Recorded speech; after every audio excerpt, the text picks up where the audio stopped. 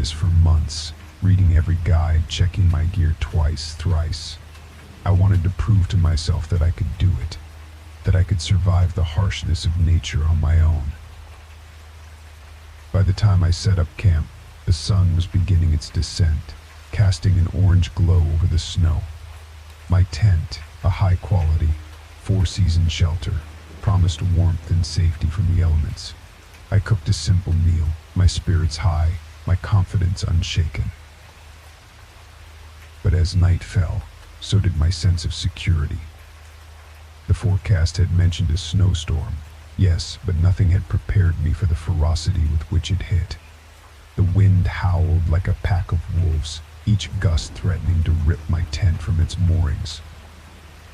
Snow piled up quickly, obscuring the landscape and turning my once picturesque campsite into a white prison. I clung to the thought that it would pass, that the morning would bring calm. Yet the storm raged on, unabated, through the night. Sleep was a distant dream, chased away by the relentless noise and the biting cold that seemed to seep through every layer of my clothing. Day 2 was a battle against my own dwindling spirits. My attempts to leave the tent were met with a wall of white, the blizzard blinding, disorienting.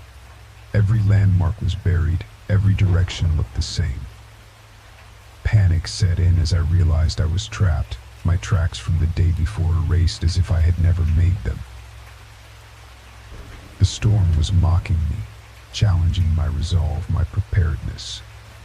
Food supplies meant to last a week seemed laughably insufficient as I rationed them out, each meal smaller than the last.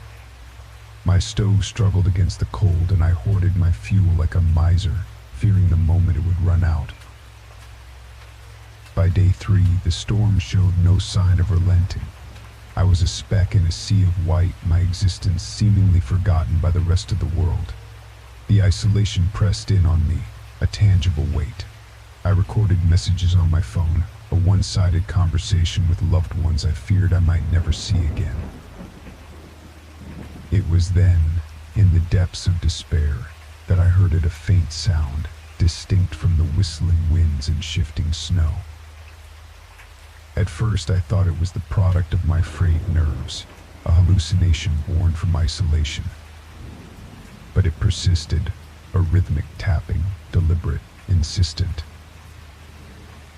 Curiosity mingled with fear as I considered my options. Was it rescue, or was it something far less benign, drawn to my vulnerable state?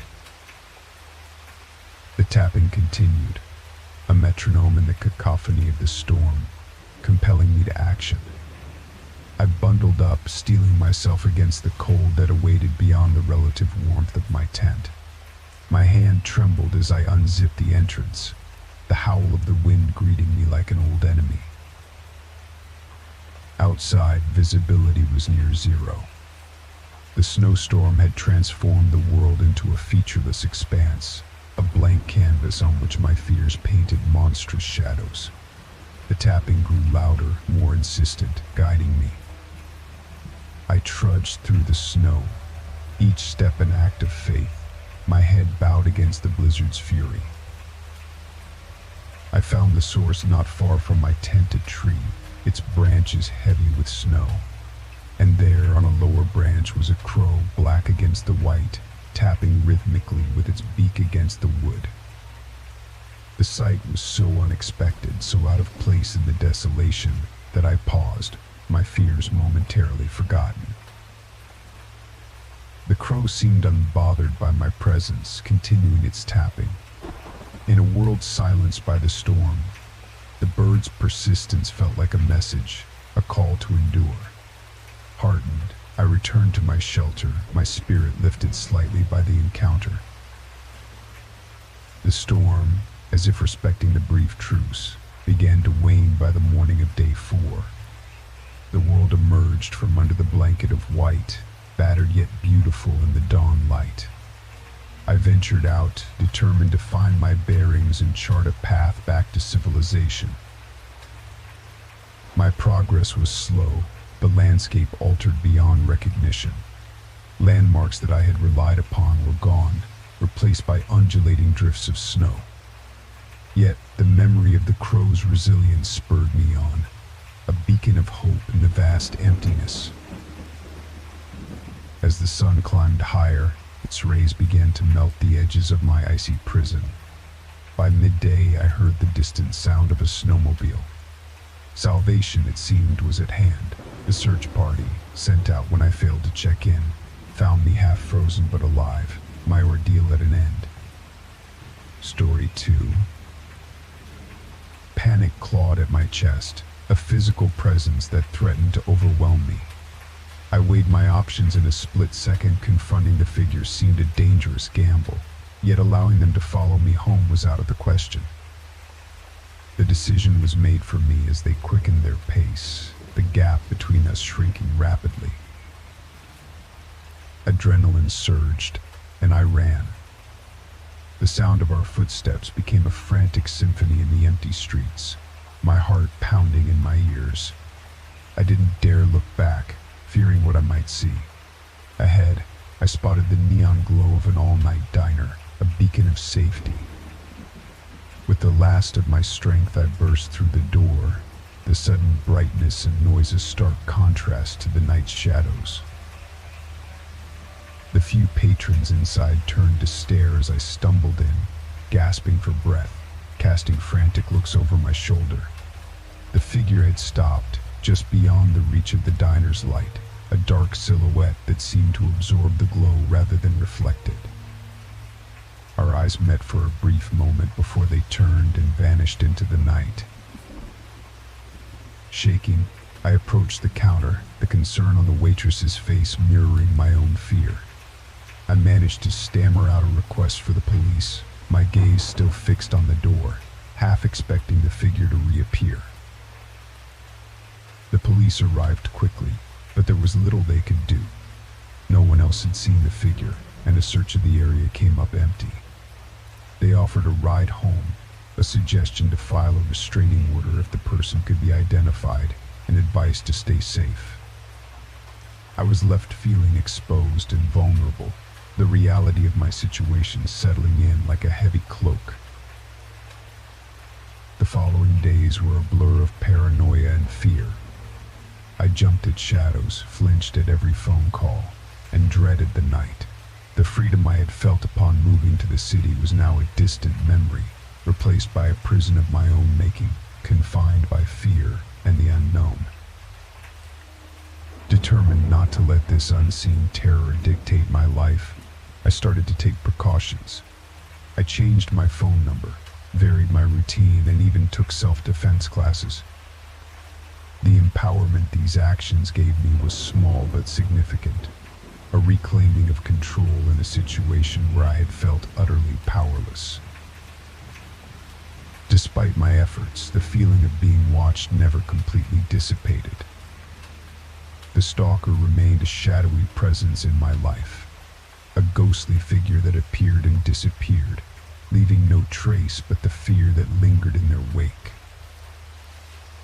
Months passed, and the incidents became less frequent. The phone calls stopped, and I began to hope that perhaps my stalker had lost interest or moved on. But the damage was done. The city, once a place of promise, now held a sinister edge, a reminder that danger could lurk in the most mundane of moments. As I write this, looking out at the city lights from my apartment window, I wonder if I'll ever feel truly safe again. The experience has left an indelible mark on me, a scar that serves as a constant reminder of the fragility of our existence and the unseen threats that can shatter it in an instant. Story 3. The allure of Paris is undeniable, with its romantic streets, stunning architecture, and rich history. It was this allure that drew me to the city for a vacation I had saved up for years to enjoy. Among the many attractions, the catacombs stood out as a must-see. A labyrinth of history beneath the bustling city streets, where the remains of over 6 million people rested. It was a macabre fascination, a stark contrast to the beauty above, that led me to join a guided tour into the depths. As our group descended the narrow staircase, the air grew cooler, and the sounds of the city faded away, replaced by a silence so profound it felt like a physical entity. Our guide, a man whose passion for the catacombs' history was evident in his animated descriptions, led us through the dimly lit tunnels. The walls, lined with neatly arranged skulls and bones, told the story of a city that had run out of space for its dead. Intrigued by the history, I lingered behind the group, absorbed in the plaques that detailed the catacombs' creation. It was during one such moment of distraction that I realized I had lost sight of my group.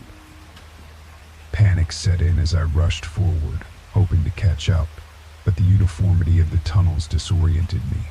Each corridor looked the same, a never-ending loop of bones and damp stone. The dim lighting, meant to preserve the atmosphere and protect the remains, cast long shadows that played tricks on my eyes. More than once I thought I saw a figure standing in the distance, only to blink and find nothing but the empty path ahead. The silence was oppressive, broken only by the sound of my footsteps and the occasional, distant drip of water, creating an eerie rhythm that echoed through the hollow chambers. As hours passed, the initial panic gave way to a resigned fear. I was utterly alone, surrounded by the remnants of centuries past, a living anomaly in a realm of the dead. My phone, which I had foolishly left on the surface of my bag, was of no help, and the chill in the air seeped into my bones, a constant reminder of the fate that awaited me if I couldn't find my way out. I shouted for help, my voice sounding alien in the encompassing silence, but the only response was the mocking echo of my own cries. The battery of my flashlight, my sole source of light, began to fade, casting an ever-diminishing pool of light around me. The thought of being left in complete darkness, among the dead, spurred me to move, despite my weary legs and the gnawing hunger. In a moment of despair, I collapsed beside a wall of skulls, their empty sockets seeming to watch me with morbid curiosity. It was then, in the depth of my hopelessness, that I heard a faint sound, different from the monotonous drip of water. Footsteps. No, it was too irregular, a scraping noise that seemed to draw closer with each passing moment. The scraping sound grew louder, its irregular rhythm sending waves of dread through my already exhausted body. My imagination conjured images of skeletal figures, dragged from their eternal rest to roam the dark corridors. I pressed myself against the wall, as if the bones of the long dead could offer protection from whatever approached. The source of the noise finally came into view, a large rat, its fur matted and eyes gleaming in the dim light of my fading flashlight. Relief washed over me, followed by a hollow laugh at my own terror. Yet the presence of the rat suggested something more. Animals have their paths, often leading to exits. With a renewed sense of purpose, I decided to follow the creature, keeping a safe distance as it scurried along a path I hadn't noticed before. The tunnels began to change as I followed my unlikely guide. The walls were less adorned, the arrangements of bones giving way to rough stone.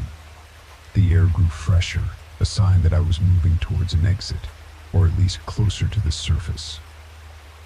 The rat, seemingly oblivious to my presence, continued its journey until it slipped through a small opening in the wall and disappeared. Standing before the gap, I hesitated. It was narrow, barely wide enough for a person to squeeze through, but it was the first sign of hope I had encountered since becoming lost. Drawing in a deep breath, I pushed myself into the opening, the rough stone scraping against my skin as I inched forward. The fear of becoming stuck battled with the fear of spending another moment lost in the catacombs. Emerging on the other side, I found myself in a part of the catacombs I hadn't seen before. The tunnels here were wider, the air clearer, and far off, I thought I could see the faintest hint of light. With my flashlight now dead, I stumbled forward, drawn to the promise of escape the light offered. The light grew stronger, revealing an exit blocked by a rusted gate.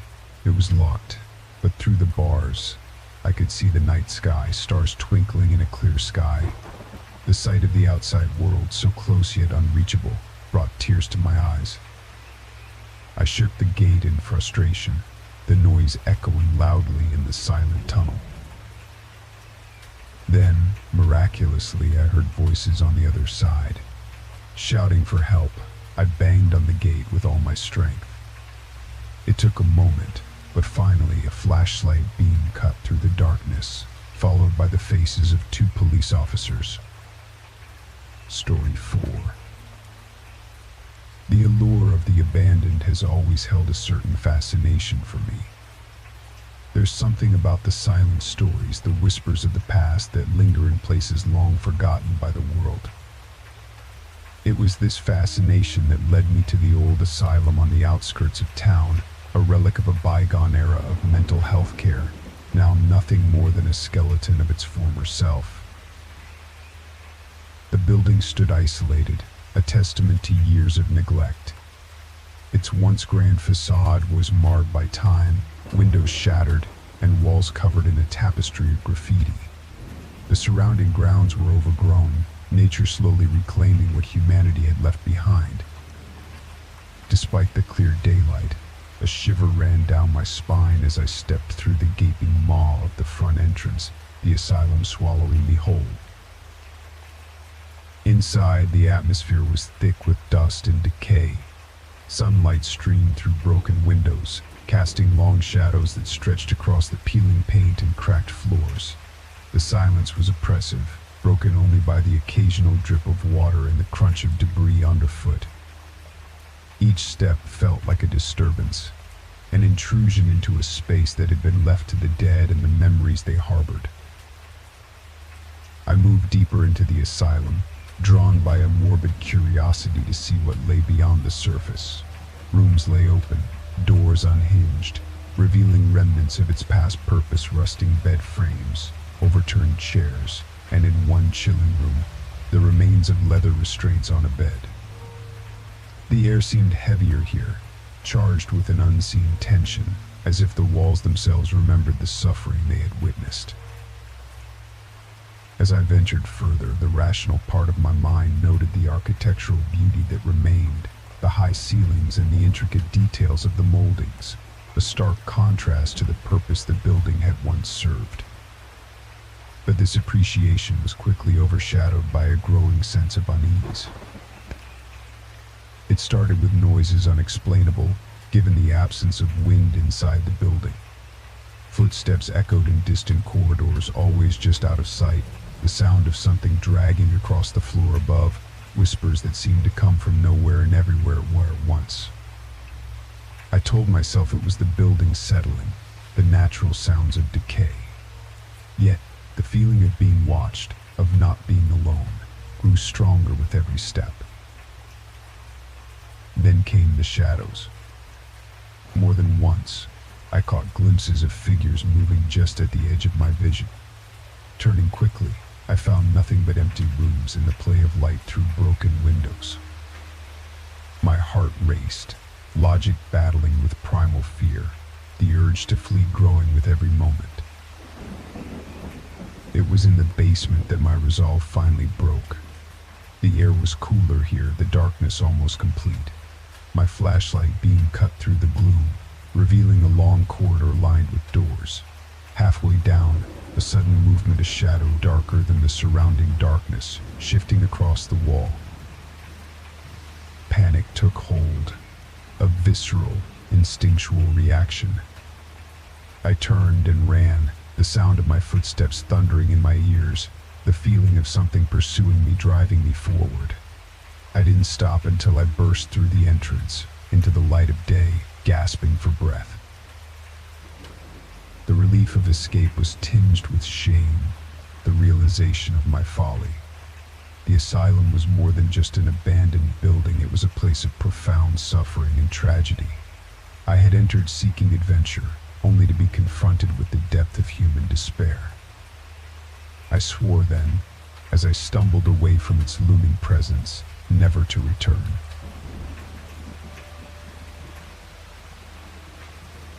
Story 5. The night had already stretched its dark veil over the town when I finally clocked out from my shift. The diner was unusually busy for a Tuesday, leaving me drained and eager to get home.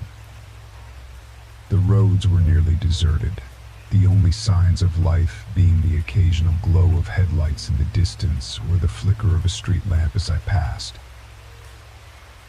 Driven by a desire to cut my journey short, I took a detour off the main road, guided by a narrow path that I had never noticed before. It promised a quicker route on the map, a shortcut through the quiet countryside that surrounded our town. The road was bordered by dense woods, their branches forming a canopy overhead, casting my path into deeper shadows. As I navigated the winding road, a sense of unease began to grow within me.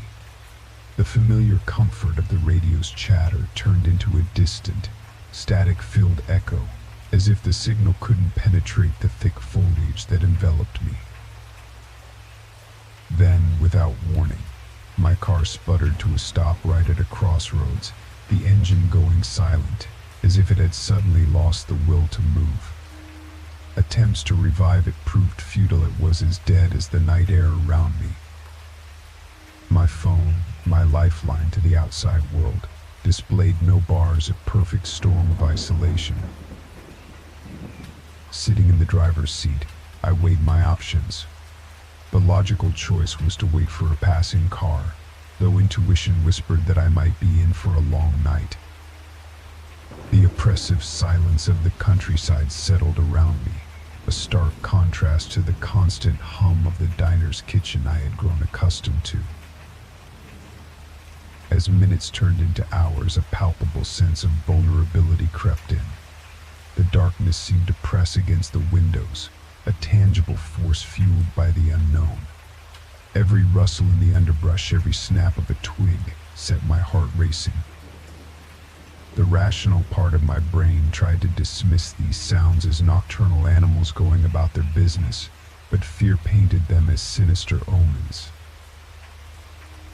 I couldn't shake the feeling of being watched, scrutinized by unseen eyes from the shadowy recesses of the woods. It was as if the night itself had taken notice of my presence, curious or perhaps malevolent. Attempting to distract myself, I focused on the crossroads. Crossroads, I remembered, were steeped in folklore and legend, places where deals were struck and fates were changed. The thought sent a shiver down my spine, the ancient superstitions mingling with my already heightened anxieties. That's when I saw a faint light in the distance, not the artificial glow of a vehicle's headlights, but a soft, pulsating luminescence that seemed to float above the ground.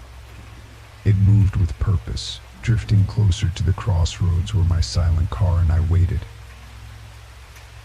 The approaching light, ethereal and unexplained, promised either salvation or doom. My mind raced with possibilities, each more fantastical and frightening than the last. Was it simply a fellow traveler, a beacon of hope in my stranded state, or something far more ancient and unknowable, drawn to the crossroads for reasons beyond my understanding? The light continued its slow approach, its gentle bobbing motion hypnotic, pulling me from the safety of my car with a mix of fear and fascination. Each step I took towards it felt like a descent into the unknown, the cool night air brushing against my skin like a whisper. As the distance closed, the source of the light became clearer. It was a lantern, old and weathered, cradled in the hand of a figure shrouded in darkness. The person's features were obscured, their form blending into the night, but the lantern's glow cast an otherworldly aura around them. Car trouble, the voice that broke the silence, was surprisingly mundane, a stark contrast to the surreal scenario I found myself in. Yet there was an underlying tone that I couldn't quite place, something that made the hairs on the back of my neck stand up. I nodded, my voice failing me. The figure stepped closer, the lantern illuminating a path back to my car. As we walked, an uneasy silence settled between us, the only sound being the crunch of gravel underfoot. Reaching the car, the figure set the lantern down on the hood, the light casting deep shadows across their face, revealing nothing. It moved around the vehicle with a familiarity that unnerved me, eventually leaning under the hood after I had managed to pop it open. The minutes stretched on, the silence growing heavier, filled with unasked questions and unvoiced fears. Then, with a suddenness that made me start, the figure straightened up, the engine sputtering to life as if it had never failed. I turned to offer my thanks, but found myself speaking to the night. The figure had vanished as mysteriously as they had appeared, leaving only the lantern on the hood of my car as proof that they had ever been there. The confusion and relief battled within me as I drove away from the crossroads, the lantern now my companion in the passenger seat. The road seemed less ominous, the shadows less threatening, but the encounter left me with more questions than answers. Who was the mysterious figure? A guardian of the crossroads, a ghost from the past, or simply a good Samaritan? Their timing as inexplicable as their disappearance. The rational explanations seemed hollow, unable to fully account for the night's strangeness. Story 6. Living alone in a modest ground-floor apartment nestled at the edge of a bustling city suburb, I had grown accustomed to the symphony of urban life. The constant hum of traffic, the occasional laughter of passers-by, and even the fleeting glances into my somewhat exposed living space were part of my daily existence. Privacy, while valued, seemed like a luxury I had traded for the convenience of city living. However, my tolerance for these minor intrusions was severely tested when an unnerving pattern emerged, transforming my haven of solitude into a stage for an unseen observer. It began one crisp autumn evening, as the sun dipped below the horizon, painting the sky in shades of orange and purple.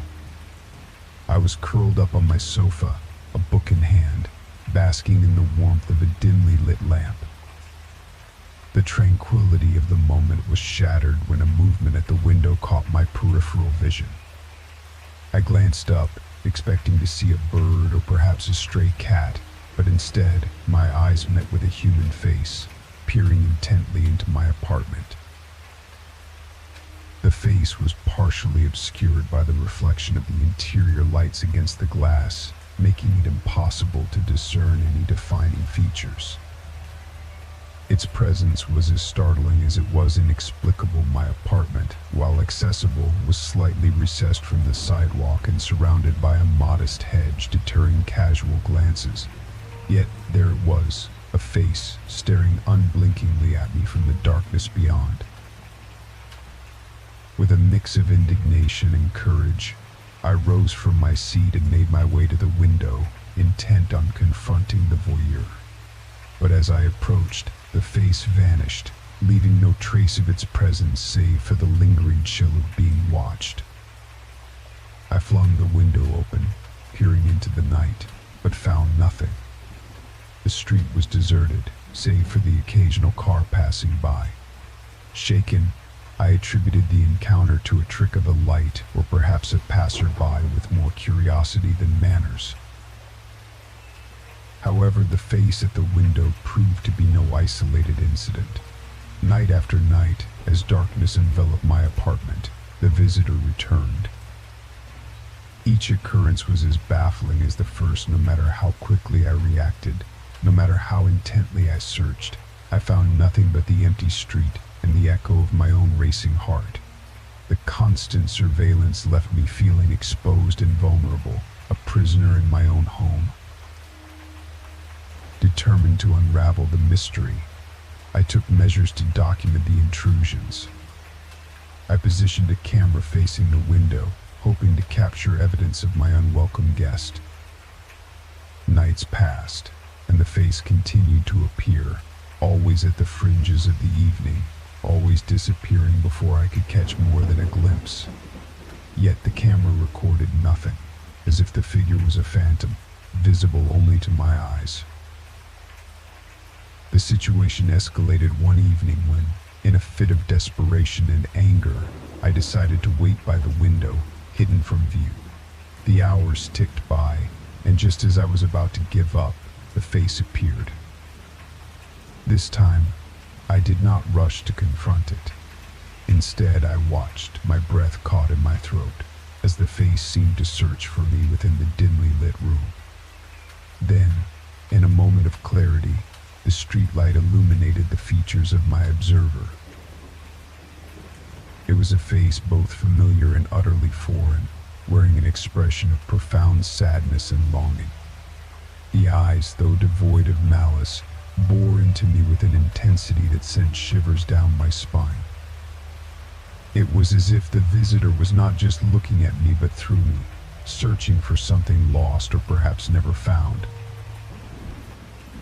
Before I could process the revelation, the face faded into the night, leaving me with more questions than answers. Who was this specter that haunted my evenings? What drew them to my window, night after night, with such persistence? The following nights brought no further appearances, and a part of me began to question the reality of my experiences. Had the isolation of living alone led me down a path of paranoia and hallucinations? I pondered this until one morning, when a chance encounter provided a piece of the puzzle that had eluded me. While visiting a local cafe, I overheard a conversation between two elderly residents of the neighborhood. They spoke of a tragedy that had occurred years before, in the very building where I now lived. A young woman, consumed by grief over a lost love, had taken her own life, her final moments spent gazing out of a ground floor window, hoping for a reunion that would never come. The story sent a chill through me, for I realized then that the face at my window was hers, bound by the threads of her sorrow to the place of her last vigil. The realization was both terrifying and profoundly sad, a reminder of the pain that lingered in the spaces we inhabit. As I reflect on those eerie encounters, I can't help but feel a sense of connection to the woman who looked through my window. In her gaze there was a longing for understanding, for acknowledgement of her presence and her pain. Perhaps, in acknowledging her, I offered a semblance of the peace she sought. The face at the window no longer visits me, but the memory of those haunting encounters remains, a ghostly imprint on the fabric of my daily life. It's a reminder of the unseen currents that flow beneath the surface of our existence, connecting us in ways we may never fully understand.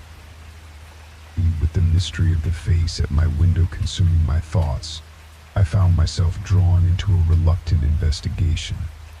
The idea of being watched, of being chosen for some unfathomable reason by an unseen observer, became an obsession.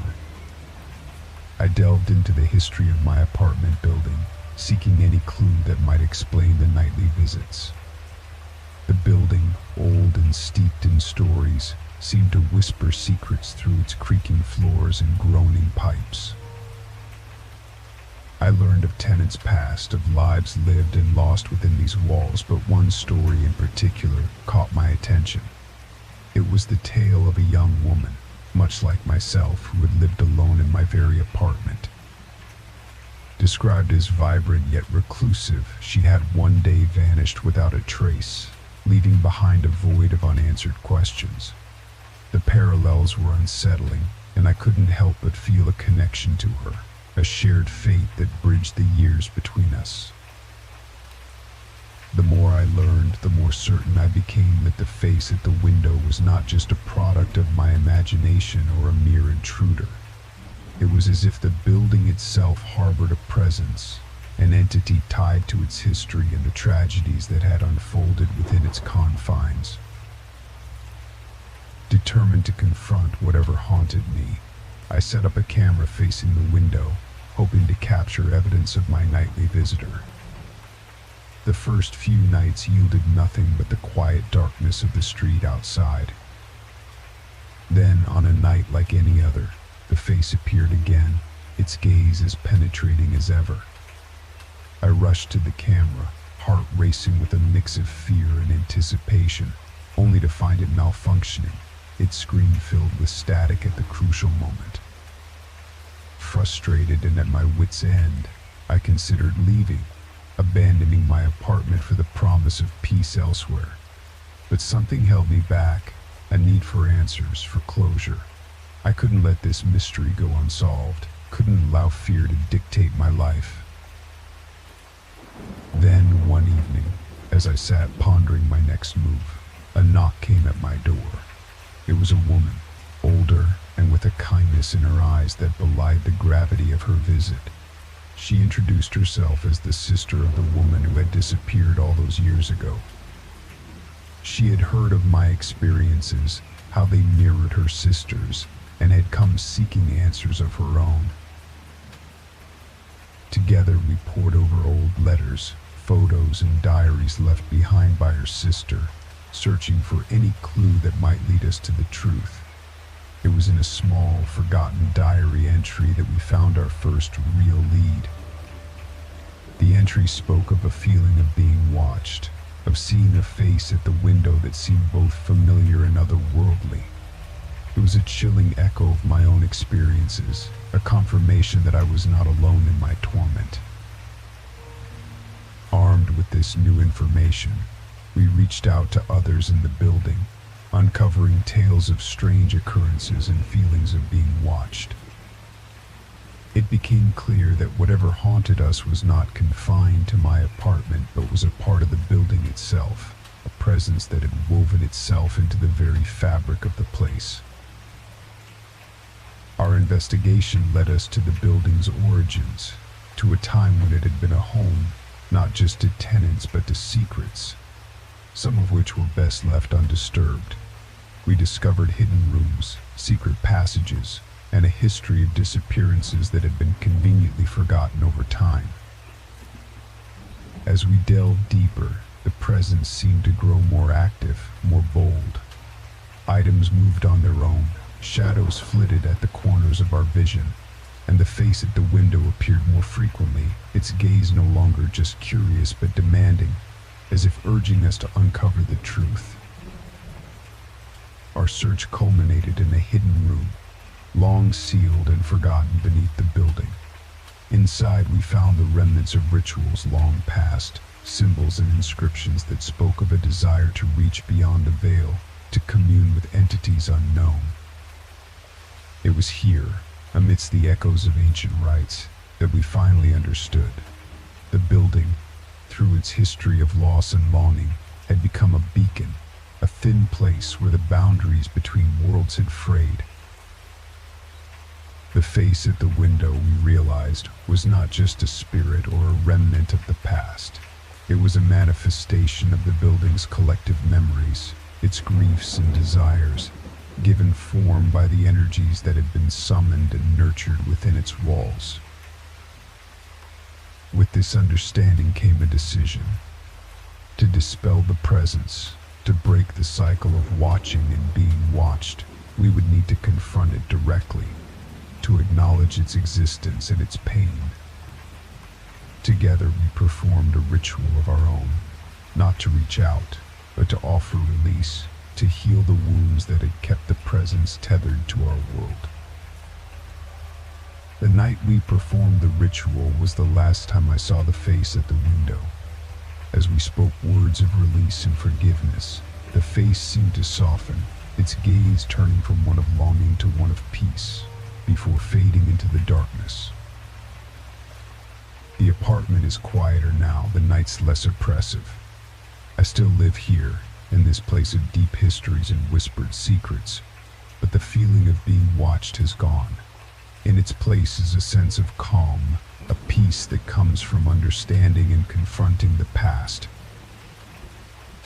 And though I may never know all the answers, I take comfort in the knowledge that, for now, the face at the window rests, and so can I. Story 7. Embarking on a day hike in a remote area seemed like the perfect escape from the hustle and bustle of daily life. The trail, known for its stunning views and untouched natural beauty, promised a day of adventure and tranquility. Armed with a backpack filled with essentials and a fully charged phone for emergencies, I felt prepared for the day ahead. The weather was ideal, with a clear blue sky overhead and a gentle breeze that carried the fresh scent of pine and earth. The hike started off wonderfully. The path was well marked, and the scenery was breathtaking. Towering trees, their leaves whispering secrets as they danced in the wind, framed the trail. The birds sang from hidden perches, and the occasional rustle in the underbrush hinted at the presence of unseen wildlife. I was in awe of the beauty surrounding me, so much so that I didn't realize I had veered off the marked trail until it was too late. At first, I wasn't overly concerned. I had a decent sense of direction and trusted myself to find my way back to the trail. However, as I wandered in what I believed was the direction of the path, the terrain became unfamiliar. The trees seemed denser, the undergrowth thicker, and the sounds of the forest grew ominously quiet. A sinking feeling began to settle in my stomach as the realization hit me I was lost. Panic started to claw at the edges of my calm as I checked my phone, only to find it dead. The one lifeline I had counted on was useless, and with the sun beginning its descent towards the horizon, the gravity of my situation became painfully clear. I was lost in a remote wilderness with no way to call for help, and night was rapidly approaching. The woods, once a source of awe and beauty, now felt menacing and unforgiving. Every rustle in the underbrush set my heart racing, every shadow a potential threat. The fading light cast strange, shifting shapes among the trees, and my imagination conjured images of predators lurking just out of sight, watching, waiting. I tried to remain rational, to use what little light remained to find my way. I followed what I thought were animal trails, hoping they would lead me back to the path, but each attempt only led me deeper into the wilderness. The light dimmed further, and the forest was soon cloaked in an impenetrable darkness that swallowed up everything around me. Night in the wilderness is a symphony of sounds, each more terrifying than the last when you're alone and lost. The hoots of owls, the rustling of leaves, the distant howl of a coyote, each sound was a reminder of my vulnerability in this vast, dark world. I found a relatively clear spot and decided to stay put, hoping that by not wandering further, I would increase my chances of being found. The cold seeped into my bones as the temperature dropped, and I huddled in my jacket, trying to stay warm. The hours stretched on, each minute an eternity filled with fear and regret. Why hadn't I paid more attention to the trail? Why hadn't I made sure my phone was fully charged? Just when despair threatened to overwhelm me, a flicker of light pierced the darkness. At first I thought it was my imagination, a trick of my weary mind, but as it grew brighter I realized it was real. Hope surged through me as I called out, my voice hoarse with fear and relief. The light belonged to a search and rescue team, alerted by friends when I had failed to return. As they led me back to safety, the relief was palpable. The nightmare was over, but the experience left a lasting imprint on me. Back in the safety of my home, the weight of what had happened began to truly sink in. The beauty of the wilderness, so inviting by day, had shown me its other face, one of danger and unforgiving wilderness. I had ventured into nature's domain unprepared and overconfident, and had paid the price for my negligence. The hike that went wrong was a harsh lesson in respect for the natural world and the importance of preparation and caution. It was a reminder that the wilderness, for all its beauty, is indifferent to the fate of those who wander its paths. I was lucky to have been found, but the memory of that night, alone and afraid in the dark, vast forest, will stay with me forever, a humbling reminder of our place in the natural world.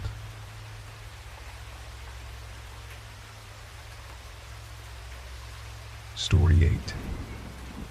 Ever since the Wilsons moved out, the house next door stood as a silent sentinel, its windows like dark, watchful eyes. The garden, once a tapestry of colors, had surrendered to the relentless embrace of weeds. It wasn't just empty, it felt abandoned, as if even the memories within its walls had fled. For months, the only visitors were the occasional curious cats or the wind, whispering secrets to an audience of peeling paint and creaking shutters. I've always been a rational person, finding solace in the tangible and explainable.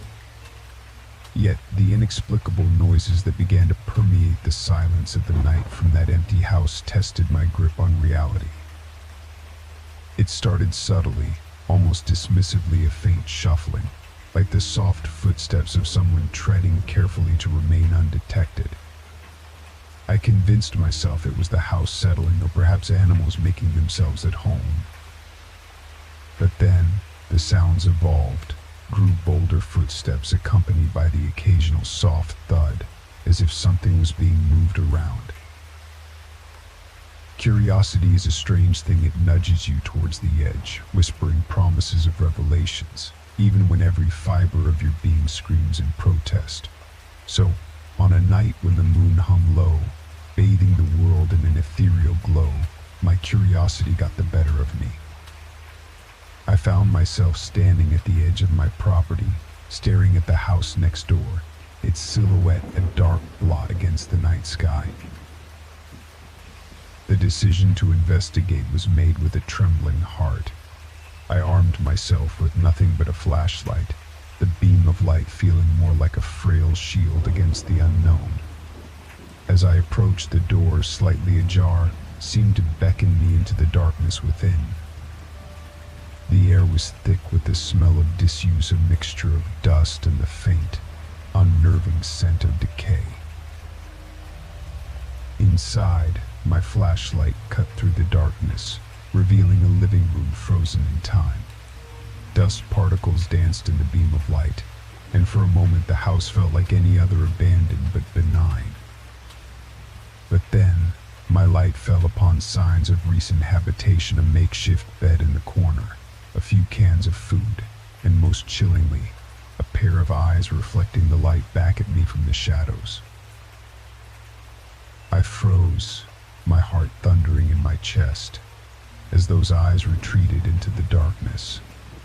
The silence was suddenly oppressive, heavy with the presence of the unseen.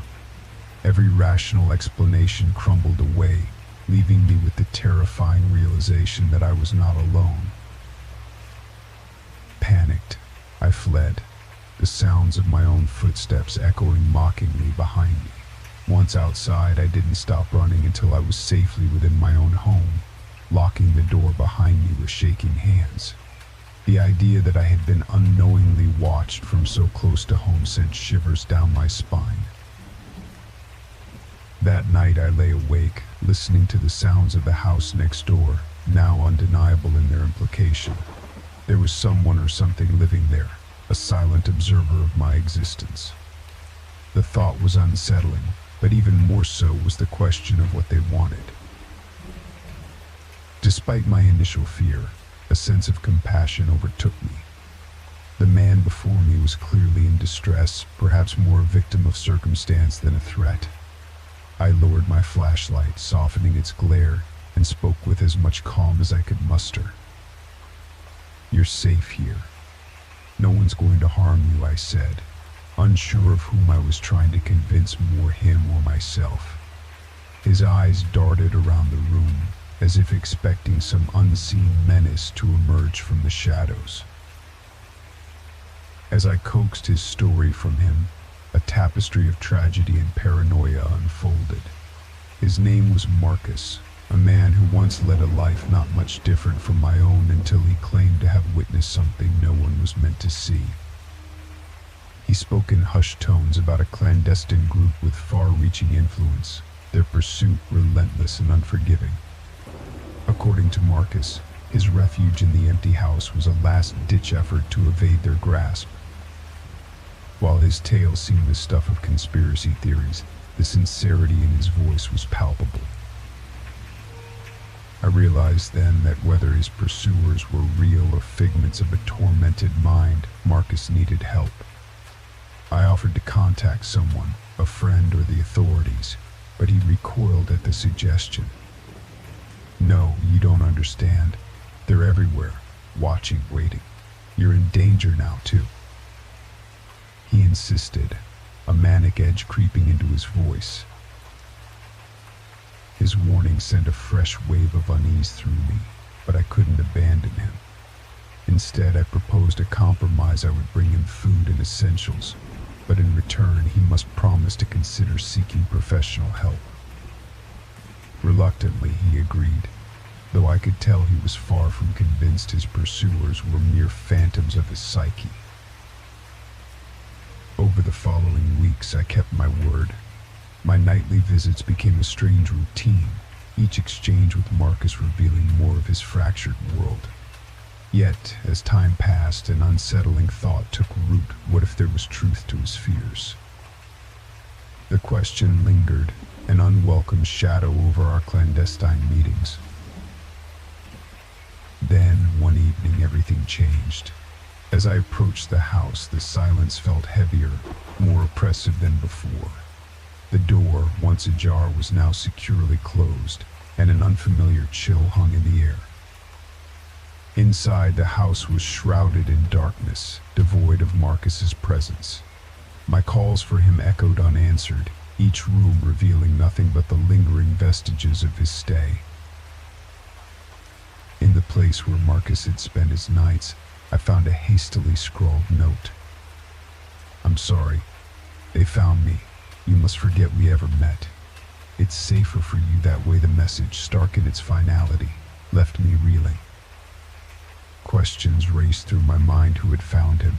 Was he safe? But above all, had his fears been founded in reality?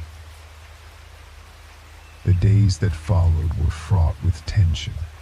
Each shadow seemed sinister, each sound a signal of lurking danger.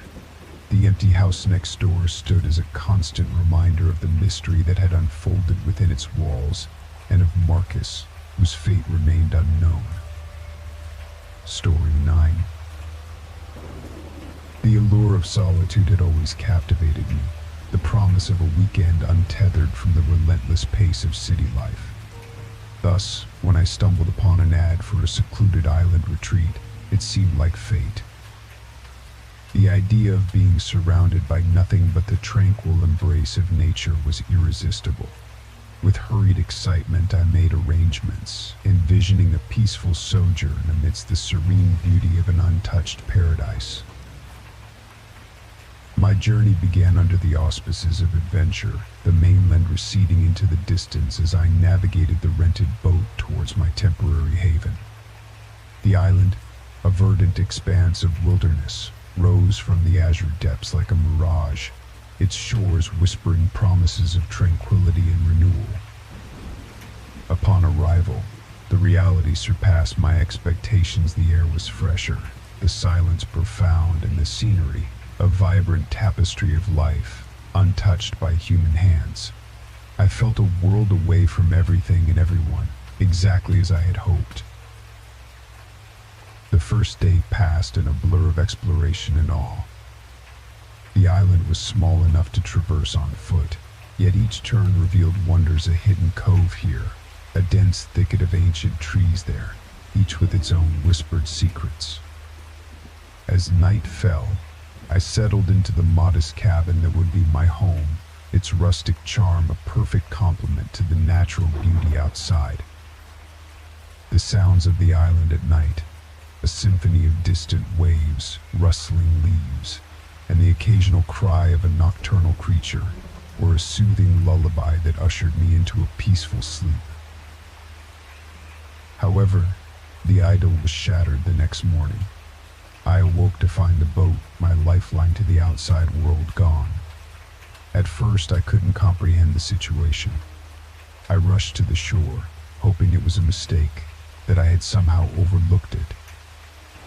But the reality was undeniable. The boat had drifted away, perhaps undone by a careless mistake of mine, or the playful mischief of the tides. Panic set in as I scanned the horizon, but there was no sign of it, only the endless expanse of sea. Isolation took on a new, more sinister meaning. I was truly alone, stranded on this island paradise that suddenly felt more like a prison. My supplies, meant to last the weekend, now mocked me with their inadequacy. More pressing was the realization that no one knew my exact location. In my quest for solitude, I had neglected to share the specifics of my retreat, a decision that now haunted me with its folly. Days turned into an endless cycle of survival and despair. The island, once a haven of beauty and peace, became a vast expanse of challenges. Food and fresh water became my obsession. I foraged for edible plants and fruits, relying on vague memories of survival documentaries and articles. Rainwater collected in makeshift containers was a precious commodity, rationed with meticulous care. As the sun set each day, the sounds of the island transformed. What I had once found peaceful now hinted at unseen dangers lurking just beyond the reach of the firelight. Every rustle in the underbrush, every snap of a twig, sent my heart racing. The darkness held a palpable sense of being watched, of not being alone. My imagination, fueled by isolation and fear, conjured visions of predatory eyes glinting in the night, of creatures drawn to the lone human invader in their midst. Story 10. The night was unforgivingly cold, the kind of cold that seeps into your bones and settles there, a permanent resident.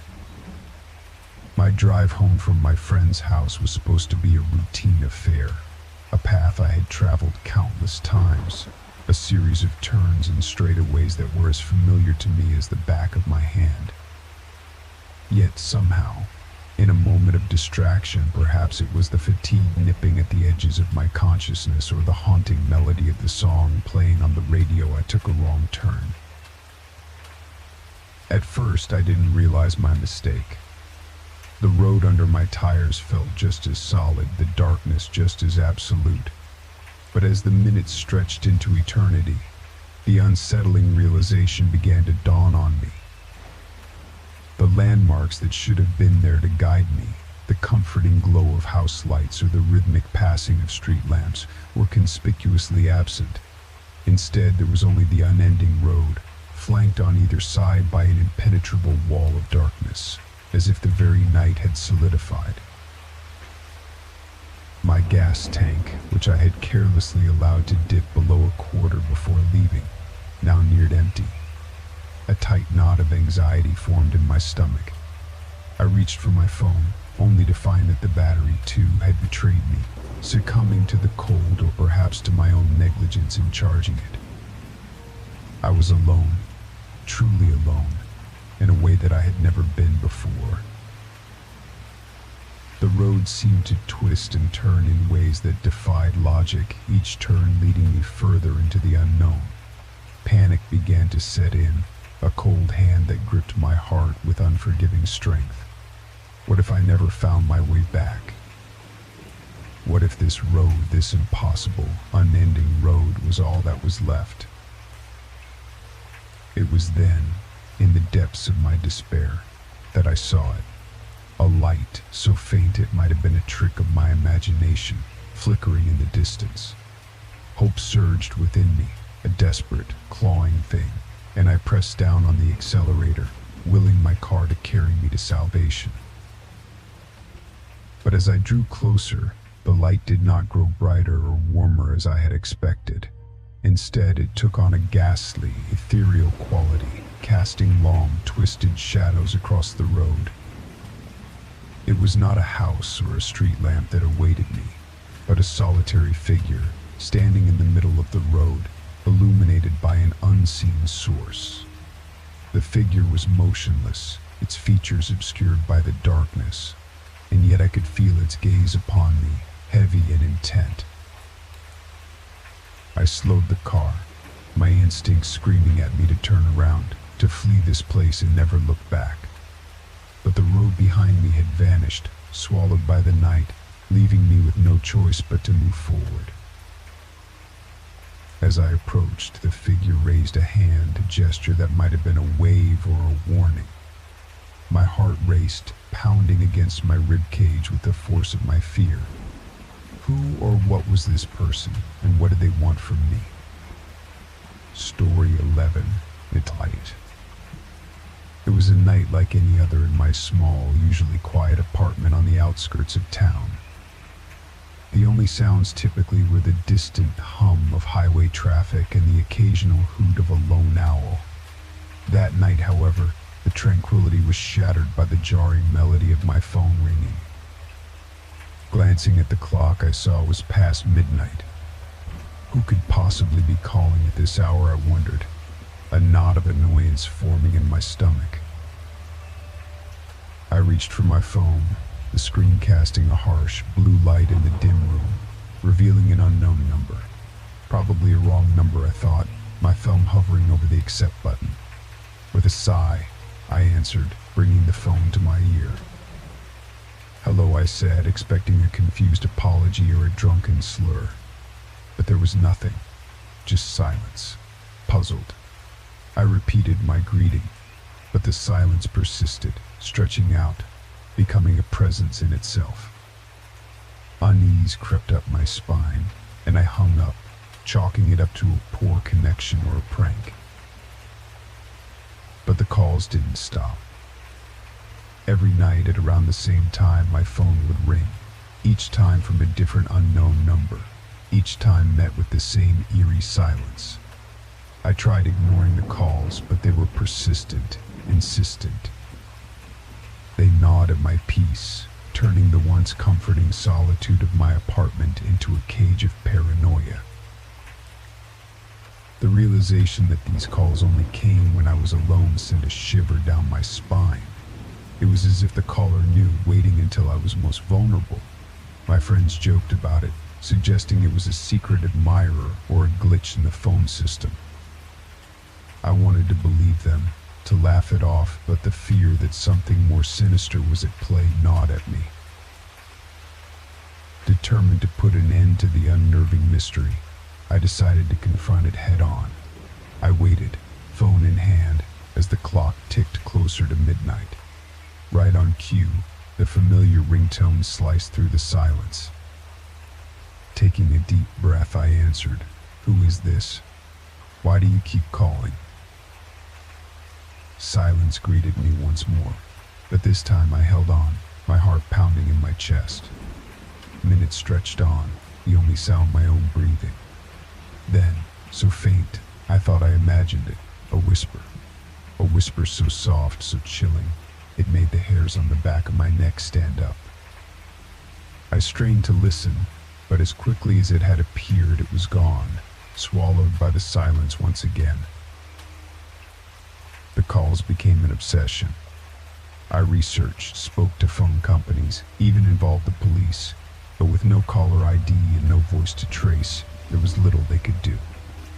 My life began to revolve around the calls, my days filled with dread as night approached. Then, one evening, something changed. The call came, as expected, but this time, amidst the silence, I heard something else breathing. Not my own, but someone else's, slow and deliberate. "Who are you?" I demanded, my voice trembling. The breathing paused, and for a moment I thought they would finally speak. But then, laughter, low and mocking, filled my ear before the line went dead. I was terrified, feeling watched and vulnerable. I couldn't stay alone anymore, so I started spending nights at friends' places, but even there, the phone would ring, mocking my attempts to escape. It was clear whatever or whoever was behind these calls didn't want me, they wanted me scared. The breaking point came when I returned home one evening to find my front door slightly ajar. Heart pounding, I pushed it open, half expecting to find someone lurking in the darkness. But there was nobody. Everything seemed untouched, except for my phone, lying in the middle of the living room floor. It had never left my purse before. As I stood there staring at it, it rang. This time, I didn't need to look at the caller ID to know who it was. With trembling hands, I picked it up and answered. The silence was there as always, but it was different, somehow heavier. I waited, saying nothing, and then, finally, a voice. Not a whisper this time, but clear and cold. "You can't hide it," said, and then the line went dead. I couldn't take it anymore. I moved, changed my number, tried to start over, but the feeling of being watched, never really left me. It lingered, like a shadow, always there, just out of sight. The calls stopped, but the silence never did. It followed me, a constant reminder of that time, of the fear of the unknown caller who knew just how to get under my skin. Sometimes late at night I still wonder who they were, what they wanted, and what might have happened if I'd never picked up that first call. The silence and the mystery of those calls haunted me, an unresolved enigma that seemed to burrow deeper into my life with each passing day. Despite the change in numbers and even moving homes, a part of me remained on edge, anticipating the ring that had once been a harrowing constant. As the months passed, life gradually began to return to a semblance of normalcy.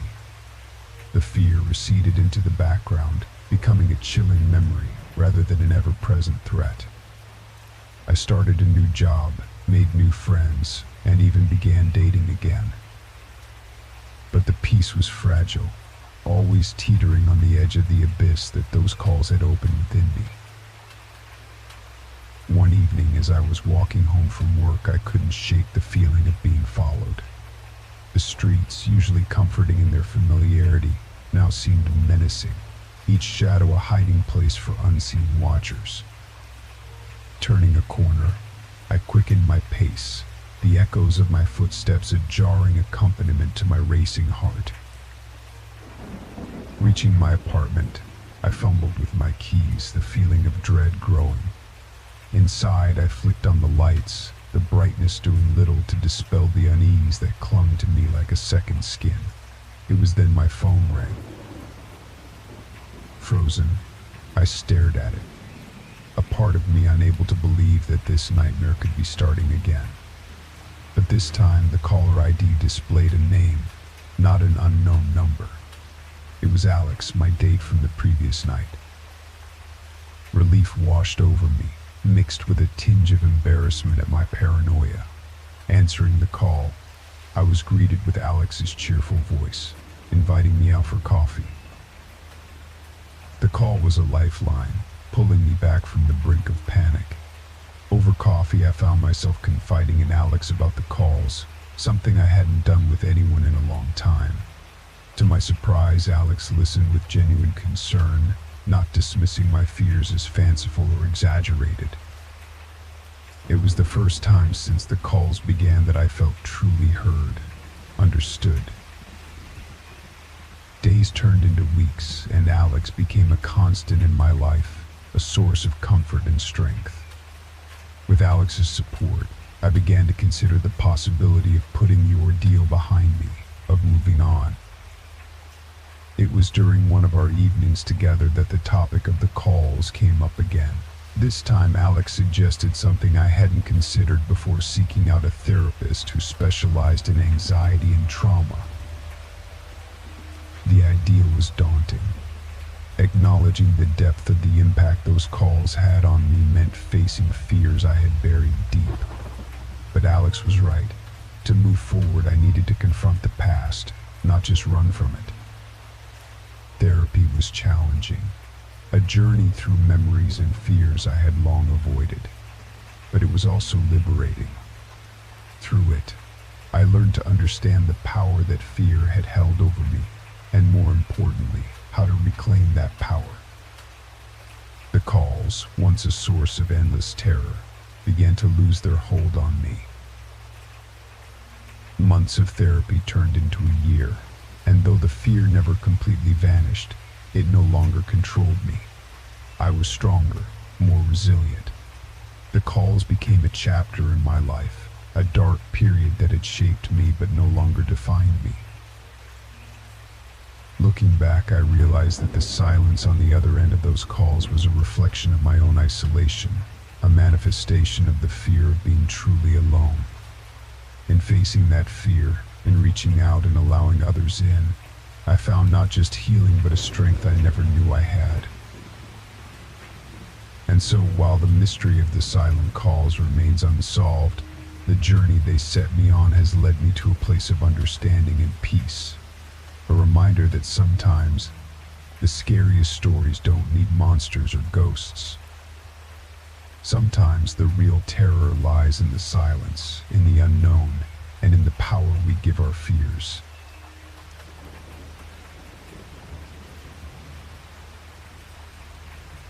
Story 12. The digital clock on my desk read 11:47 p.m., a silent testament to another late night at the office. The building was quiet, most of its inhabitants having left hours ago, their laughter and chatter replaced by the soft hum of electronics and the occasional creak of the aging structure. I gathered my things, eager to escape the suffocating solitude of my cubicle. As I made my way to the elevator, the silence seemed to deepen, absorbing the sound of my footsteps. I pressed the call button, and after a brief moment, the doors slid open with a soft ding, revealing the small, fluorescent-lit cabin. I stepped inside, hit the button for the ground floor, and leaned back against the wall, closing my eyes for a moment of respite. The elevator began its descent, the familiar vibration under my feet a comforting reminder of the end of another day. But halfway down, without warning, it jolted violently, throwing me off balance. My eyes snapped open just in time to see the lights flicker and die, plunging me into complete darkness. Panic surged as I stumbled forward, my hands searching for the control panel. The elevator was stuck, suspended in the void between floors. I pressed the emergency button once, twice, then repeatedly, but there was no response, no reassuring ring or voice asking what was wrong. Nothing but the oppressive silence, thick and tangible. My phone, my lifeline to the outside world, was next. But as I fumbled to unlock it, my heart sank. No signal. The small bars that represented my connection to anyone else were ominously blank. Trapped and utterly alone, the darkness seemed to press in on me from all sides, a physical weight that made it hard to breathe. The minutes stretched into eternity, each second ticking by in the pitch black as my imagination began to run wild. Every sound, every shift in the air felt magnified, as if the elevator had become a world of its own, disconnected from reality. I tried to calm myself, to think rationally. It's just an elevator, I told myself. Someone will realize it's stuck and come to fix it, but as the minutes turned into hours, no help came. The isolation was complete, a bubble of darkness floating in the vastness of an empty building. As the initial surge of panic began to ebb, replaced by a dull, gnawing fear, I started to hear things. It began as a whisper, so soft I thought I was imagining it. But then it grew, a murmur of voices, unintelligible but unmistakably human. or so I thought. The sounds seemed to come from nowhere and everywhere, seeping out of the walls, the floor, the very air. I pressed my hands to my ears, trying to block them out, but it was futile. They were inside my head, a cacophony of whispers that I couldn't silence. I don't know how long I stood there, lost in the darkness and the noise. It could have been hours or merely minutes. Time had lost all meaning in that small, suspended box. But then, as suddenly as it had stopped, the elevator lurched, moving downwards again. The descent was slow, agonizingly so, as if whatever had held it in place was reluctantly letting go. The whispers faded, the oppressive atmosphere lifting slightly as the cabin resumed its journey to the ground floor. When the doors finally opened, spilling weak, early morning light into the cabin, I stumbled out, half expecting the lobby to be as altered and unreal as the elevator ride had been. But it was just the lobby, quiet and empty in the pre-dawn hours. I glanced back at the elevator, half expecting it to vanish or change, but it remained, the doors closing silently behind me, as if nothing had happened. The normalcy of the lobby was a stark contrast to the ordeal I had just endured. My legs felt weak, my entire body trembling with the aftershocks of fear and relief. I hurried out of the building, the cool night air feeling like a balm to my frazzled nerves. The city was quiet, the usual hustle and bustle of daytime hours reduced to the occasional passing car or the distant bark of a dog. I didn't look back as I made my way home, the events in the elevator replaying over and over in my mind.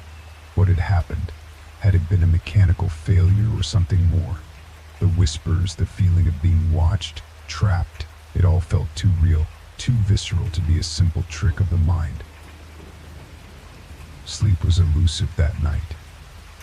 Every shadow in my apartment seemed to move. Every creak of the building's structure a reminder of the darkness that had enveloped me. The next day I called in sick, unable to face the thought of returning to that building, of stepping into that elevator again. But life has a way of demanding we move forward, even when all we want is to stand still. Eventually I had to return to work, to face my fears. The elevator loomed in my mind like a monster, its steel doors a gateway to an unknown darkness. I took the stairs that day and many days after. But avoidance wasn't a solution, and the whispers didn't confine themselves to the elevator. I started hearing them at other times, in the quiet moments of solitude. Soft, insidious, they seemed to call to me, a siren song of the darkness. I sought help, confiding in a coworker who surprisingly believed me. She shared her own experience, a brush with the unexplained that had left her shaken but determined to find answers. Together we began to dig into the history of the building, searching for any clue that might explain what I had experienced. What we found was a tapestry of tragedy and mystery woven into the very foundations of the building. Accidents, unexplained disappearances, and tales of hauntings peppered its past, each story adding a piece to the puzzle. It seemed the elevator, and perhaps the building itself, was a focal point for something beyond the ordinary, a thin place where the veil between worlds was frayed. Armed with this knowledge, I felt a renewed sense of purpose. Fear still lingered, but it was tempered by a desire to understand, to confront whatever had reached out to me in the darkness. I couldn't avoid the elevator forever, nor the whispers that seemed to follow me. So I stepped into the elevator once more, this time by choice in the light of day. The descent was smooth, uneventful, a stark contrast to that night of terror. But as I watched the floors tick by, I knew that the darkness was still there, waiting. The experience changed me. I no longer fear the dark as I once did, nor do I dismiss the unexplained so easily. The whispers still visit me, but now I listen, searching for meaning in their murmurs. I don't know if I'll ever fully understand what happened in that elevator, but I've come to accept the mystery, the possibility of something more beyond the edges of our perception. As for the building, I still work there, but with a newfound respect for its history, its secrets.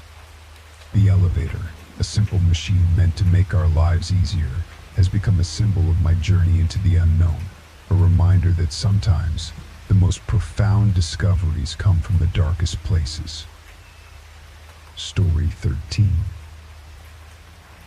The day had been long and fraught with the minor irritations that accumulate, transforming what should have been a peaceful vacation into a test of patience. Seeking solace in a moment to gather my thoughts, I decided on a walk along the beach as dusk painted the sky in shades of purple and orange. The beach, usually bustling with activity during the day, offered solitude in the evening, the sounds of waves crashing against the shore a soothing balm for frayed nerves. As I walked, the soft sand beneath my feet and the rhythmic sound of the sea helped to ease the tension that had built up over the day. I found myself drawn to the water's edge, the cool waves lapping over my toes, grounding me in the moment. It was then, in that tranquil interlude, that I noticed the figure. They stood further down the beach, a solitary silhouette against the dwindling light, staring out at the churning sea. There was something immediately unsettling about them, a stillness that seemed out of place against the backdrop of the moving waves. Driven by a mixture of curiosity and concern, I approached, my footsteps quiet on the damp sand. As I drew nearer, a chill descended, the warmth of the evening air replaced by an inexplicable cold.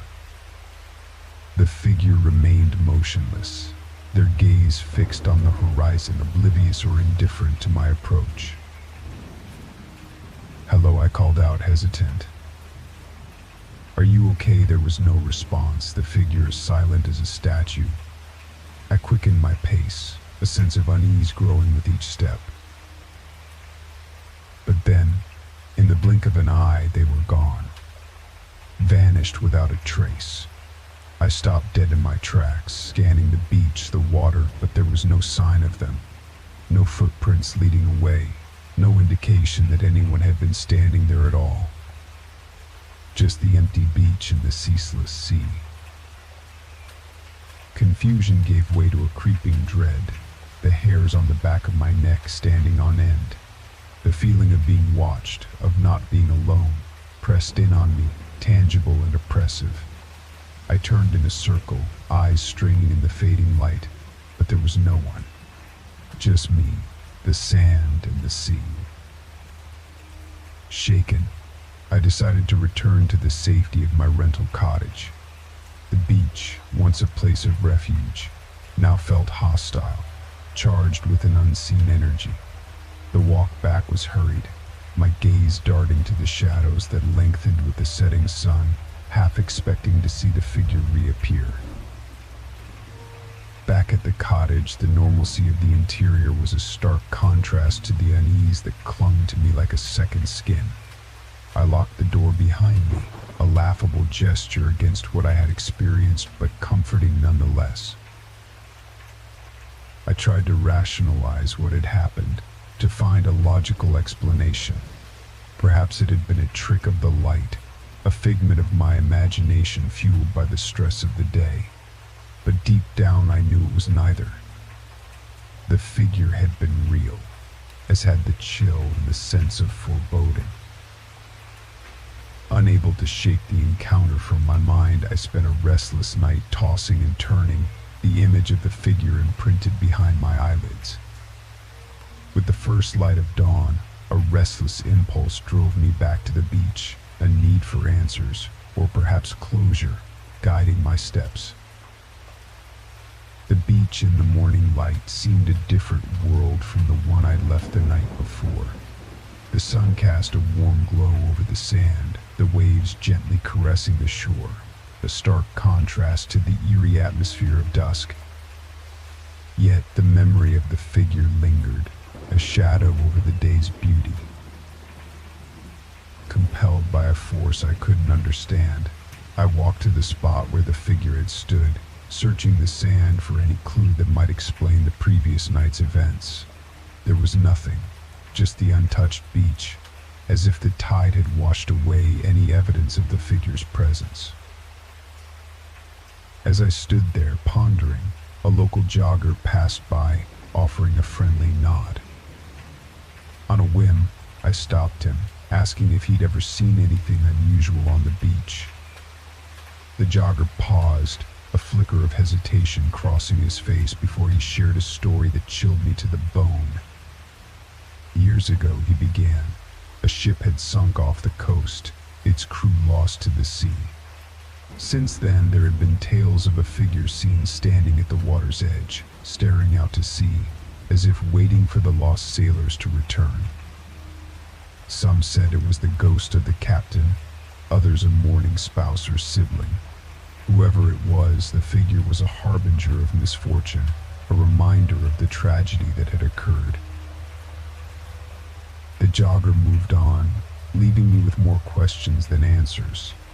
The logical part of my mind rebelled against the idea of ghosts and hauntings, but the encounter the night before defied explanation. The figure, the sudden chill, the vanishing without a trace at all pointed to something beyond the ordinary, something connected to the tragic history of the beach. Determined to learn more, I visited the local library, poring over historical records and newspaper archives. The shipwreck was well documented, a tragedy that had claimed many lives and left a scar on the community.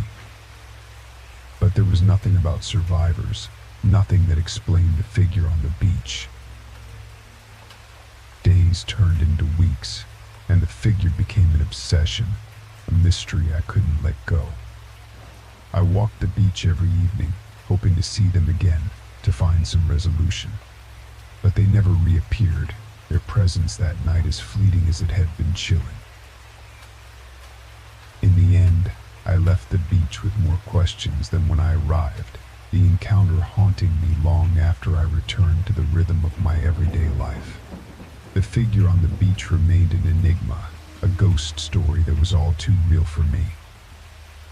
It was a reminder that some mysteries are not meant to be solved, that some things lie beyond the realm of understanding.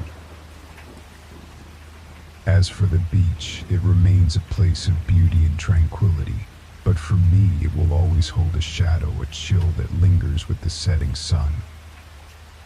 And sometimes when the light fades and the world grows quiet, I find myself looking over my shoulder, half expecting to see a figure standing at the water's edge, staring out at the sea. Story 14. The bridge had always been a subject of local folklore, a place shrouded in mystery and whispered stories of a tragic past. As a child, I listened with wide-eyed fascination to the tales of sorrow and loss associated with it, never quite believing they were anything more than fabrications meant to scare us.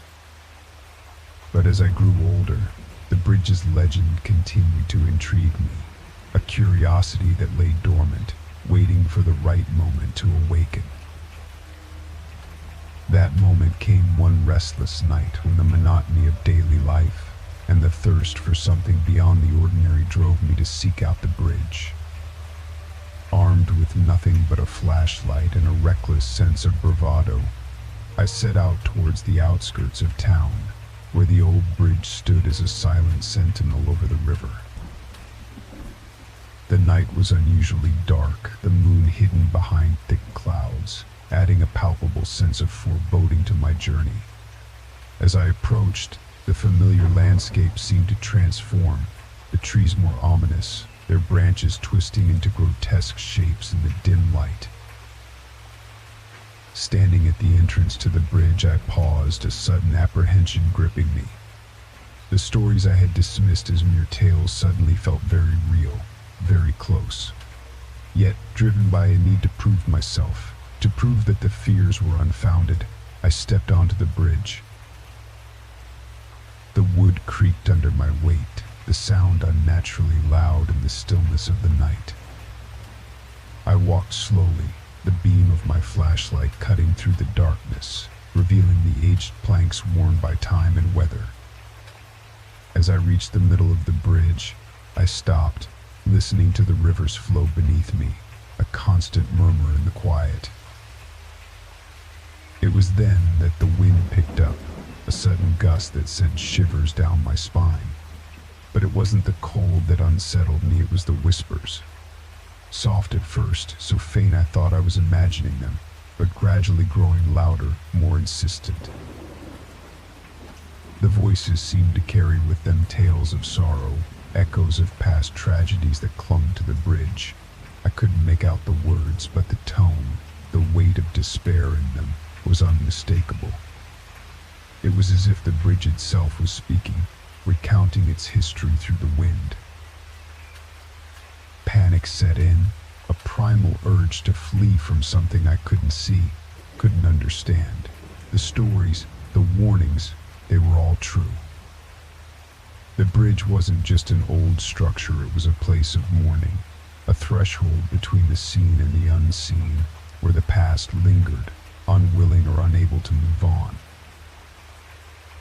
I turned to leave, the whispers growing louder, more frantic, as if trying to impart some urgent message. But I couldn't stay, couldn't listen. The overwhelming sense of despair and loss was too much, driving me away with a fear I had never known. The walk back was a blur, my only thought to put as much distance between myself and the bridge as possible. When I finally made it home, the safety of familiar surroundings did little to calm my racing heart. The whispers seemed to follow me, a haunting reminder of what I had experienced. The unsettling encounter on the beach haunted my thoughts, a puzzle with pieces that refused to fit. Despite my attempts to dismiss it, the image of the vanished figure lingered, an indelible mark on my memory. Sleep proved elusive that night, the sound of the waves that had once soothed me now a constant reminder of the day's enigma. The following morning, under the harsh light of day, I found myself drawn back to the beach, compelled by a need to understand, to find some clue that would make sense of what I had witnessed. The beach was alive with activity, the eerie quiet of the previous evening replaced by the laughter and shouts of families enjoying the sunshine. Yet, the atmosphere couldn't dispel the chill that settled in my bones at the sight of the spot where I had seen the figure. I walked to where they had stood, examining the ground for any sign, any indication of their presence. There was nothing, just the undisturbed sand and the relentless, rolling waves. It was as if the figure had never been, a ghost conjured from the ether. Unable to shake the feeling of being watched, I ventured into the nearby town, seeking distraction among its quaint shops and bustling streets. Yet even there, the sense of unease followed, a shadow at the edge of my vision, always just out of sight. In search of answers, I visited the local library, poring over historical records and tales of the area. What I found chilled me to the core. Stories of lost souls, of unexplained disappearances along that stretch of beach, dating back centuries. Each story was different, yet all shared a common thread of figures seen standing at the water's edge, disappearing without a trace. Armed with this knowledge, my curiosity transformed into a resolve. I had to understand, to connect with whatever force had revealed itself to me. As the sun began to set, I returned to the beach, this time with a purpose. Standing at the water's edge, I reached out with my mind, my heart, calling to the figure, to the spirits bound to this place. The response was immediate, a drop in temperature, a shift in the air. And then, voices, soft and sorrowful, whispering in a language of emotion and memory. They spoke of lives cut short, of love lost and destinies unfulfilled. Each voice was distinct, yet part of a chorus of sorrow that resonated deep within me. As I listened, the figure reappeared, more defined now, a guardian of the threshold between worlds. Their presence was not menacing but protective, a keeper of stories, of truths too often forgotten. In their silence there was an offering, an invitation to understand, to remember. I left the beach that evening with a heavy heart, the weight of the stories I had heard a solemn burden. Yet there was also a sense of peace, a connection to the past and to those who had walked this shore before me. The figure, the voices, had become a part of my story, a reminder of the thin veil between life and death, memory and oblivion. The rest of my vacation passed in a blur, the encounter on the beach a defining moment that shifted my perception of the world. When I left, it was with a promise to return, to continue to listen and to learn from the spirits that lingered in that liminal space. The figure on the beach, a mystery that had led me to confront the past, had also opened a door to understanding, to a deeper empathy for the souls that time had forgotten. I realized then that we are all, in a way, figures on the beach, standing at the edge of the unknown, searching for meaning in the vast, unfathomable sea that is life.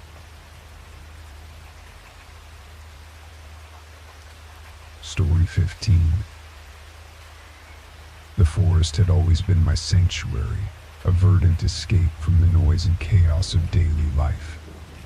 My house, nestled on its edge, offered stunning views and a sense of serenity that had been my solace for years. But that tranquility was shattered the day I first noticed the watcher. It started innocently enough. A rustle of leaves, a shadow flitting through the trees, easily dismissed as the wind or a trick of the light. But as days turned into weeks, the presence became undeniable. A figure cloaked in the dim light of dusk, always at a distance, always observing. At first I questioned my sanity. Could the isolation have played tricks on my mind, conjuring phantoms where there were none?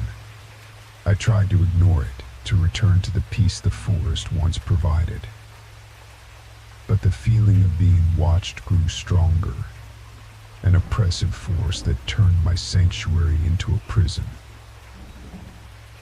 The figure was elusive, never venturing close, yet its presence was constant. Each glimpse was a reminder of my vulnerability, the isolation of my home no longer comforting but a cage. The police were sympathetic but found no evidence of trespassing, no footprints or disturbed foliage, nothing to suggest anyone had been near the property.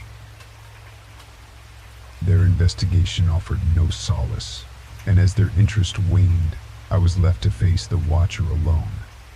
The sightings became more frequent, the figure a silent sentinel whose motives remained a mystery. The peace I once found in the forest was replaced by a gnawing anxiety, the beauty of the natural world overshadowed by the fear of what lurked within it. Desperate for answers, I installed security cameras, hoping to capture evidence of my unseen observer. But the footage revealed nothing, the watcher as elusive to the lens as it was to the human eye. It was as if they existed in a realm just beyond perception, visible only at the corner of vision, disappearing when looked at directly. The situation took a toll on my well-being. Sleepless nights spent watching the tree line for any sign of movement, any hint of the watcher's identity. My home, once a place of refuge, felt like a stage upon which I was the unwitting actor, and the watcher, the audience. It was during one of these sleepless nights, as I gazed out into the forest, that I realized the watcher was not the only presence in the woods. There were others, shadows within shadows, a community of watchers whose eyes I had felt but never seen. realization was both terrifying and mesmerizing, a glimpse into a world that had always existed just beyond my awareness. Driven by a mix of fear and fascination, I began to research the history of the land my house was built on, delving into local archives and speaking to longtime residents. The stories I uncovered were a mosaic of folklore and fact, tales of ancient guardians of the forest, spirits that watched over the land and its inhabitants. These entities, revered and feared in equal measure, were said to be the protectors of nature, existing in the liminal space between the seen and unseen. The more I learned, the less I felt like a victim and more like a participant in a story much older than myself. It was a humbling realization, one that shifted my perception of the Watchers. Perhaps they were not there to cause harm, but to remind me of the sacredness of the land I had taken for granted. With this new understanding, I approached the forest with a sense of reverence, speaking my intentions aloud as I walked the boundary of my property. I acknowledged the Watchers, offering respect and expressing my desire to live in harmony with them. It felt like a small gesture, but it marked a significant change in the energy surrounding my home. The sightings did not stop, but the atmosphere of menace dissipated, replaced by a feeling of being part of a larger community, one that extended beyond the human. I began to see the Watchers less as intruders and more as fellow inhabitants of the forest, each of us playing our role in the ecosystem. This shift in perspective brought a measure of peace, but it also awakened a deeper curiosity about the nature of the Watchers. Were they spirits of the land, as the local lore suggested, or something else entirely? My research took on a new direction, exploring the intersection of folklore, environmental science, and the paranormal.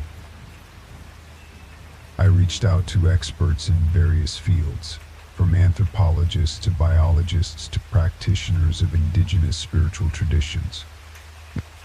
Each conversation added a layer of complexity to my understanding, painting a picture of a world where the boundaries between the natural and supernatural are fluid and interconnected.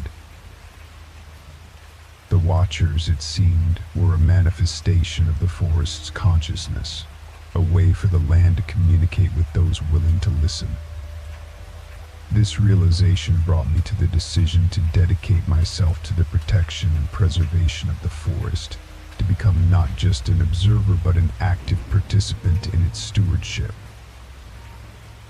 As the years passed, the presence of the Watchers became a comforting constant, a reminder of the bond between humanity and the natural world. My home, once a source of fear, became a sanctuary again, not just for me but for all the beings that shared the land. The Watcher in the woods, once a source of dread, had become a symbol of connection, a bridge between worlds that many walk past but few see. My story, which began with fear, had transformed into a journey of discovery, a testament to the power of understanding and the mysteries that lie in the heart of the natural world. Story 16. The move into my new apartment was supposed to be a fresh start, a step forward in a journey I had meticulously planned.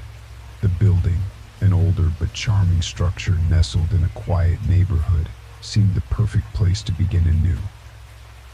The first few days were consumed with unpacking and setting up my space, a comforting distraction from the unease of change. However, it wasn't long before the initial excitement gave way to a creeping sense of disquiet. It started with small, easily dismissible occurrences. A book one had left on the table found on the floor, doors I had closed standing ajar, and faint, inexplicable noises in the dead of night. I attributed these anomalies to the stress of the move and the unfamiliarity of my new surroundings. But as the days passed, the incidents grew harder to rationalize. Objects began moving with increasing frequency, their placements too deliberate to be accidents. The noises at night evolved from vague disturbances to clear, unsettling sounds, footsteps in the hallway, the creak of floorboards, whispers just below the threshold of understanding. The climax of these occurrences came one evening as I sat reading in my living room, the only light a dim lamp casting shadows across the room. A sudden chill permeated the air, a coldness that seemed to seep into my bones. Looking up, I saw a shadowy figure standing motionless at the far end of the room. My breath caught in my throat, the book slipping from my fingers to thud softly on the floor. The figure was indistinct, its edges blurred as if made of smoke, yet unmistakably human in form. We remained locked in a silent standoff, time suspended between heartbeats. Then, as suddenly as it had appeared, the figure vanished. No grand gesture, no fading away, just gone, as if it had never been. The room felt empty, the previous chill replaced by a residual warmth from the lamp. But the sense of violation, of an intruder within my sanctuary, lingered, a tangible presence in the absence of the figure. Sleep became elusive, every noise a potential harbinger of unseen threats. My home, meant to be a haven, now felt like a battleground where I was woefully unprepared. Rational explanations eluded me, the boundary between reality and nightmare blurring.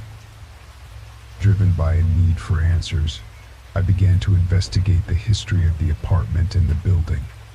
Conversations with neighbors revealed a mosaic of experiences, stories of peculiar happenings that mirrored my own. The building, it seemed, had a history, one that whispered of untold stories and unresolved pasts.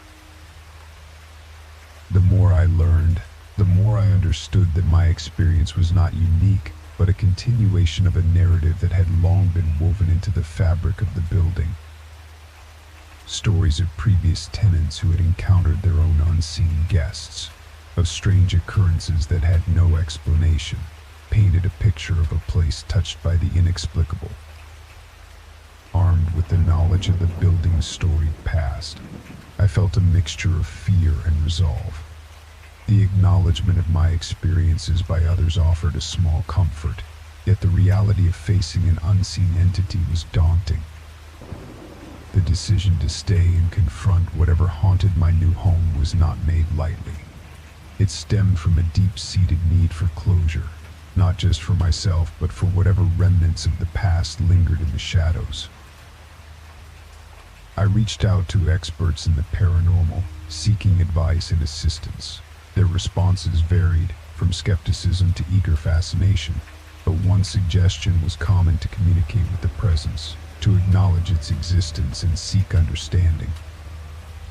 The idea of engaging with the unknown was terrifying, yet the possibility of ending the disturbances propelled me forward. One evening, with the apartment bathed in the soft glow of candles, I sat in the living room, the site of my first encounter with the shadowy figure. My voice, steady yet filled with apprehension, broke the silence. "I know you're here," I began, addressing the empty room. "I don't know what keeps you bound to this place, but I wish to understand, to help if I can." The atmosphere shifted, the air thickening with anticipation. Then, in a barely perceptible whisper, a response helped me. The voice, if it could be called that, was laden with sorrow, a plea that resonated with a profound sense of loss. The ensuing dialogue, fragmented and elusive, painted a picture of a life cut short, of regrets and unresolved ties to the physical world. The figure, once a person with dreams and fears, had become trapped, their existence a shadowy echo in the place they once called home. Empathy for the figure's plight grew within me, transforming fear into determination. With the help of those versed in spiritual matters, a plan was devised to help the entity find peace. to release it from the bonds that tethered it to the apartment. The process was neither simple nor immediate, a journey marked by setbacks and moments of doubt. Yet, the presence's communication became clearer, its story a reminder of the thin veil between life and death, and the unfinished business that can tether a soul to specific places. In time, the disturbances lessened, the atmosphere of the apartment lightening as if a weight had been lifted. The final encounter with the shadowy figure was one of calm acceptance, a silent goodbye before it faded away, leaving behind a sense of peace that had long been absent from the space. My apartment, once a source of unease, became a home again, the memories of those unsettling weeks woven into the larger tapestry of my life there. The experience had changed me, opened my eyes to realities beyond the tangible, and taught me the power of compassion and understanding across the boundaries of existence. In the end, the unwanted guest was not an intruder, but a reminder of the stories hidden in the corners of our world, waiting for someone to listen, to acknowledge, and to help them find their way home. Story 17. There. The day began like any other, with plans laid out for a drive through the countryside to visit an old friend. The route was familiar, a path taken countless times before, winding through rolling hills and verdant fields. As I set out, the sky was clear, the sun casting a warm glow over the landscape. But as the miles passed, a change began to take shape on the horizon. What started as a thin veil of mist thickened into a dense fog, swallowing the countryside in a blanket of white. I had driven in fog before, but nothing like this.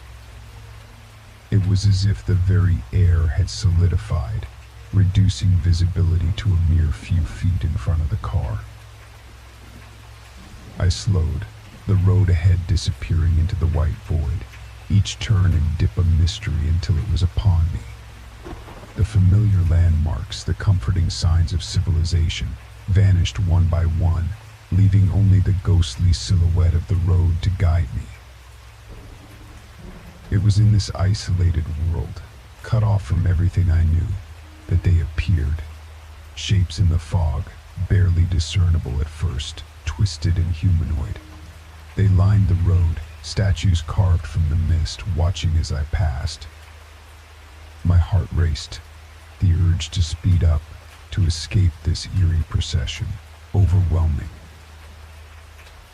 But with every turn of the wheel, the fog seemed to grow denser, the figures more numerous. I was driving deeper into their domain, a world governed by rules I could not comprehend. The countryside I had known was gone, replaced by a landscape of shadows and whispers. The road twisted and turned, leading me further away from any sign of civilization, into the heart of the fog. The figures loomed larger now, their forms more defined, a silent audience to my intrusion into their world. I could almost feel their eyes upon me, a weight that pressed down with each mile passed. In desperation, I turned off the main road, hoping to find a way back to the familiar, to escape the oppressive fog and its watchers. But the side roads were no better, the fog an ever-present barrier that seemed to mock my attempts to flee. Time lost all meaning in that white abyss, the journey an endless cycle of turns and retreats, each choice leading me further into the unknown. Panic began to set in, a realization that I might never find my way out, that I had crossed into a place not meant for the living. As the sense of dread deepened, a faint light appeared in the distance, a beacon in the overwhelming whiteness. Driven by a mix of hope and desperation, I steered towards it, the figures in the fog seeming to part as I approached. The light grew brighter, a promise of escape from the oppressive gloom. As I drew closer, the source of the light became clear, a solitary lamppost, standing guard over a crossroads. It was an unexpected sight, The lampposts glow a stark contrast to the surrounding fog. The crossroads offered a choice, multiple paths leading into the unknown, each as shrouded and mysterious as the last. I stopped the car. The engine's idle purr, a comforting sound in the silence that enveloped me. The figures had vanished, leaving me alone with the decision of which road to take. The light from the lamppost flickered, casting long shadows that danced across the fog. It was there, in the quiet of the crossroads, that I realized the journey through the fog was more than a physical challenge. It was a passage through fear, through the parts of myself that I had avoided. Each road represented a choice, not just in direction, but in facing the unknowns in my life, the uncertainties that I had always feared to confront. With a deep breath, I chose a path, driving slowly under the watchful gaze of the lamppost. As I moved forward, the fog began to thin, the oppressive weight lifting. The shapes that had once seemed like twisted, humanoid figures now revealed themselves as trees and bushes, ordinary objects made strange by the fog. The road began to ascend, winding up a hill that seemed to pierce the very heart of the fog. As I reached the summit, the fog dissipated, revealing a clear night sky filled with stars. Below me, the countryside spread out, peaceful and untouched, the fog a distant blanket that covered the valley. I had emerged from the fog, not just back into the physical world, but also from the metaphorical mist that had clouded my mind. The journey had been a confrontation with my own fears, a reminder that sometimes we must travel through the darkness to appreciate the light. The rest of the drive was uneventful, the countryside once again familiar and welcoming. When I finally reached my friend's house, the experience felt like a dream, a surreal detour on an otherwise ordinary trip. But the journey through the fog stayed with me, a profound experience that reshaped my understanding of fear and the unknown. It taught me that sometimes the darkest paths can lead to the most enlightening destinations, and that the figures we fear in the mist are often just shadows, waiting for the light to reveal their true nature.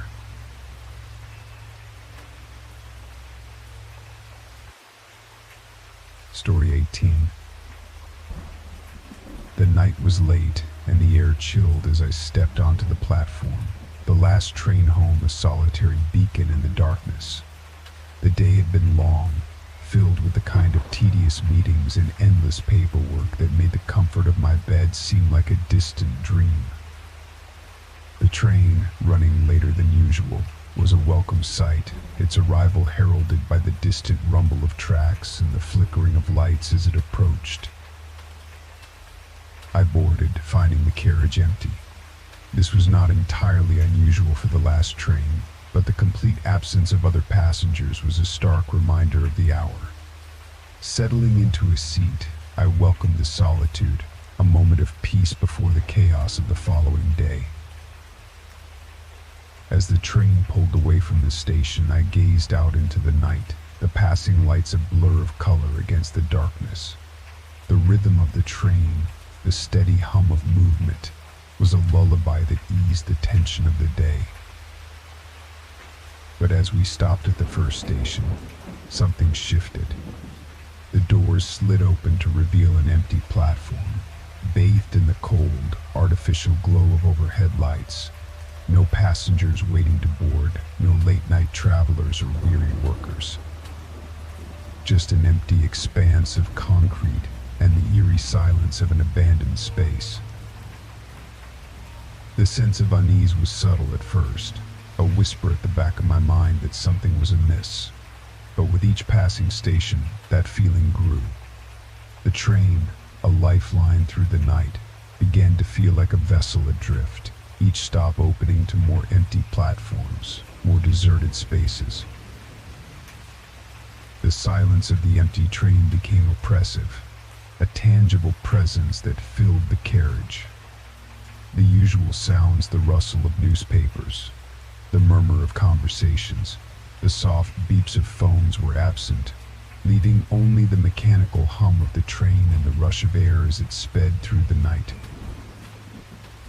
My destination seemed further away with each stop, the journey stretching out into an endless loop of stations and silence.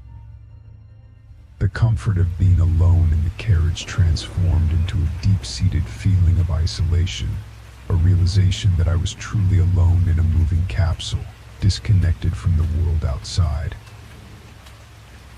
The train's interior, once a refuge, now felt like a trap, the windows a barrier to an outside world that seemed increasingly unreal. The passing scenery, once familiar, was now a landscape of shadows and half-seen shapes, a backdrop to a journey that felt increasingly detached from reality. As the train plunged into a tunnel, the darkness outside mirrored the growing dread within me. The artificial light of the carriage was a stark contrast to the pitch black beyond the glass, a reminder of the unknown that lay just out of sight. Emerging from the tunnel, the sense of displacement only deepened. Each station passed was like a ghost town, platforms empty and lights flickering in a forlorn welcome to no one. The realization dawned on me that I hadn't seen a single other soul since boarding. Not a conductor, not a passenger planning to disembark. Nothing but the train and I, moving through the night as if cut off from the rest of existence. The digital clock above the door seemed to mock me with its steady progression, the minutes ticking by in a relentless march towards a destination that felt increasingly uncertain. My attempts to rationalize the situation, to tell myself it was simply the hour, the route, anything fell flat against the growing dread that I was not merely heading home but towards something inexplicable. In an attempt to break the oppressive silence, I moved from my seat, my footsteps echoing unnaturally in the empty carriage. I peered into adjacent cars, searching for any sign of life, any reassurance that this journey was grounded in reality. But each car mirrored the last, seats empty and silent, a tableau of abandonment. The train's steady hum, once soothing, now seemed ominous, a harbinger of something waiting just beyond the next stop. The lights of the passing countryside were sparse, the darkness between them full of unseen watchers, or so my frayed nerves suggested. My imagination conjured shadows moving just beyond the reach of the train's lights, forms that watched and waited with unknown intent. As we approached what should have been my stop, a paralyzing hesitation took hold. The familiar station, seen countless times before, was transformed. Its lights were dimmer, its structure shadowed and foreboding. The platform, like all the others, was deserted, a tableau of isolation that seemed to stretch into infinity. In a moment of panic, I stayed aboard, unable to face the idea of stepping off into that altered place, fear of the unknown anchoring me to the spot. The train doors closed with a hiss, sealing me inside as we moved away from the station, leaving behind the last vestige of my intended journey. The train pressed on, the stops becoming less recognizable, the names on the signs blurring into insignificance. Time and space lost their meaning as the train seemed to enter a realm untethered from the world I knew, a liminal space where reality was twisted, and home was a memory fading into the fog of uncertainty. Then, without warning, the train began to slow, the whine of brakes cutting through the silence. We were nowhere, a place unmarked by signs or lights, the train stopping with a final jolt that seemed to signify the end of the line. The doors opened to a darkness so complete, it felt like stepping into the void. I stood at the threshold, the choice before me stark to remain in the dubious safety of the train, or to step into the unknown. The decision was a leap of faith, a surrender to the journey and its mysteries. Taking a deep breath, I stepped off the train, the doors closing behind me with a sense of finality. The darkness enveloped me, a moment of pure disorientation before my eyes adjusted to reveal not a landscape of fear, but one of serene beauty. The night, the fog, the sense of being watched, all had vanished. Instead, I found myself on the edge of a familiar path, one that led directly home. The journey through the fog, through the night and its terrors, had been a passage not away from, but towards something essential. A test, perhaps, or a reminder of the thin veil between the ordinary and the extraordinary, and of the strength found in facing the unknown. Story 19. The renovation of the old house was supposed to be a project of renewal, a way to breathe new life into a structure that had stood neglected for years. When I purchased it, I was drawn to its character, its hidden nooks, and the stories its walls might tell. Armed with tools and a vision, I set about peeling back the layers of time, each room a chapter in a history book written in wood and plaster. It was in the midst of this labor of discovery, behind a wall that seemed no different from countless others I had torn down, that I found it. A door, cleverly concealed, its existence a secret kept from the world. The thrill of the find was palpable, a direct link to the past, untouched and waiting to be revealed. With a mixture of excitement and reverence, I opened the door, half expecting to find nothing more than a storage space, a forgotten closet. But what lay beyond was far from mundane. A room perfectly preserved, as if frozen in time. Furniture covered in sheets, layers of dust undisturbed, the air thick with the scent of old wood and secrets. The room was a time capsule, a slice of life from another era left untouched by the world outside. But it was the desk that drew me in, a beacon in the dim light, papers and pens laid out as if someone had just stepped away. Among these relics was a diary, its leather cover worn, the pages yellowed with age. Compelled by a curiosity that bordered on obsession, I began to read, the diary's entries painting a portrait of the person who had once inhabited this hidden sanctuary. At first the words were mundane, detailing daily life, thoughts, and aspirations. But as I turned the pages, the tone shifted. Entries became disjointed, filled with a growing sense of paranoia. The writer spoke of feeling watched, of shadows that moved when they shouldn't, of whispers in the dark.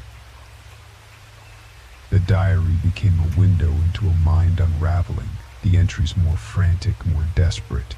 Someone is here with me, in the walls, watching one read. The fear was palpable, a tangible presence that seemed to leap from the page. And then, the final entry, a plea scrawled in shaky handwriting. I can't escape. It knows I'm here. If you find this, please help me. The words ended abruptly, the rest of the page blank, the diary a testament to a terror that had no name. The realization that the house held secrets far darker than I had imagined sent a chill down my spine.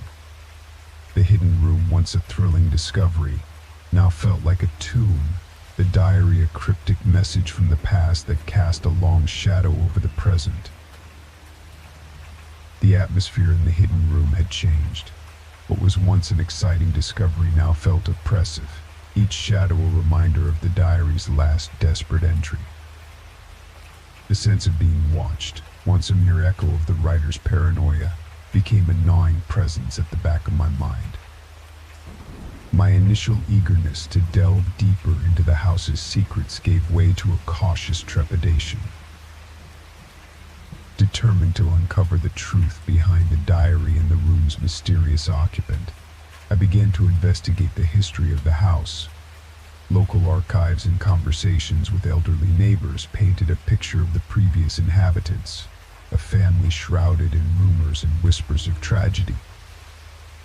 but of the room or its resident there was no mention, as if erased from the collective memory of the community. Each piece of information added layers to the mystery, a puzzle whose pieces didn't quite fit. The diary's entries, the hidden room's existence, and the palpable sense of fear that permeated its walls suggested a story far more complex and darker than I had anticipated. Night brought its own challenges. The house, once a quiet refuge, now seemed alive with sounds. Floorboards creaked without cause, the wind whispered secrets through cracks I hadn't noticed before, and the shadows seemed to move with a life of their own. Sleep became elusive, each noise a reminder of the unseen watcher the diary had described. Driven by a need for answers and a growing concern for my own safety, I reached out to experts in paranormal investigation. Their interest was piqued by the diary's entries and the room's sudden appearance. Armed with equipment and a healthy dose of skepticism, they set about unraveling the mystery. The investigation revealed more than I had bargained for. Recordings captured voices where none should be, cold spots appeared in the air, and cameras picked up shapes moving in the darkness. The evidence was undeniable, a confirmation of the diary's accounts and my own uneasy feelings. The climax of their findings centered around the hidden room itself. A séance conducted in the heart of the mystery called out to the presence that lingered. What responded was a torrent of emotion, a rush of images and sensations that overwhelmed us. Fear, sorrow, and a desperate longing for peace filled the space, the room a conduit for a voice long silenced. The story that unfolded was tragic, a tale of love, loss, and betrayal that had left a scar on the house and its inhabitants. The diary's writer, a member of the family long forgotten, had been the victim of a malicious plot that had led to their untimely demise, their spirit trapped within the walls they had once called home. Armed with this knowledge, the goal shifted from investigation to liberation. Rituals and rites, spoken with the intent to heal and release, were performed. The process was neither quick nor easy, a battle of wills against a force that had lingered in anger and confusion for decades. But in the end, peace was achieved. The oppressive atmosphere lifted, the shadows receded, and the house, my house, began to feel like a home again. The hidden room, once a symbol of fear, became a memorial to the past, its secrets exposed and its wounds healed. Story 20. The remote gas station on the outskirts of town had always been a beacon of light in the vast darkness of the countryside. Working the night shift, I had grown accustomed to the silence, the solace it provided from the clamor of day-to-day life. The job was simple: man the register, stock the shelves, and serve the occasional customer seeking refuge from the long, lonely roads at night.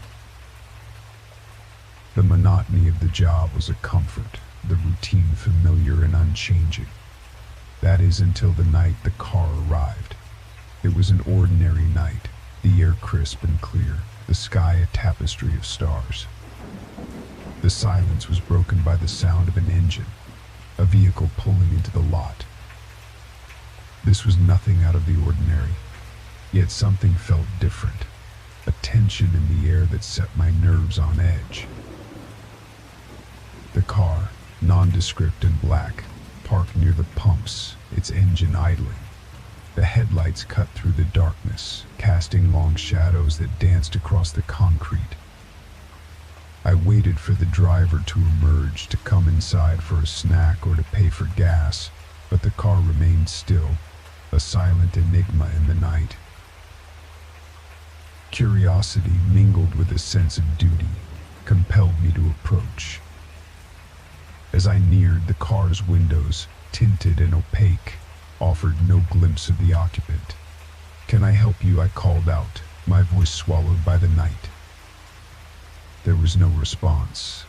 only the steady thrum of the engine, a heartbeat in the quiet. The moment stretched, a standoff between myself and the mysterious visitor. Then, without warning, the car jerked into motion, tires screeching as it sped off into the darkness, leaving behind a cloud of exhaust and a lingering sense of unease. The encounter, brief as it was, marked a change in the nights that followed. The solitude I once cherished now felt oppressive, each shift a test of nerves. The car and its unseen driver had introduced an element of unpredictability into my world, a reminder of the unknown that lay beyond the pool of light the gas station provided. Nights passed, each one a repetition of the last, the memory of the car a shadow that loomed larger with time. I found myself watching the road, anticipating its return, a sense of foreboding growing with each passing car that was not the one.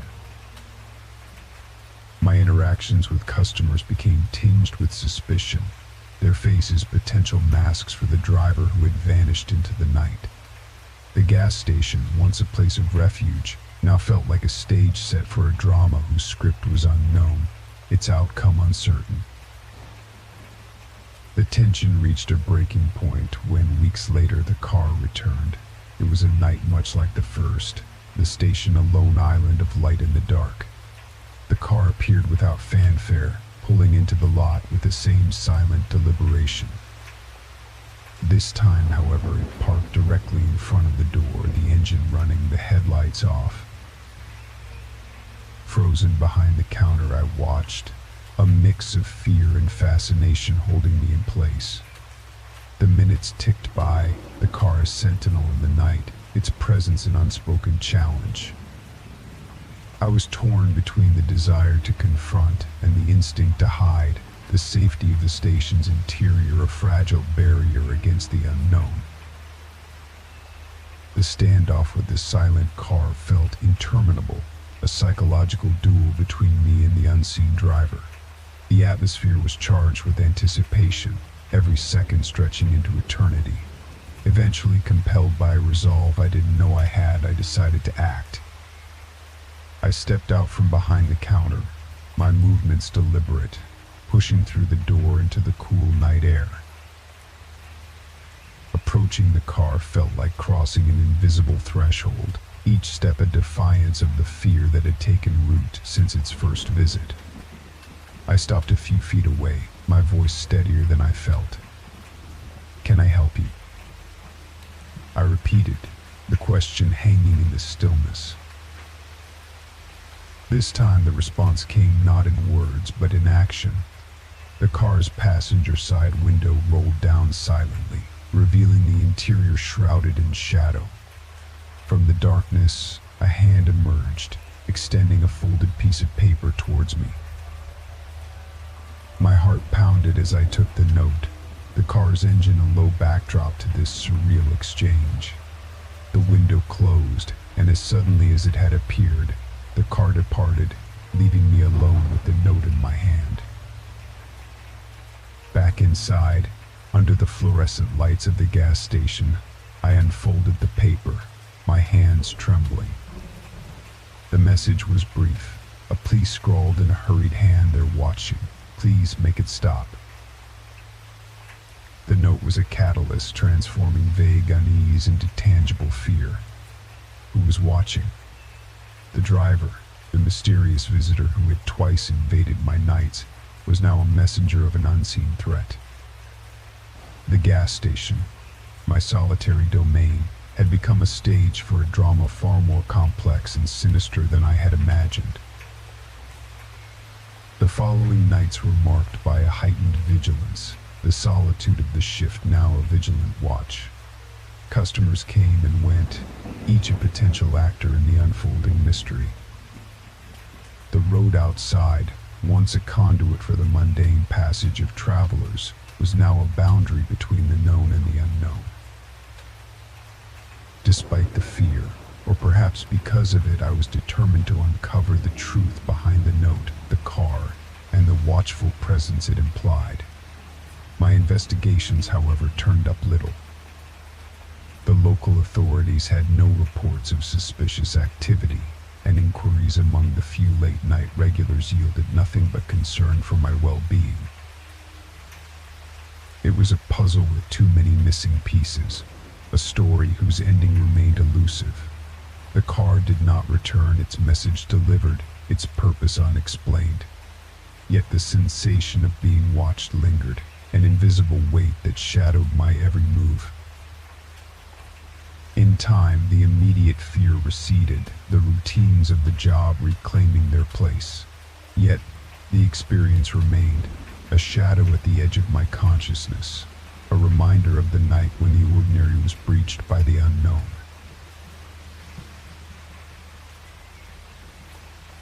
Story 21. The vast ocean had always been a source of fascination for me. Its endless horizons, the way it danced with the sky at the edge of the world, and the secrets it whispered to those daring enough to listen. I'd spent years sailing its surface, charting courses that many wouldn't dare, yet nothing could have prepared me for the ordeal that awaited me during what was supposed to be my most triumphant solo voyage.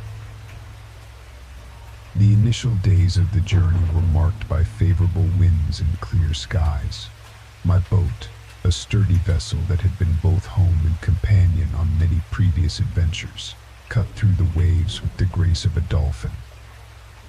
Life at sea was a symphony of simple pleasures, the taste of salt on my lips, the rhythm of the boat rocking against the waves, and the solitude that allowed me to think and reflect in ways the land never could.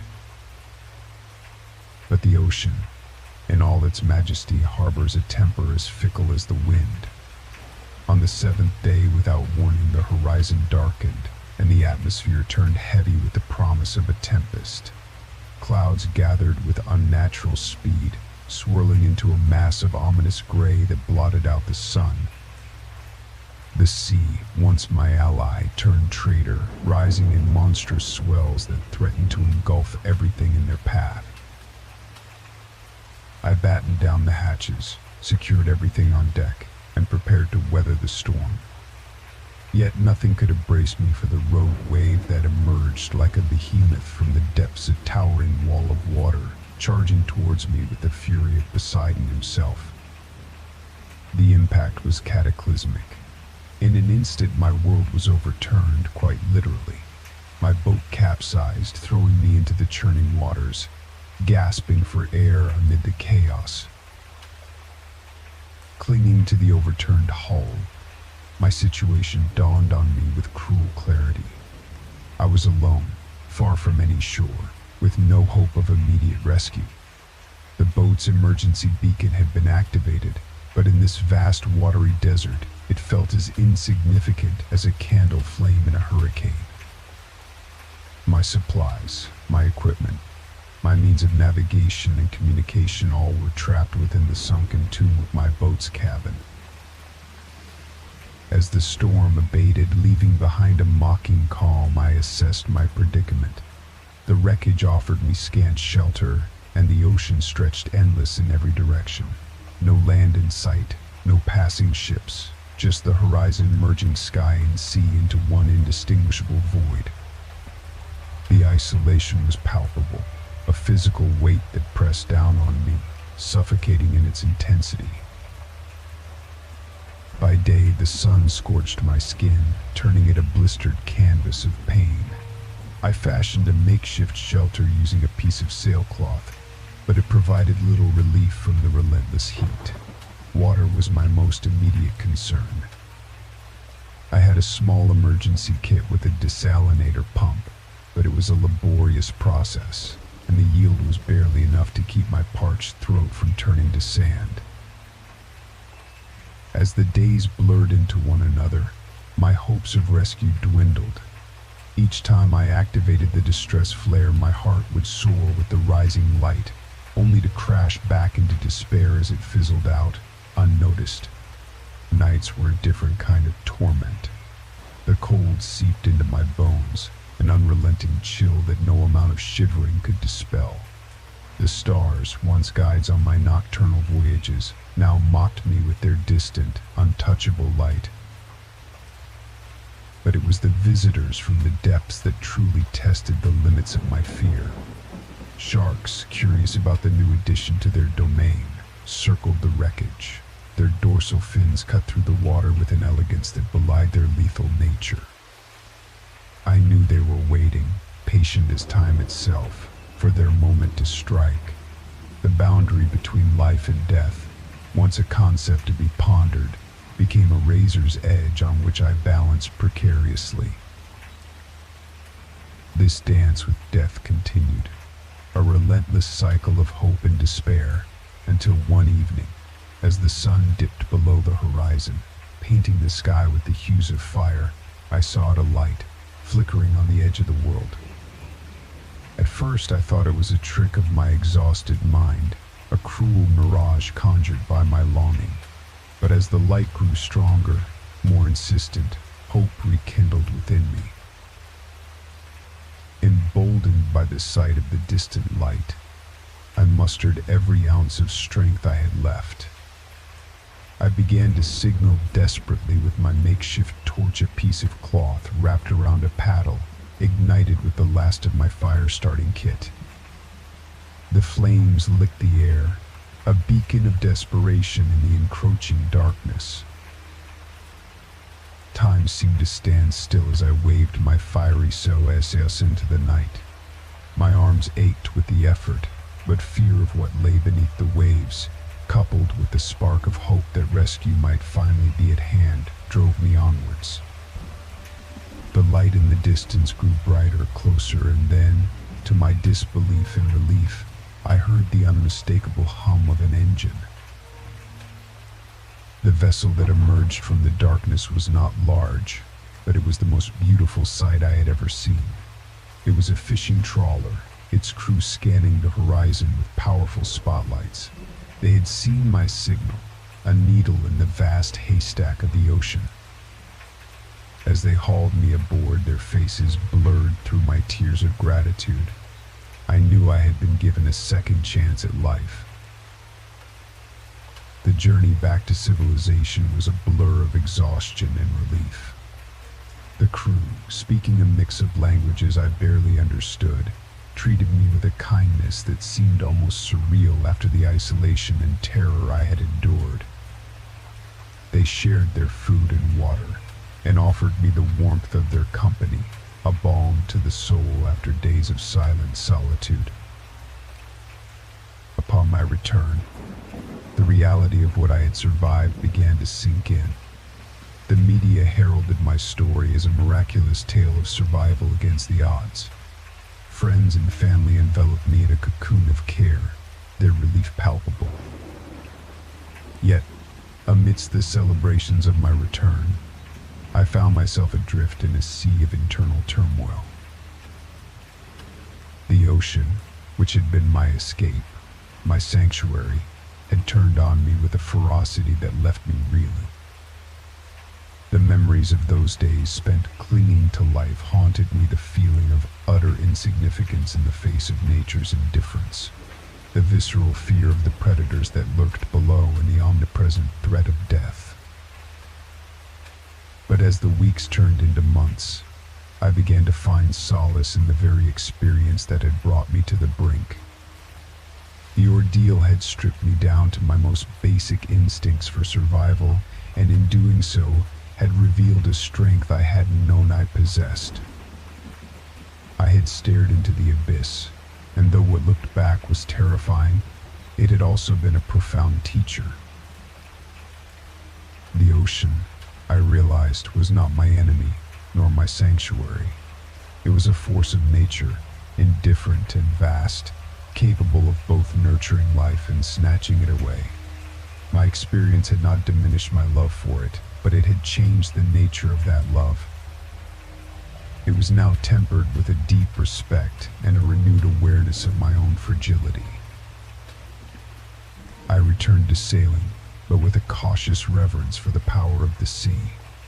My story, a testament to the will to survive and the capriciousness of fate, became a part of me, a reminder reminder of the thin line between life and death. And though I would never forget the days I spent alone in the ocean, they had, in a strange way, brought me closer to understanding the very essence of existence. The vastness of the ocean, once a source of existential dread, had become a canvas for a deeper appreciation of life.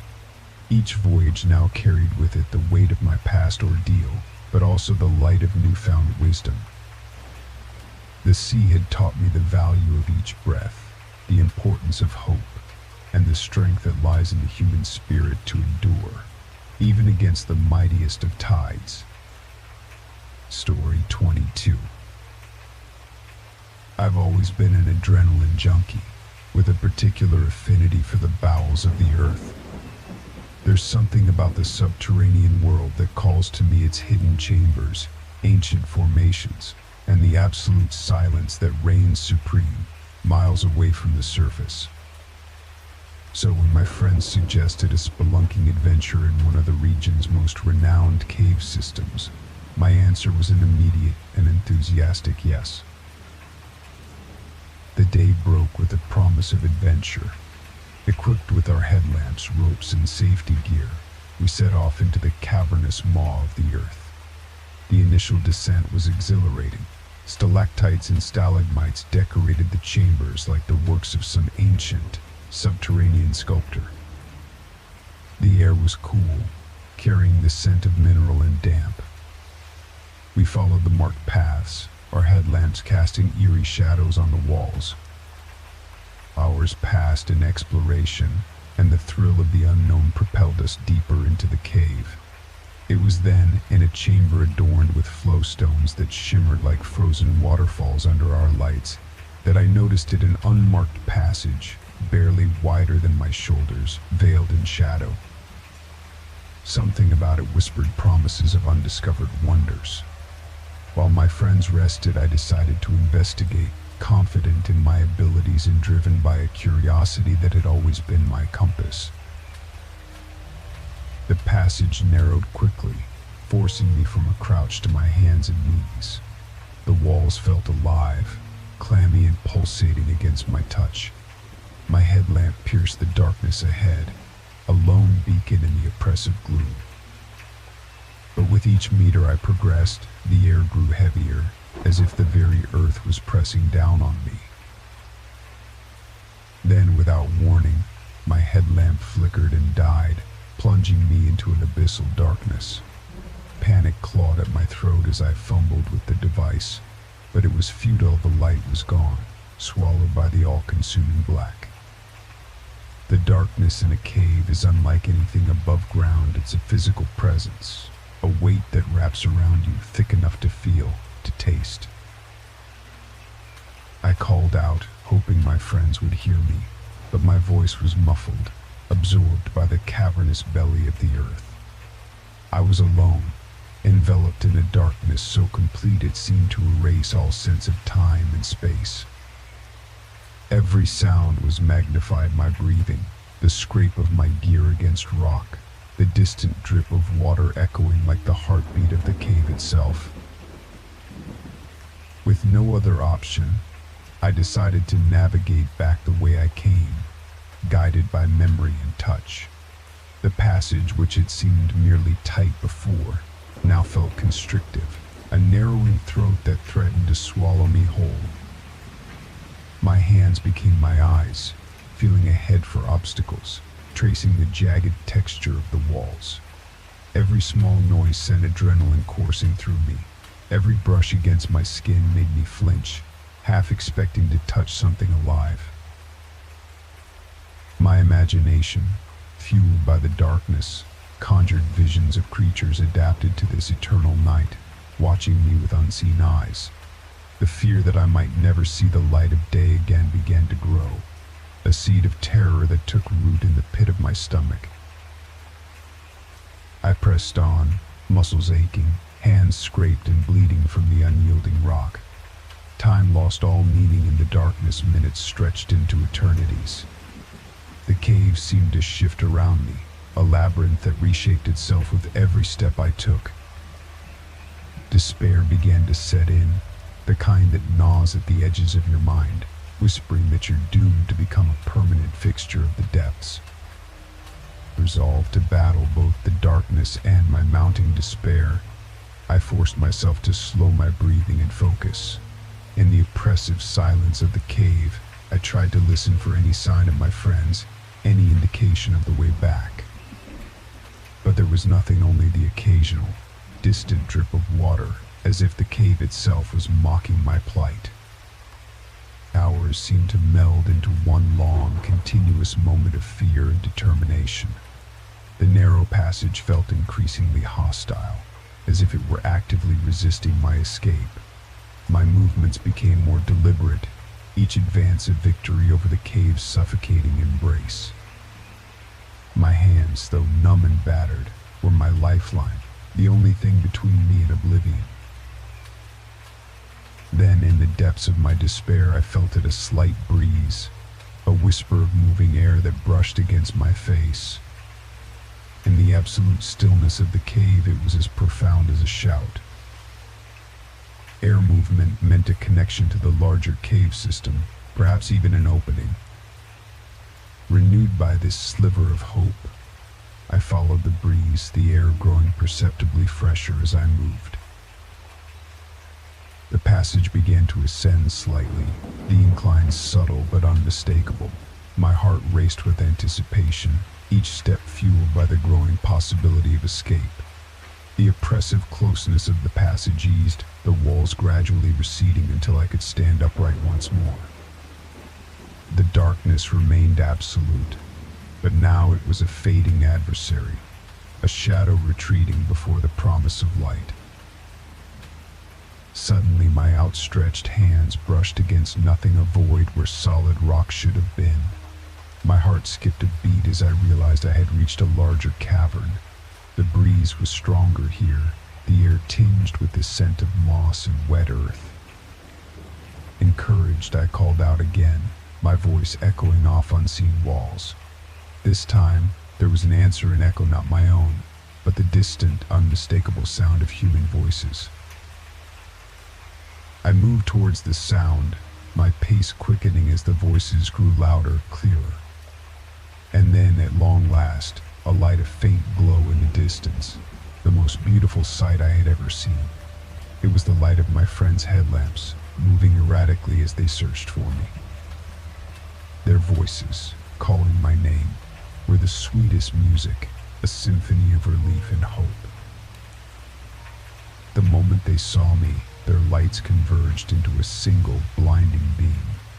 They rushed towards me, their relief palpable in their shouts and the tightness of their hugs. We were words and tears, a tangle of emotions too intense for the dim light of the cave. They had been searching for me since they realized I was missing, fearing the worst, their joy at finding me unharmed a mirror of my own relief. The journey back to the cave's entrance was a blur of exhaustion and euphoria. Emerging into the sunlight, feeling its warmth on my face after the cold, claustrophobic darkness of the cave, was a rebirth. The world outside was bright, vibrant, and alive, a stark contrast to the shadowy depths from which I had emerged. My friends and I sat at the cave's mouth for a long time, speaking little, simply basking in the light and the comfort of each other's presence. The experience left me with a profound respect for the cave's silent power, its ability to inspire awe and fear in equal measure. The darkness I had faced was more than a physical absence of light, it was a test of my will, a journey into the depths of my own fears and out again. I had descended into darkness, both literal and metaphorical, and emerged stronger for it. This adventure, born of curiosity and hubris, taught me the value of caution, of respecting the unknown. The cave, with its ancient, indifferent beauty, reminded me of humanity's place in the natural world, a fleeting presence in the vastness of time and space. I would go on to explore other caves, to seek the thrill of discovery in the heart of the earth. but never again would I underestimate the darkness, nor forget the lesson it taught me. Story 23. The day started as any other, with the sun casting its golden hue over the city, promising warmth in the hum of activity. Seeking to escape the predictable congestion of daily traffic, I opted for an adventure along the rural backroads. It was a decision driven by a desire for tranquility, a break from the monotony of asphalt jungles and their incessant noise. Little did I know, this choice would lead me down a path forgotten by time, into the heart of an unsettling mystery. The backroads were a refreshing change at first, with their scenic views and the serene quiet that only the countryside can offer.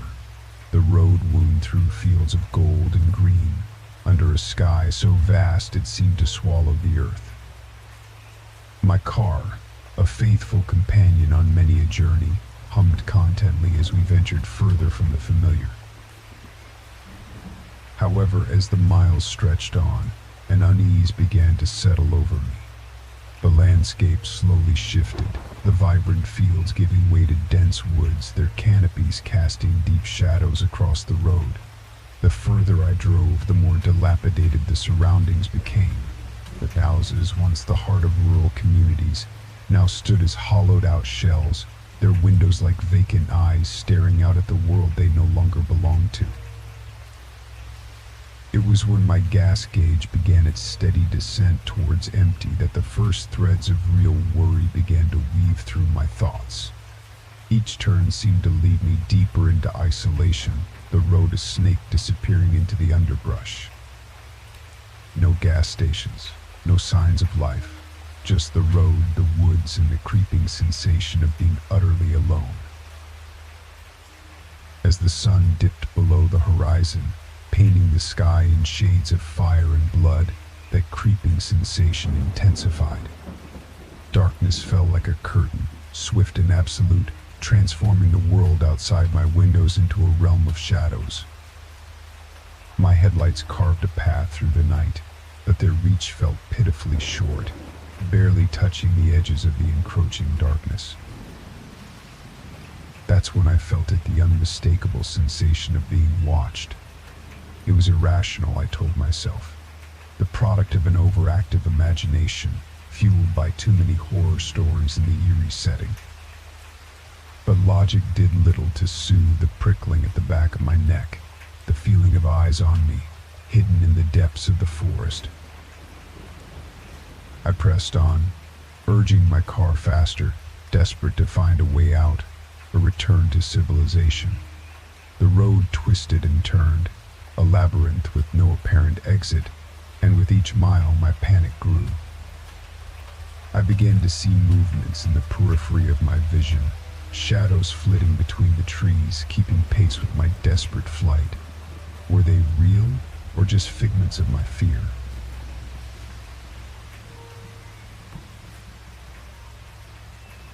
Story 24.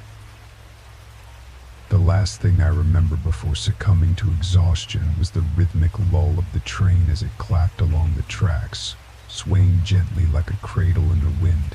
It had been a long day filled with the kind of monotonous tasks that could drain the spirit from even the most resilient souls. The late train home was nearly empty, a silent agreement among the few of us scattered across the dimly lit carriage to surrender to the quiet. My eyelids grew heavy, my head bobbing to the rhythm of the train, until darkness claimed me. When I awoke, the gentle motion had ceased. The comforting vibrations and the sound of the tracks were gone, replaced by an unsettling silence. I blinked against the harsh flicker of the overhead light, the only one in the carriage that seemed to resist the darkness pressing against the windows. Looking around, I realized with a jolt that I was alone. The train was stationary, and not just anywhere, but at a station I did not recognize. It was dimly lit, the kind of lighting that does more to cast shadows than to illuminate. My heart began to race. How long had I been asleep? I checked my phone for some semblance of clarity, but it offered no comfort, no signal, no way to call for help or even to tell the time, its battery teetering on the edge of expiration. The exits loomed like gatekeepers of my freedom, locked tight with no discernible way to open them. Panic set in as I pressed against the doors, the reality of my isolation pressing back harder. With no other option, I decided to explore the train, hoping to find a conductor or even another lost soul who could offer some guidance. But the train was as empty as my hopes, each carriage a mirror of the last empty seats and silence. The station outside was equally desolate, platforms stretching away into the darkness, devoid of life. As I made my way through the train, a sound stopped me in my tracks, footsteps. Not my own, but echoing in the distance, always just out of sight. I called out, my voice swallowed by the vastness of the station. No answer came, only the footsteps, mimicking my own, a step for every step I took. My heart hammered against my ribcage, the realization that I was not alone yet entirely isolated sinking its teeth in. The game of cat and mouse continued, the unseen pursuer always a shadow just beyond the reach of sight. The station transformed before my eyes, no longer a mere collection of platforms and tracks, but a labyrinth designed to trap and disorient. Every turn I took led me further into its depths, the exits and signs taunting me with their presence, yet always out of reach. The terror that gripped me was primal, a fear of the hunted. The footsteps never faltered, a constant reminder that I was being pursued, but by what or whom I could not say. The station, with its endless corridors and stairways leading nowhere, became a world of its own, a nightmare from which there was no waking. Desperation led me to take risks, darting down corridors and through doorways in a frantic search for escape. The dim lights flickered and buzzed, as if they too were alive and part of this macabre dance. My breaths came in short gasps, the cold air stinging my lungs, every shadow a potential harbinger of my doom. In my madness, I stumbled upon a room, hidden away like a secret. It was an operator's booth, ancient and dust-covered, filled with levers and switches, their purposes long forgotten. The door creaked ominously as I entered, the sense of being watched intensifying. There, among the relics of a bygone era, I found a map, its lines and dots a code I desperately sought to decipher. The map became my guide, its pathways a puzzle I threw myself into solving. The footsteps grew louder, closer, as if angered by my discovery. I was running out of time. With a combination of luck and sheer will, I traced a route that promised freedom, a path through the maze that might lead me back to the world I knew. I set off, the map clutched in my trembling hands, every step a race against the darkness. The footsteps echoed my urgency, a relentless pursuer that refused to be shaken off. The station, with its twisted corridors and mocking exits, seemed to resist my escape, changing before my eyes, a living entity bent on my capture. As I neared what I hoped was the way out, the air grew colder, the shadows darker. I could feel the presence of my pursuer, a malevolent force that thrived in the darkness of the station. The final stretch was a blur, a sprint fueled by fear and desperation. Emerging into the night, the cool air of freedom hit me like a wave. I collapsed on the ground outside the station, the map slipping from my grasp. I had escaped, but the questions remained, haunting me. What was that presence? Why was I chosen for this nightmarish game? The last train home had brought me to the brink of madness, a journey I would never forget. The footsteps in the dark, always just a step behind, would echo in my nightmares, a chilling reminder of the terror that lurks in the shadows of the unknown. Story 25. The allure of escape had always been irresistible to me, a siren's call leading me away from the cacophony of urban life to seek solace in nature's embrace.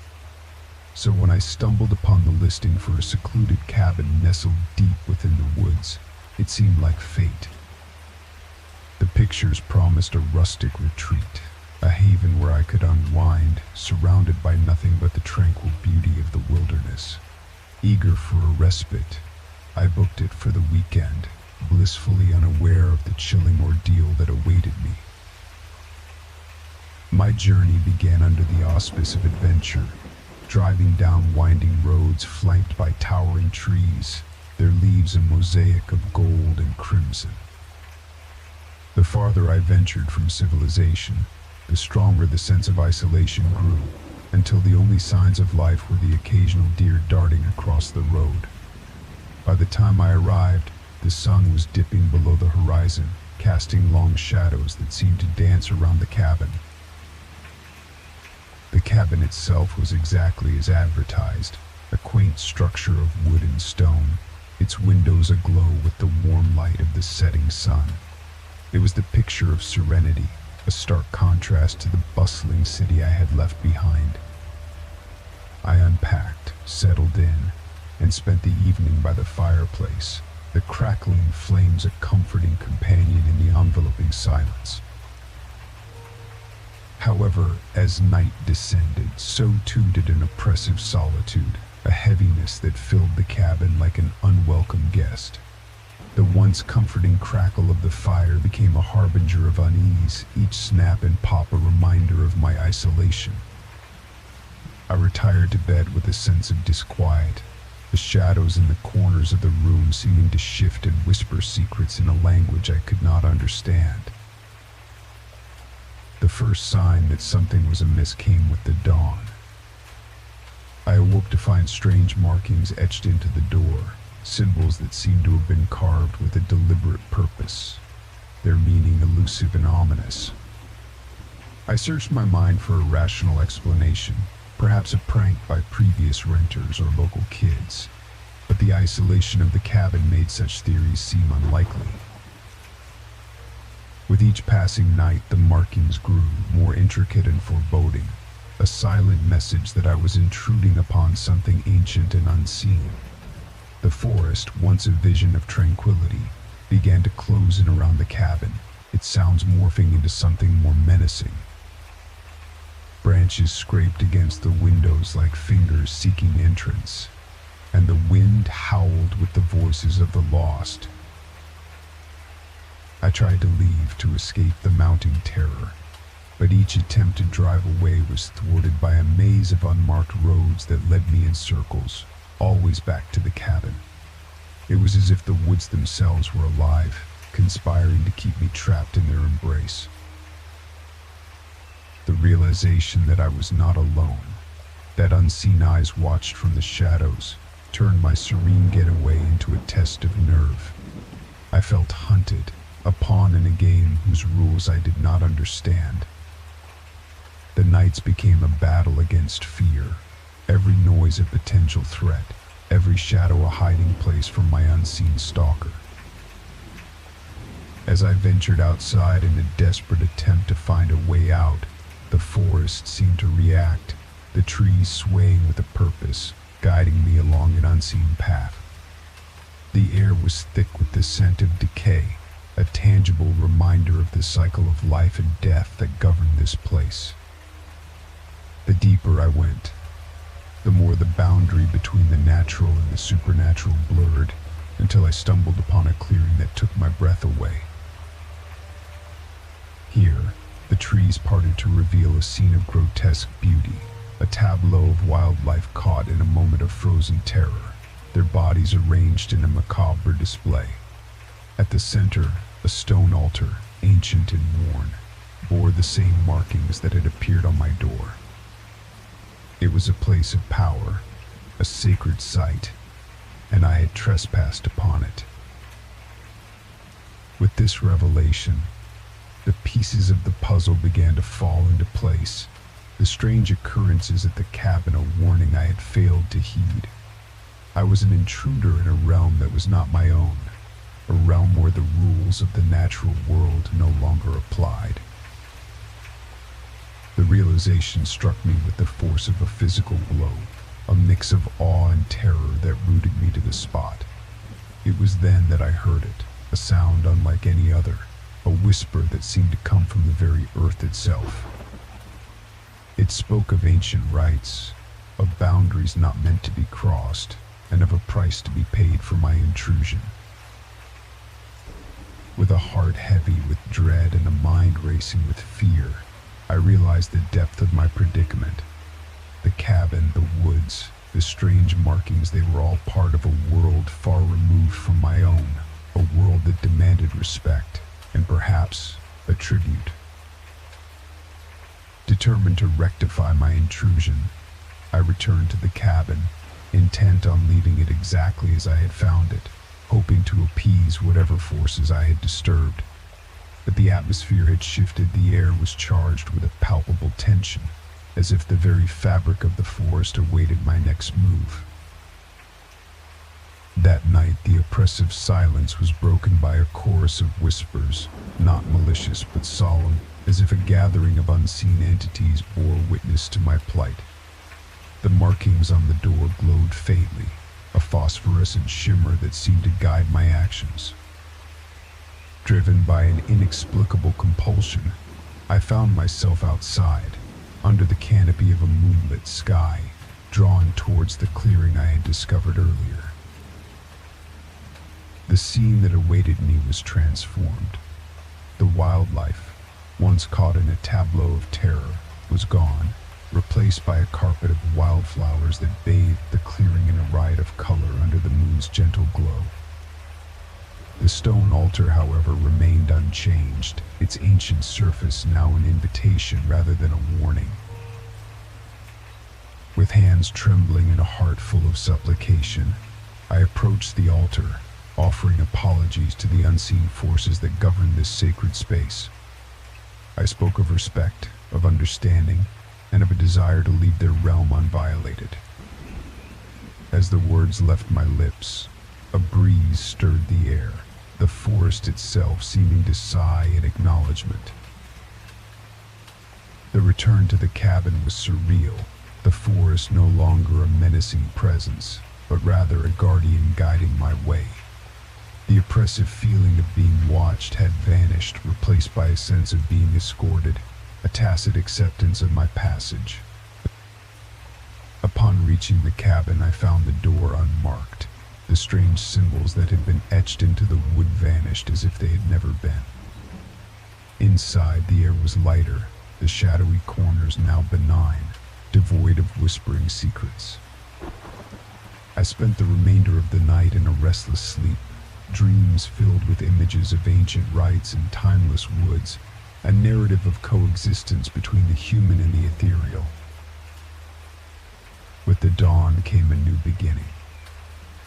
The cabin and the forest no longer felt like a prison, but rather a reminder of the delicate balance between our world and those we cannot see. I packed my belongings with a newfound respect for the unseen guardians of this place, vowing to carry the lessons learned into my everyday life. As I drove away, the forest seemed to recede with a respectful nod. The oppressive solitude that had once filled me with dread, now a poignant reminder of the mysteries that lie beyond the veil of the known world. The experience at the cabin in the woods had not only been a test of nerve, but a profound journey into the heart of the unseen, a journey that would haunt me for years to come, a whispered tale of respect, boundaries, and the ancient pact between man and the natural world. This story, born from the solitude of a cabin ensconced in the embrace of an ancient forest, serves as a testament to the unseen forces that govern our world, a reminder that we are but guests in a realm far older and wiser than ourselves. Story 26.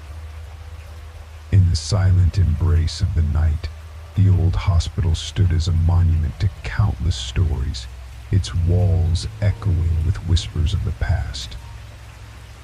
Working the night shift had become a routine for me, a quiet solitude where the world seemed to stand still, and the hum of the fluorescent light served as a constant companion. I had grown accustomed to the peculiarities of the place, the way sounds seemed to travel in the still air, creating illusions of presence.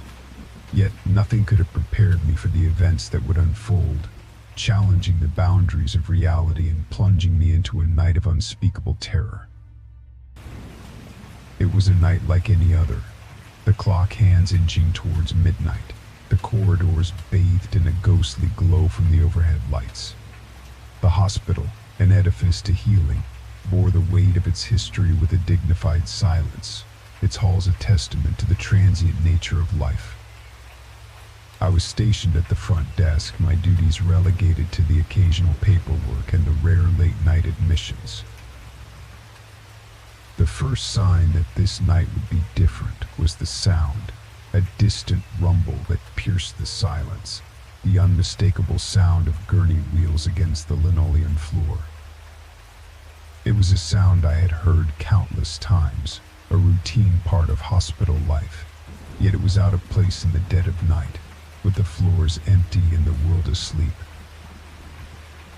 Puzzled, I rose from my chair, stepping into the corridor to investigate. The sound was clearer now, a steady echo that seemed to come from everywhere and nowhere, its source elusive. The halls were deserted, the rooms dark, the silence oppressive, save for the phantom noise that grew louder closer. Driven by a mix of curiosity and unease, I returned to my station, seeking answers from the surveillance cameras. The screens flickered with the live feed from the cameras, showing empty corridors and closed doors. There was no sign of movement, no explanation for the sounds that continued to haunt the air. The realization that I was hearing something invisible to the cameras sent a chill down my spine. The history of the hospital, particularly the morgue located directly below my station, suddenly seemed all too relevant. Stories of the past, tales of the deceased whose journeys had ended within these walls, filled my mind, each one adding to the growing sense of dread. I tried to dismiss the sounds, to rationalize them as a product of my imagination, but they persisted, a constant reminder that I was not alone. The idea that the hospital held secrets, that the boundary between the living and the dead was thinner than I had believed, became impossible to ignore. Compelled by a force I could neither understand nor resist, I made the decision to venture into the depths of the hospital, to confront the source of the sounds. Each step took me further from the safety of the front desk, deeper into the bowels of the building, where the air grew colder and the oppressive weight of history bore down on me. The path led me to the entrance of the morgue, a place I had avoided, its presence a grim reminder of the finality of life. The door stood ajar, an invitation or perhaps a challenge, the darkness beyond a void waiting to be filled. The sound of the gurney wheels was louder here, a cacophony that seemed to emanate from the shadows themselves. With a deep breath, I stepped inside, the air chilling my skin, the darkness enveloping me like a shroud. The room was as I had seen it during the day, clinical and sterile, yet now it held a palpable sense of anticipation, as if it were alive with unseen watchers. The sounds continued, moving around me, a spectral procession that defied explanation. I stood at the center of the morgue, surrounded by the echoes of the past, the line between the living and the dead blurred by the darkness and the chilling sounds that filled the air. It was then that I realized the true nature of the night shift, a guardian of the threshold between worlds, a witness to the stories that unfolded in the silence of the night. The hospital, with its long history, was more than a building. It was a keeper of secrets, a place where the veil was thin, and the echoes of the past lingered.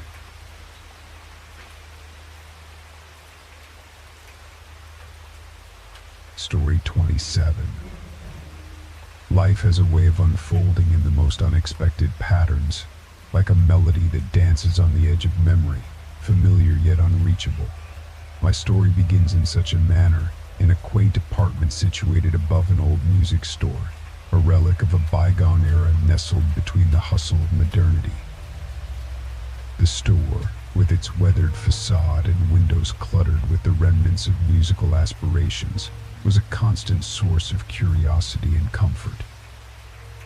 It was here, in this unlikely sanctuary, that I encountered a mystery wrapped in a melody, a hauntingly beautiful composition that would unravel the very fabric of my reality.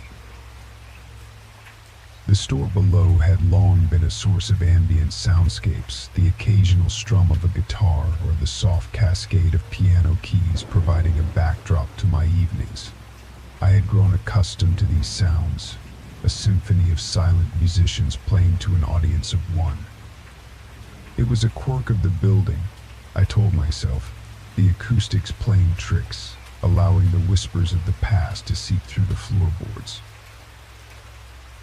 One evening, as twilight bled into the night, a change occurred.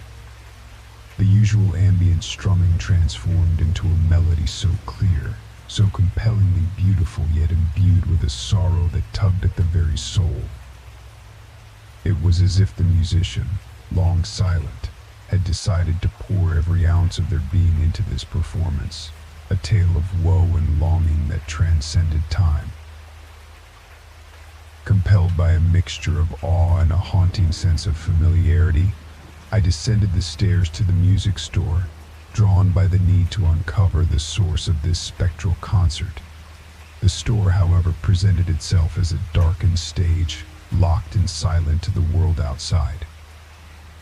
Peering through the glass, the shadows within held no clue, the instruments lying dormant, untouched by visible hands.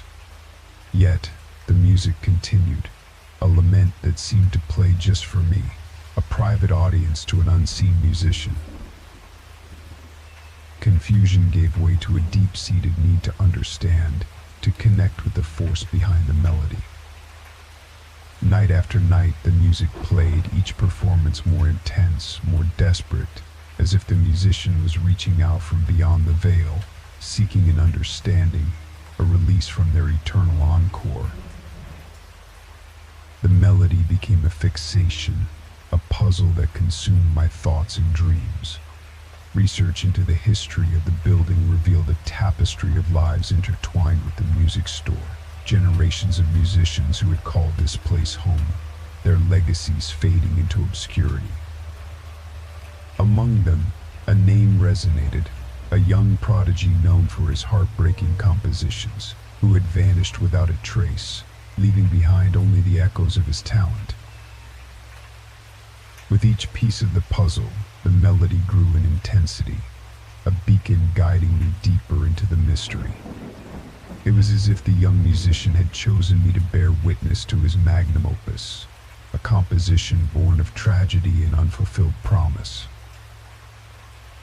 Driven by an insatiable curiosity and a deepening sense of connection to the melody, I began to explore the store at night, each venture a step closer to the unseen. The music guided me, a spectral hand leading me through the darkness, until one night it led me to a hidden chamber, a secret place where time stood still. Here, amongst relics of a musical past, lay the heart of the melody, an old dust-covered guitar that seemed to pulse with a life of its own. As I approached, the music swelled, a crescendo of emotion that filled the chamber, the strings vibrating with an unseen force. The realization dawned on me, a connection forged through the melody, a bridge between the living and the lost. The young musician, his spirit bound to the instrument, had found a way to transcend the confines of death, his compositions a testament to a talent too great to be silenced by the grave. In that secluded chamber, Under the watchful gaze of moonlight that slipped through cracks in the aged walls, I stood at the crossroads of reality and something far more profound. The guitar, an extension of the young musician's soul, pulsed with a life force that defied explanation. It was a vessel of his unyielding desire to be heard, to share the depths of his talent and the tragedies that had shaped his brief, meteoric existence.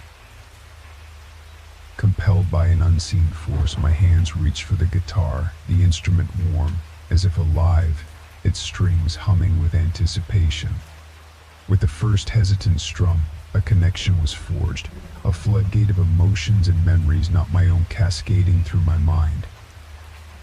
The melody, now a shared lament, resonated through the chamber, a bridge between worlds built on the universal language of music. The young musician's tale unfolded in the notes that flowed from the guitar, a story of love and loss, of a talent that burned too bright, consumed by the shadows of obscurity, and a tragic end that had left him tethered to the earthly plane.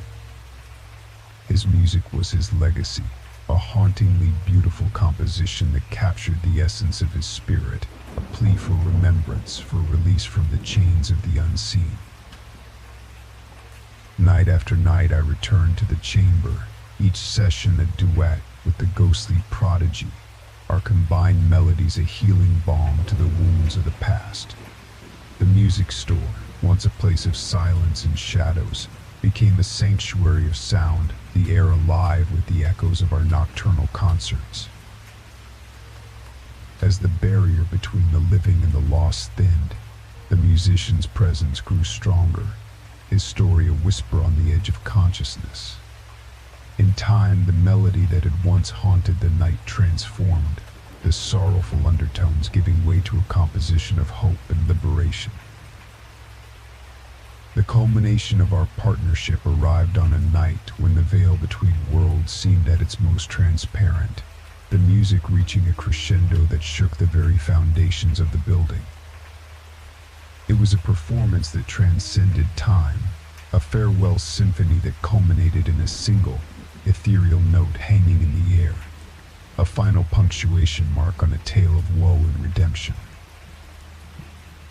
In the silence that followed, I felt the presence fade, the weight of centuries lifting as the musician's spirit found peace, his legacy secured in the melody that would forever echo in the hearts of those who listened. The guitar, once a conduit for his unspoken pain, now rested silent, a relic of a bond forged in music and mutual understanding. As dawn broke, casting light on the hidden chamber, I emerged from the music store, forever changed. The haunting melody, a testament to the power of music to connect, to heal, and to liberate, would linger in my soul, a reminder of the night when the veil was lifted, and the music played on, a bridge between the living and the lost. Story 28. I've always prided myself on being the host with the most.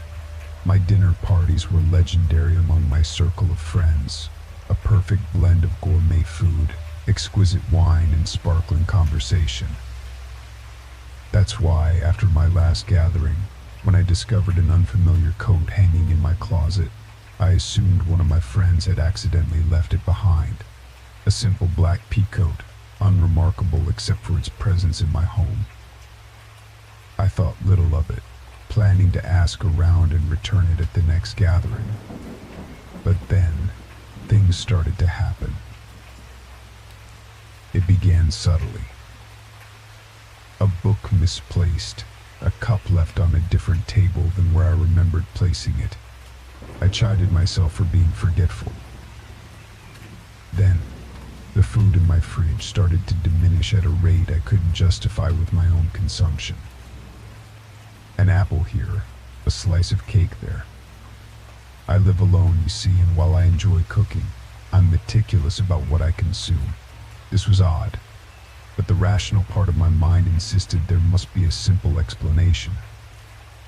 I even entertained the thought of setting up cameras, but it it felt ridiculous to spy on myself. The whispers came next, faint, indecipherable murmurs that seemed to drift through the walls late at night. I told myself it was the wind, or perhaps the creaking of an old house settling into its foundations. Yet the feeling of unease grew, an icy finger tracing down my spine, leaving a trail of dread in its wake. My home, once my sanctuary, began to feel foreign, as if I were sharing it with an unseen presence that watched from the shadows.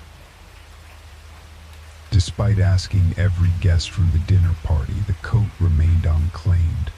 No one recognized it, or if they did, they weren't admitting it. The sense of being watched intensified, turning each shadow into a potential hiding spot. Every noise a signal of something sinister lurking just out of sight. Sleep became elusive, chased away by the feeling of eyes upon me in the darkness. Then came the night when I found my kitchen in disarray. Pans were left on the counter, crumbs scattered across the floor, and a half-eaten sandwich sat on the table, as if whoever had been eating it had been disturbed mid-bite. The reality of my situation crashed down on me then. Someone was living in my house, moving silently through the spaces I occupied, making themselves at home in my absence, or perhaps even while I slept. Panic rooted me to the spot for a long moment before I acted. I searched my home, moving from room to room with a baseball bat clutched in my hands, my heart hammering in my chest. Every closet, every possible hiding spot, I investigated, but found nothing. No one. The house was as silent as a tomb, save for my ragged breaths and the pounding of my heart. Frustrated, scared, and feeling more than a little insane, I called the police. They were sympathetic, but found nothing to suggest an intruder. No forced entry, no fingerprints out of place, nothing missing. The coat remained a silent witness in my closet, its owner a mystery that seemed to mock my fear. I couldn't stay there, not that night. I booked a room at a nearby hotel, seeking the anonymous safety of a place where I was just another guest. But even surrounded by the muted sounds of other guests living their lives, sleep proved elusive. My mind raced, piecing together every odd occurrence, every misplaced item, and every whisper in the dark. When I returned home the next day, the air felt different, heavier, as if acknowledging my awareness of the uninvited guest had given them more power, more presence. It was then I noticed the small things that truly cemented my fear. Personal items, things of sentimental value that no casual thief would bother with, were subtly misplaced. A photo of my parents, taken on their 20th anniversary, now sat on a different shelf. My father's watch, which I kept on my bedside table, was gone. Halfway through my search, I found a note. It was tucked inside the pocket of the unclaimed coat, a simple piece of paper that bore just a few words written in a hasty scrawl. "You're never alone," it read. A threat? A promise? I couldn't tell, but it chilled me to the bone. Story 29. I've always harbored a deep-seated aversion to the antique mirror that once belonged to my grandmother. It was a large, ornate piece, its frame adorned with intricate carvings that seemed to twist and curl upon themselves like the tendrils of some ancient, slumbering entity. The glass itself was slightly tarnished, giving my reflection a ghostly, distorted quality that made my skin crawl. Despite this, the mirror was a family heirloom, and out of a sense of obligation, I hung it in my bedroom. A decision I would come to regret. One night, as I prepared for bed, I glanced at the mirror. My reflection stared back, a familiar yet unsettling sight. But then, something shifted in the periphery of the glass, a darkness that coalesced into the shape of a figure standing just behind my shoulder. I spun around, heart racing, only to find the room empty. No sign of anyone or anything that could have cast such a shadow. I told myself it was a trick of the light, a fleeting illusion born of fatigue. Yet the seed of unease had been planted. The figure in the mirror began to appear more frequently, always standing silently behind me, its features obscured in shadow, indistinct yet unmistakably human. It never moved, never spoke, its presence a silent sentinel that watched me with unseen eyes. I began to dread looking into the mirror, each encounter with the shadowy figure fraying the edges of my sanity. Friends and family noticed the change in me, the way my eyes would dart to any reflective surface with a mix of fear and anticipation. I attempted to rid myself of the mirror, to free myself from the grip of the shadow that haunted its glass. But when I tried, an inexplicable force stayed my hand, a deep, primal fear that convinced me the consequences of such an action would be dire. So the mirror remained, and with it, the figure that seemed to grow more distinct with each passing day. Sleep became a rare commodity, chased away by the fear of what lurked within the mirror. My dreams, when they came, were filled with visions of the figure, its presence looming over me, a suffocating weight that pressed down on my chest until I woke gasping for air. My waking hours were no better, consumed by the dread of what awaited me in the glass. My reflection became a stranger, a haunted visage that seemed to plead for release from its silent tormentor. Desperation drove me to research, to delve into the history of the mirror and perhaps uncover a way to break its hold over me. I learned of its origins, a time and place shrouded in darkness and whispered tales of witchcraft. The mirror, it was said, had been created as a portal, a gateway through which spirits could gaze into the world of the living, and once summoned, these spirits could not be easily dismissed. Armed with this knowledge, I sought the help of those versed in the arcane, individuals whose understanding of the supernatural surpassed my own. They spoke of rituals and incantations, of offerings and wards, but each attempt to cleanse the mirror, to sever the connection to the shadowy figure, ended in failure. It seemed the more we tried to push it away, the stronger, the more tangible it became. The turning point came on a night when the moon hung low and full in the sky, a night charged with an energy that thrummed through the air like electricity. I stood before the mirror, the figure behind me more defined than ever, its features almost discernible through the veil of shadows. A cold dread settled over me, a realization that whatever action I took, it had to be now, or I would be forever lost to the grip of the mirror. Emboldened by desperation and a burgeoning sense of defiance, I decided to confront the entity directly. I spoke to it, my voice steady though my heart raced with fear.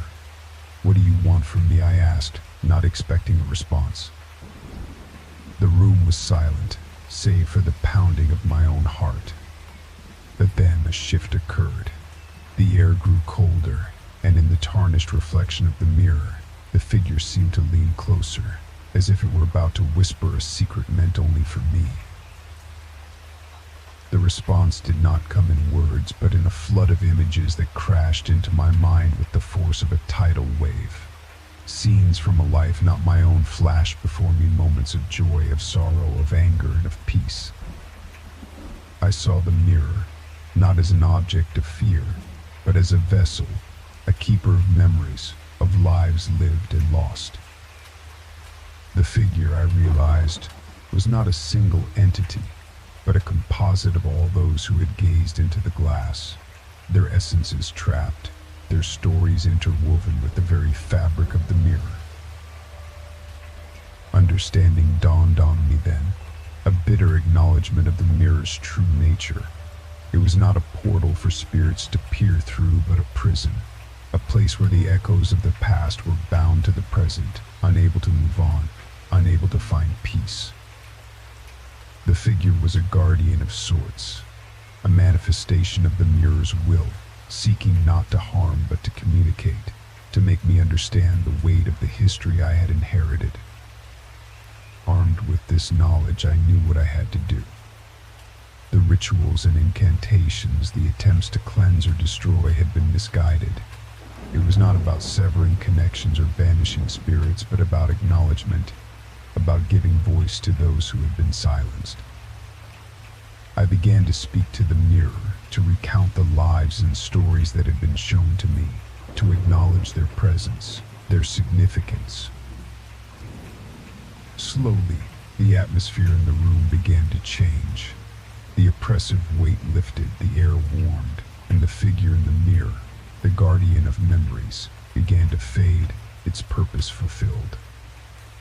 As the first light of dawn crept into the room, the mirror's surface cleared, the tarnish and shadows dissipating like mist under the sun. For the first time in what felt like an eternity, I looked into the glass and saw only my reflection staring back, free of the haunting presence that had overshadowed my life. The mirror remains in my possession, a reminder of the journey I undertook and the truths I uncovered, but it no longer holds a place of fear in my heart. Instead, it stands as a testament to the lives that have passed before mine, a bridge between the past and the present, a keeper of stories that, though silent, will never be forgotten. In the end, I learned that some inheritances are not about possessions or wealth, but about understanding and acceptance, about finding peace in the midst of shadows. And sometimes the most profound mysteries are not those that are solved, but those we come to live with, in harmony and respect.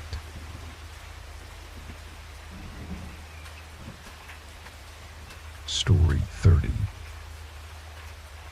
The day I received a voicemail from Alex, my old friend who had passed away years ago, my world tilted on its axis. The voice was unmistakably his warm, slightly teasing, the faint lilt of his accent piercing through the digital static of the message. "I need your help," the voice said, a simple plea that sent shivers down my spine. I stared at my phone in disbelief, a part of me searching for a rational explanation, a prank, a cruel joke, something that would make sense. Alex had been gone for 3 years, taken too soon in a car accident that had left all of us who knew him reeling from the loss. I tried to dismiss the message, to chalk it up to someone with a twisted sense of humor, but the voice haunted me, the inflection, the slight catch that I remembered so well from our long conversations into the night. It couldn't be him, I reasoned. Dead men don't leave voicemails. Yet the seed of doubt had been planted, watered by the undeniable sound of my friend's voice.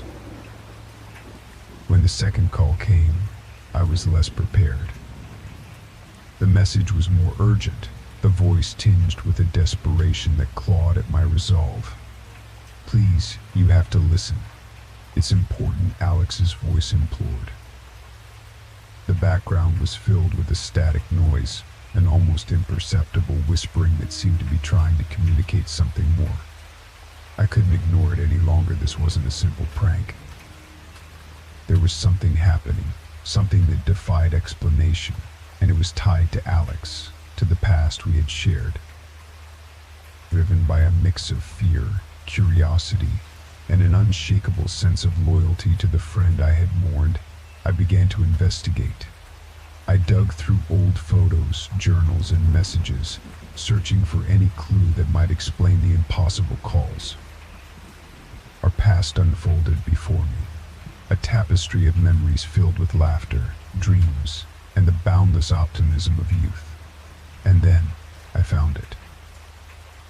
Buried in the depths of my old email account was a conversation that I had long forgotten, a plan Alex and I had concocted in the throes of our adventurous spirits.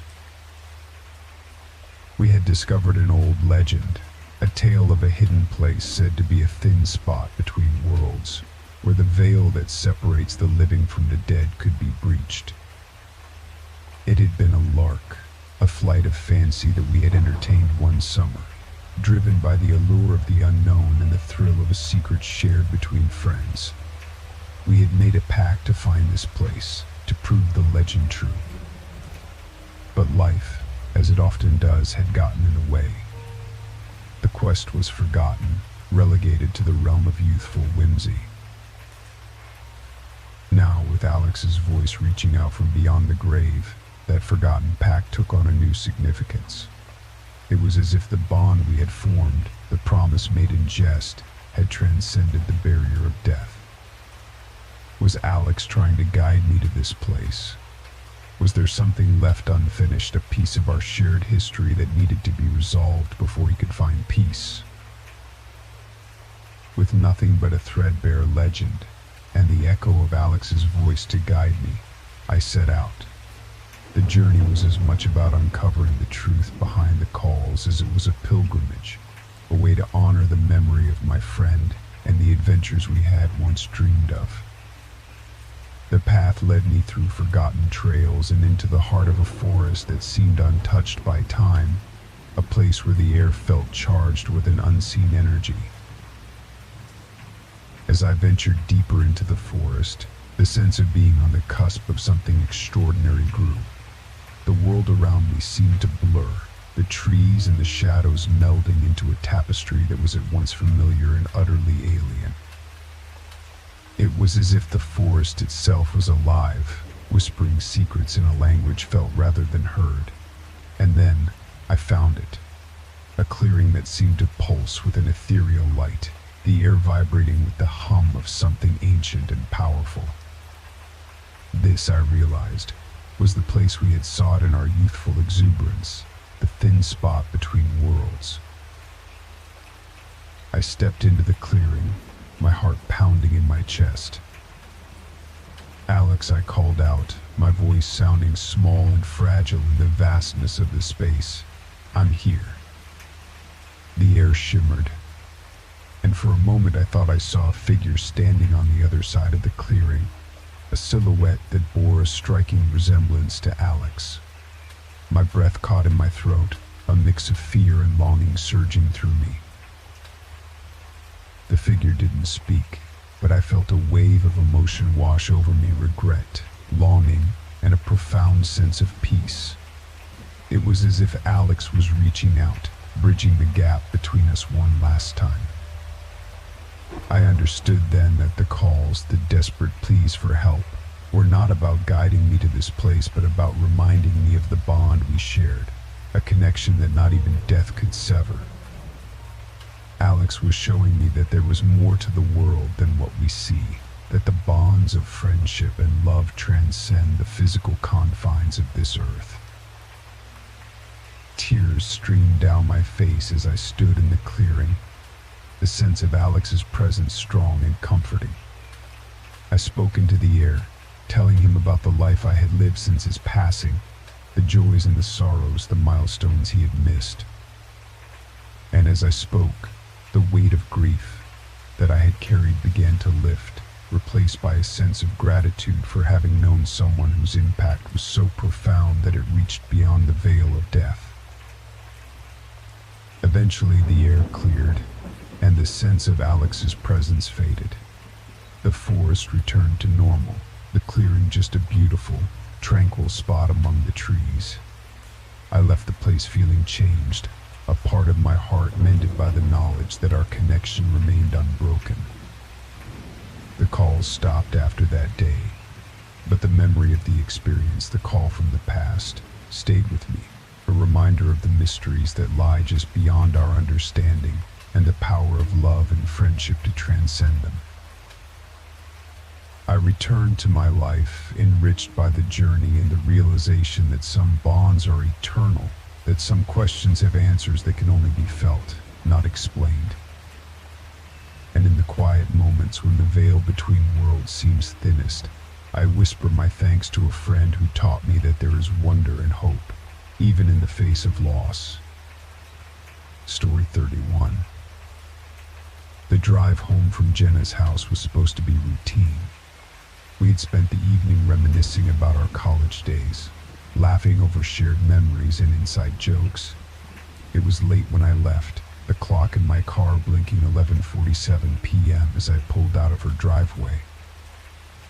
The roads were empty, the night air crisp and cool, a precursor to the coming autumn. On a whim, I decided to use the GPS for a shortcut home, hoping to shave a few minutes off my drive time. That decision would lead me down a path far removed from the mundane comfort of my bed. As the GPS directed me onto a series of increasingly rural roads, my initial curiosity gave way to unease. The asphalt was cracked and worn, the lines on the road barely visible in the dim light of my headlights. Trees loomed on either side, their branches forming a canopy overhead that seemed to swallow the moonlight, casting the road ahead into deep shadows. With each mile, the road narrowed until it felt like I was driving through a tunnel, the darkness pressing in from all sides.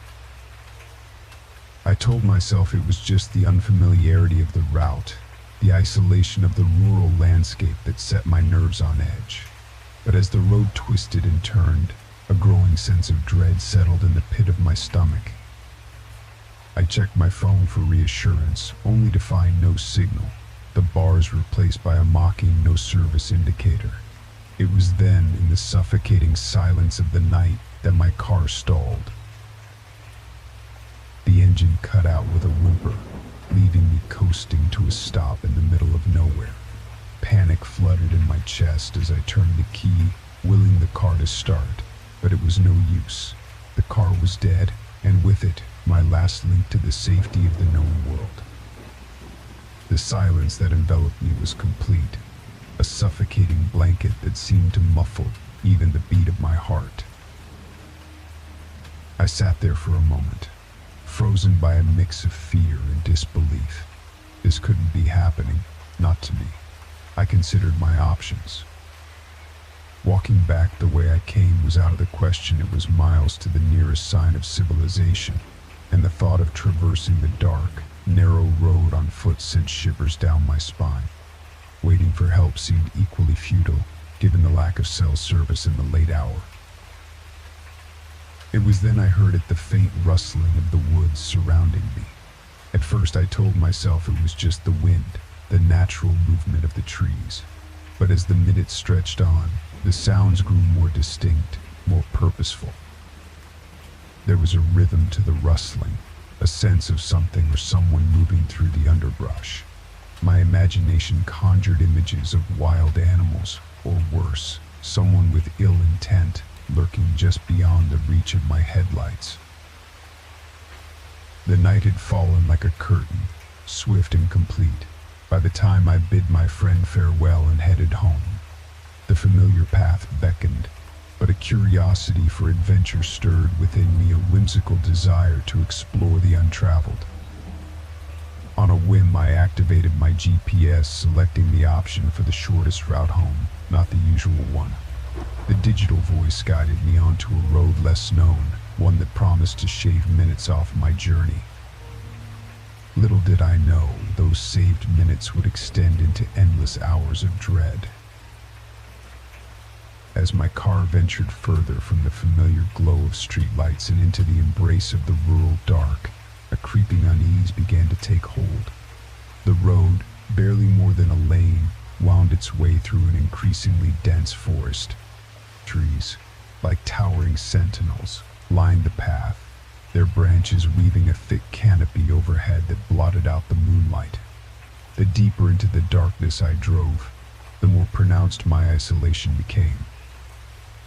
No houses, no streetlights, just the narrow road, flanked by an impenetrable wall of trees. Then, without warning, my car stuttered a cough in the engine, a hiccup in its heartbeat before it shuddered to a complete stop. Panic fluttered in my chest like a caged bird as I turned the key again and again, only to be met with the groan of a dying engine. The dashboard flickered before plunging me into darkness, the headlights' dimming glow the last light to fade from the world. I was alone, stranded miles from civilization, enveloped by a darkness so complete it seemed to swallow sound itself. The silence was oppressive, a tangible entity that pressed against my ears with the weight of the unseen. It was broken intermittently by the rustling of the woods, the natural noises of nocturnal life that in my heightened state of fear morphed into sinister whispers and stealthy footsteps. The imagination, I reminded myself, can conjure monsters from shadows, but the rationalization did little to ease my pounding heart. With no signal on my phone and the car as my only shelter, I was left with two choices: stay and hope for a passerby, or venture into the woods in search of help. Neither option was appealing. The road was seldom traveled, as evident by my current predicament, and the idea of wandering aimlessly in the dark was a quick path to becoming hopelessly lost. As I weighed my options, a distant sound cut through the night, a faint, mechanical hum, growing gradually louder. It was the unmistakable sound of an approaching vehicle. Relief flooded through me, followed swiftly by a surge of apprehension. Who else would be traveling this forgotten road at such an hour? The logical part of my brain argued for caution, but desperation won out. I needed help. I stepped out of the car, the cool night air raising goosebumps on my skin. The approaching lights cut through the darkness, a beacon of hope that grew steadily brighter. I flagged down the vehicle, a rusted pickup truck that seemed as out of place as I felt. The driver, a shadowy figure obscured by the dim interior light, rolled down the window. A wave of unease washed over me, the initial relief at being found giving way to a prickling sense of danger. Story 32. The day I moved into my new apartment marked the beginning of a new chapter in my life. The place was modest but filled with potential, a canvas awaiting the strokes of my personal touch. The landlord had mentioned a roommate, a quiet individual who kept to themselves, which suited me just fine. My schedule was hectic, filled with long hours at work followed by the pursuit of my studies in the evenings. The idea of having someone to share the expenses with, without the constant need for social interaction, was ideal. For the first few weeks, my existence within the apartment was peaceful, even comforting. I occasionally heard the faint sounds of movement from my roommate's room, the soft murmur of a conversation, the creak of floorboards, the subtle shift of life on the other side of the wall. We were like ships passing in the night, present in the same space but existing separately. It didn't strike me as odd at first. Our schedules simply never aligned, and I appreciated the privacy. However, as days turned into weeks, a curious realization dawned on me. Despite the sounds of habitation, I had never actually seen my roommate. Our paths had never crossed, not in the early hours of the morning, nor in the late evenings when I returned home. There were no chance encounters in the kitchen, no shared moments that cohabitation often brings.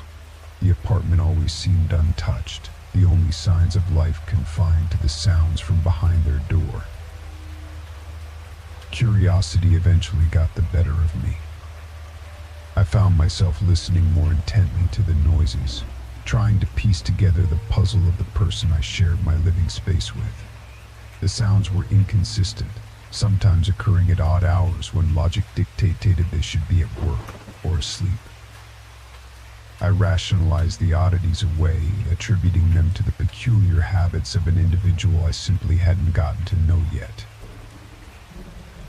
It wasn't until a conversation with a neighbor, a casual chat in the hallway, that my curiosity transformed into concern. "I haven't seen your roommate around lately," they mentioned offhandedly. "Everything okay?" I brushed off their inquiry with a non-committal response, but their words planted a seed of doubt in my mind. Driven by a mix of concern and an undeniable sense of unease, I approached the landlord. I inquired about my elusive roommate, hoping for some explanation that would make sense of the peculiar situation. The reaction I received was not what I expected. The color drained from his face, his eyes widening with a mix of fear and disbelief. "Roommate," he echoed, his voice barely a whisper. "You shouldn't have a roommate. The last tenant in that room. They passed away several months before you moved in." The revelation hit me like a physical blow, sending a shiver down my spine. The apartment, my sanctuary, suddenly felt oppressive, the air heavy with the weight of an unseen presence. The sounds I had attributed to a living, breathing individual took on a new, chilling significance. I was alone, yet not alone. The realization that I had been sharing my apartment with a presence unseen, a remnant of the past, filled me with a dread that was palpable. I returned to the apartment with a sense of trepidation, the normalcy of the space now tainted by the knowledge of its history. Each creak and whisper of movement was a reminder of the roommate who wasn't there, a specter of the life that had once occupied these rooms. With the truth laid bare, the atmosphere of the apartment shifted. The once comforting solitude morphed into a pervasive sense of unease, each sound a stark reminder of the invisible roommate whose presence lingered in the spaces between walls. Driven by a mixture of fear and an insatiable need for answers, I decided to investigate the history of my unseen companion.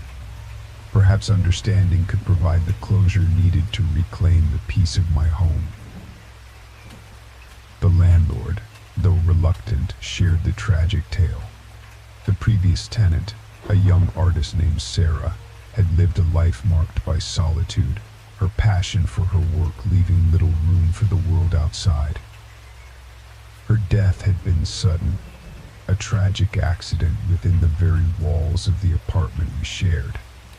Since then, whispers of her presence had echoed through the corridors, though I was the first to inhabit the space since her passing.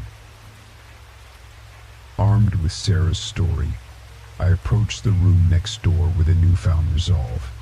The door, which had always been locked, somehow yielded under my touch, swinging open to reveal a room frozen in time. Canvases lined the walls, a riot of color and emotion that spoke of a soul deeply connected to the world through the lens of her art.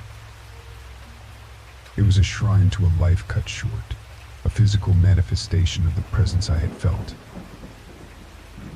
As I stood there, enveloped by the essence of Sarah's world, a sense of understanding washed over me. The sounds, the movements, were expressions of a spirit tethered to the place of her greatest passion and her untimely demise.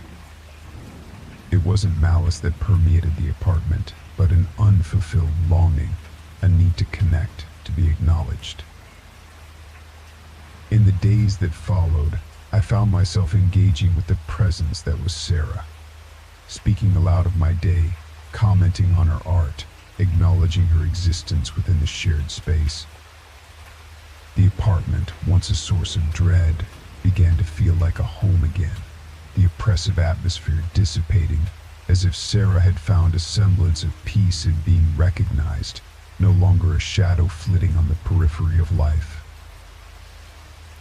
The transformation was gradual, the apartment slowly reclaiming the warmth and comfort it had once offered.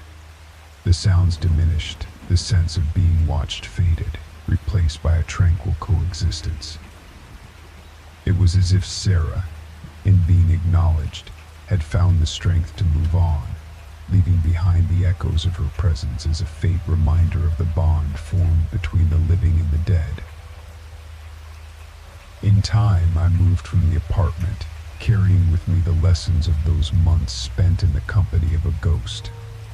The experience left me with a profound understanding of the threads that connect us, the unseen bonds that persist beyond the veil of death.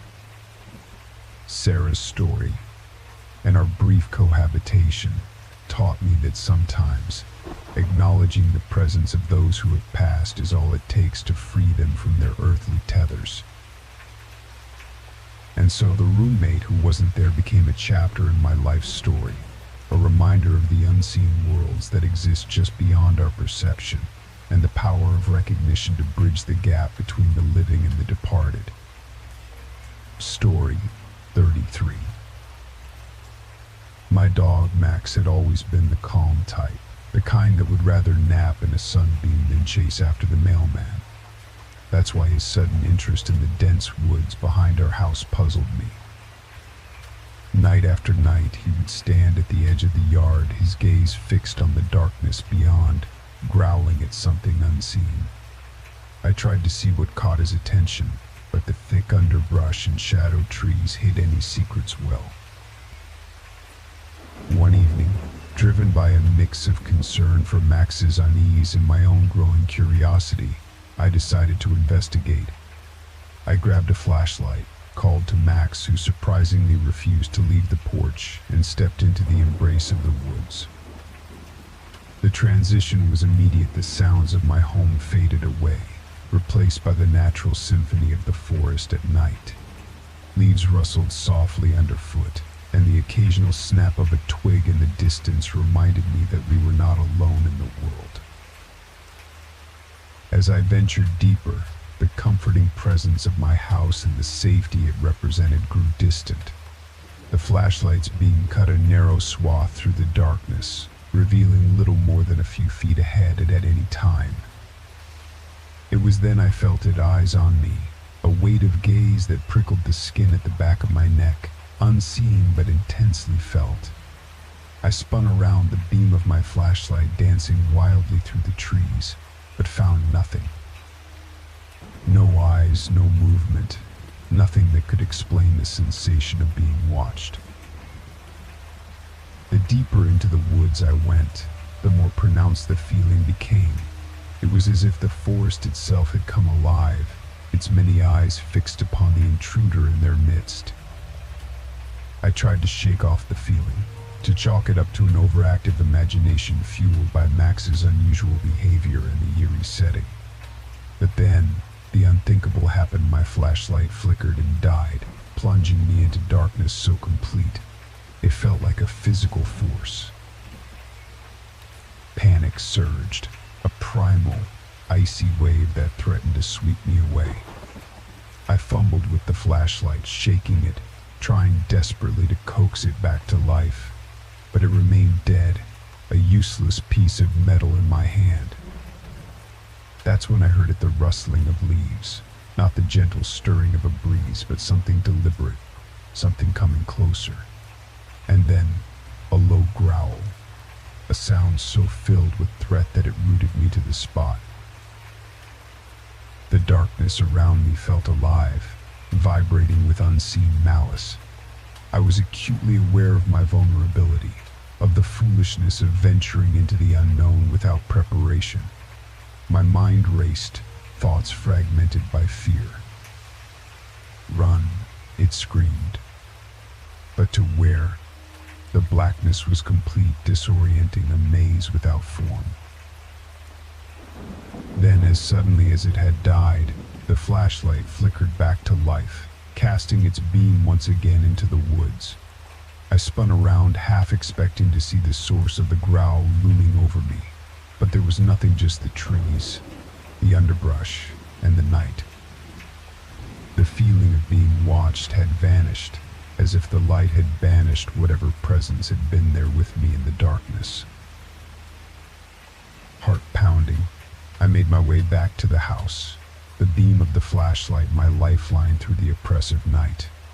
Every shadow seemed to move, every noise a potential threat, but I encountered nothing more as I retreated from the woods. Story 34. Guided by instinct and the urgent need to escape, I activated the flashlight function on my phone, casting a shaky beam of light into the oppressive darkness. Max, sensing the shift in my urgency, turned back toward me, his body tense, ready to defend. We began our retreat, moving quickly back the way we came, the rustling and the growling now a constant companion in our flight.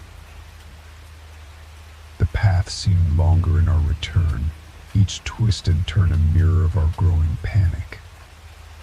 The sense of being watched never waned, if anything, it intensified, the unseen eyes boring into us with palpable intensity. The growls grew louder, closer, a clear signal that whatever shared the woods with us was not merely an observer but a pursuer. As we neared the edge of the woods, the backyard lights a beacon of safety. The footsteps and growling ceased abruptly. We burst out of the tree line, into the safety of my yard, Max and I both panting, our bodies fueled by adrenaline. I looked back at the dark threshold of the woods, half expecting to see a figure standing there, watching. But there was nothing, only the night and the trees and the silence.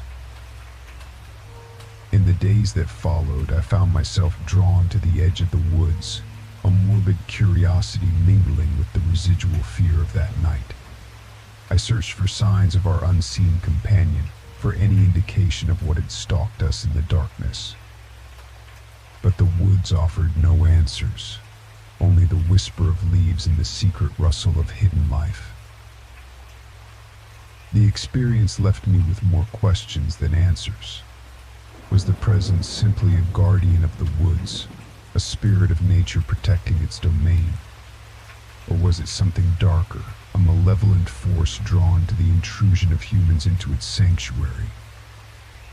The truth remained hidden, shrouded in the shadows of the trees. I continued to live by the woods, respecting the boundary that night had drawn so clearly. Max, too, seemed wary of venturing too deep into the trees again.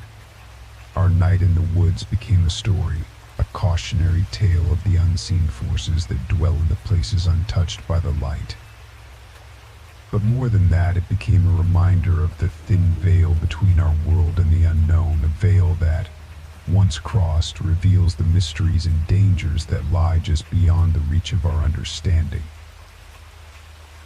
And so the watcher in the woods remains a mystery, an encounter with the unexplained that lingers at the edge of my consciousness, a shadowy memory of the night when the unseen made itself known. Story 35. The rhythmic clatter of the train wheels against the tracks provided a soothing backdrop as I settled into my seat, the landscape outside the window blurring into a wash of greens and browns as we sped along. Traveling by train had always held a certain romantic appeal to me, a nod to a bygone era of leisurely journeys and unexpected encounters.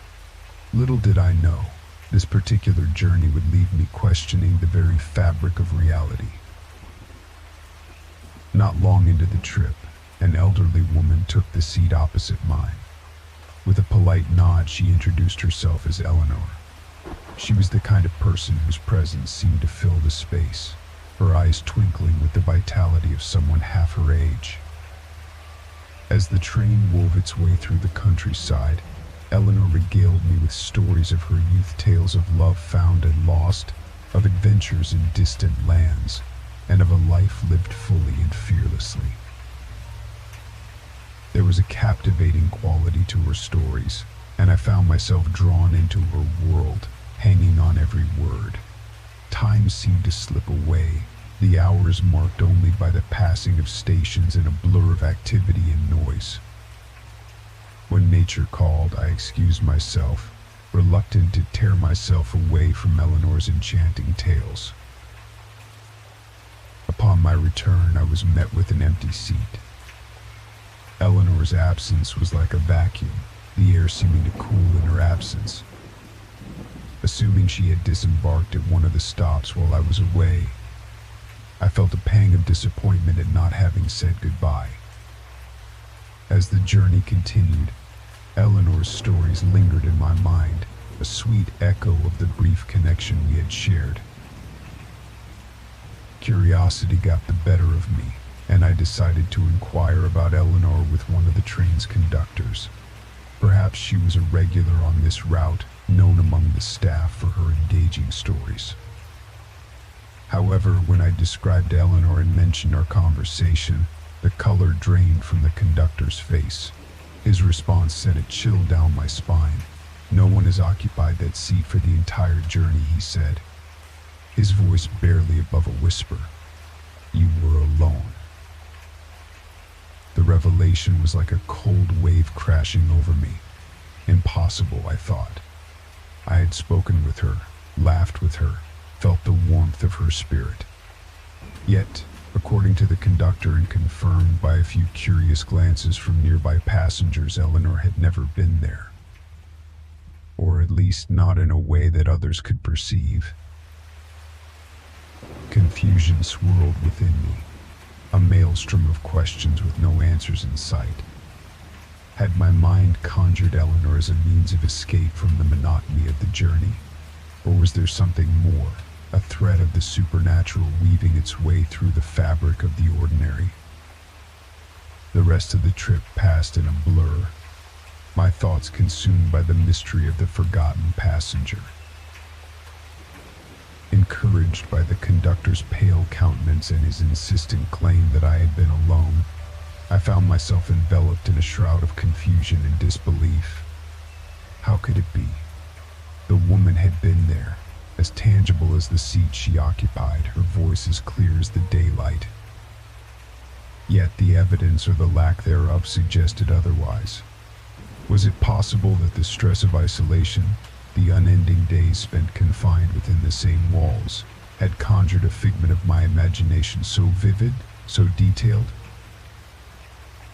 Determined to uncover the truth, I sought out the conductor once more, pressing him for any information that could explain the discrepancy between my experience and his assertion. "Are you sure there's been no mistake?" She told me stories of her youth, stories that felt as real as anything I've ever known. The conductor, his features softened by my evident distress, sighed. "I've worked this route for years," he confided, a note of reluctance in his voice. "And you're not the first to mention meeting someone who isn't there. This train carries more than just passengers from one station to another. It carries memories, echoes of those who've traveled before. Some say it's a place where the past can touch the present, if only for a moment." His words, meant to provide solace, only deepened the mystery. Had I crossed paths with a ghost, a specter of the past seeking company, seeking to share her life's tale with someone willing to listen? The idea was as unsettling as it was fascinating, a bridge between worlds that I had unwittingly traversed. The remainder of the journey passed in a blur of introspection and silent questioning. When I finally disembarked, the reality of the solid platform beneath my feet was a stark contrast to the ethereal experience of my journey. The encounter left me with more questions than answers, a sense of wonder at the vast, unseen layers of existence that we navigate daily, often oblivious to their presence.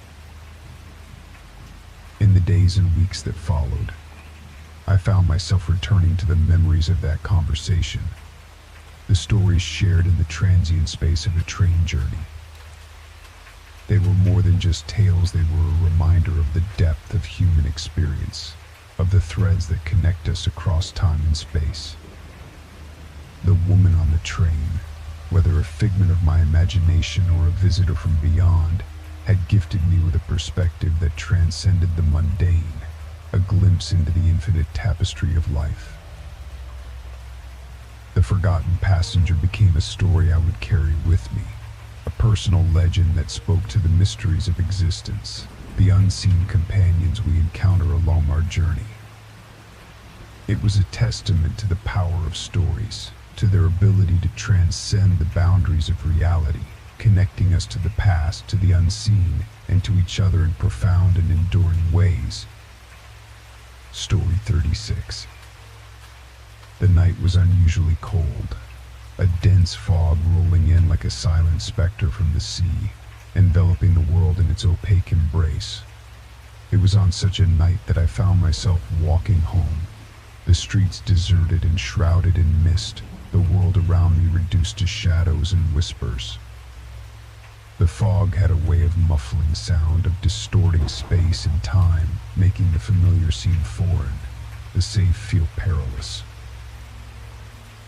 As I navigated the murky veil, the glow of the streetlights reduced to faint halos in the distance. A peculiar sensation took hold, a feeling of not being alone. It was as if the fog itself was alive, its tendrils coiling and uncoiling around me in an eerie dance. I quickened my pace, attributing the unease to the night and its deceptive tricks on the senses. It was then that I saw words forming in the fog ahead of me, as if drawn by an unseen hand. Turned back now, the letters hung in the air, ethereal and fleeting, before dissolving back into the mist. I stopped dead in my tracks, my heart racing. It had to be a trick of the light, a figment of my imagination fueled by the unsettling atmosphere of the night. Shaking off the initial shock, I continued on my path, rationalizing the occurrence as a peculiar anomaly, nothing more. But as I ventured further, the message appeared again, further ahead, its letters stark against the swirling backdrop of the fog.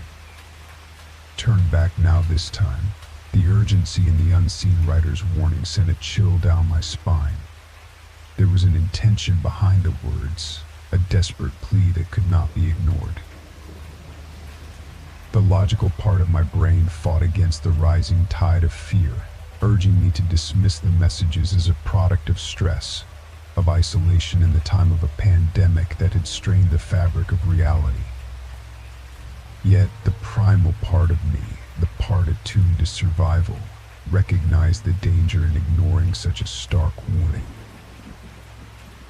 I stood at a crossroads, both literal and metaphorical, the familiar path home now a source of dread, the unknown that lay ahead a potential sanctuary from whatever danger the messages sought to protect me from. The fog seemed to press in closer, a palpable entity that urged decision, action. In a moment of clarity, or perhaps madness, I heeded the advice of the unseen writer.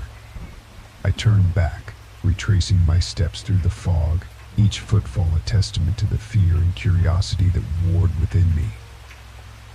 The return journey was fraught with tension, each shadow a potential harbinger of the danger I had been warned to avoid. I never did find out what lay on the path ahead, what fate I had sidestepped by heeding the mysterious warning. The fog eventually lifted, revealing the world as it had been before, untouched and indifferent to the night's occurrences. But the memory of those words, and the unseen companion who had guided me away from unseen peril, lingered long after. Story 37. I had always found solace in the ritual of washing away the day's worries before bed, the warm water and the gentle scrub soothing my thoughts into a peaceful blankness. That night was no different, or so I thought, as I leaned over the sink and splashed my face, feeling the cool touch of water on my skin. It was a moment of pure, unadulterated calm, a moment, it turned out, that was precariously perched on the edge of my reality's unraveling.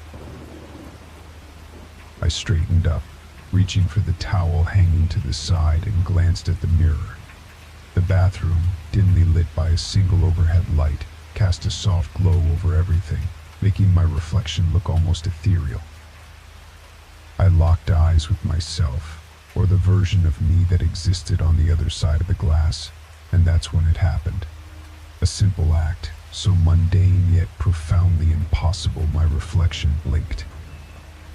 Not in the synchronized manner you'd expect when you make any sort of movement, but distinctly out of sync, as if it had a will of its own. The rational part of my brain immediately tried to dismiss it. "You're tired," it said. "Your eyes are playing tricks on you," but the seed of doubt was already planted, taking root deep within the crevices of my mind. I leaned closer, scrutinizing my reflection, daring it to move again, to prove that I was either losing my grip on reality or that the world was not as it seemed. Minutes passed, each second stretching into eternity as I stared into my own eyes, searching for any sign of the anomaly, but nothing happened. The reflection mimicked my every move with perfect accuracy, a flawless reproduction of my actions. I laughed nervously, chiding myself for being so easily spooked, and decided it was time to go to bed. Lying in the dark, the image haunted me. The blinking mirror image wasn't just unsettling, it was a breach of everything I understood to be true. Mirrors don't blink, people do. And yet I couldn't shake the feeling that what I saw was real, not a figment of my imagination or a trick of the light. The next day, I avoided mirrors. It was surprisingly difficult, given how many reflective surfaces we encountered daily. Each time I caught a glimpse of my reflection in a window or the screen of my turned-off phone, a shiver ran down my spine, but nothing out of the ordinary happened. As days turned into weeks, the memory of the incident began to fade, relegated to the back of my mind as an oddity, a creepy story to tell at parties. Life returned to its usual pace, busy and distracting enough to keep me from dwelling on what I had seen or thought I'd seen. It wasn't until a month later, on a similarly quiet night, that the fear returned with a vengeance. I had almost convinced myself that the incident was a product of stress and sleep deprivation, an isolated episode never to be repeated. That belief held firm until I found myself standing in front of the bathroom mirror once again, the memory of that night lurking in the back of my mind like a shadow. After washing my face, I hesitated, my hand frozen midair, water dripping from my fingertips. I lifted my gaze slowly, fear mingling with a morbid sense of curiosity. The reflection staring back at me was my own, familiar yet foreign in the dim light. And then, without warning, it smiled. A slow, deliberate curling of the lips that I did not mirror. Panic gripped me, a cold hand around my heart. This was no illusion, no trick of the mind. The person in the mirror was me, but not me.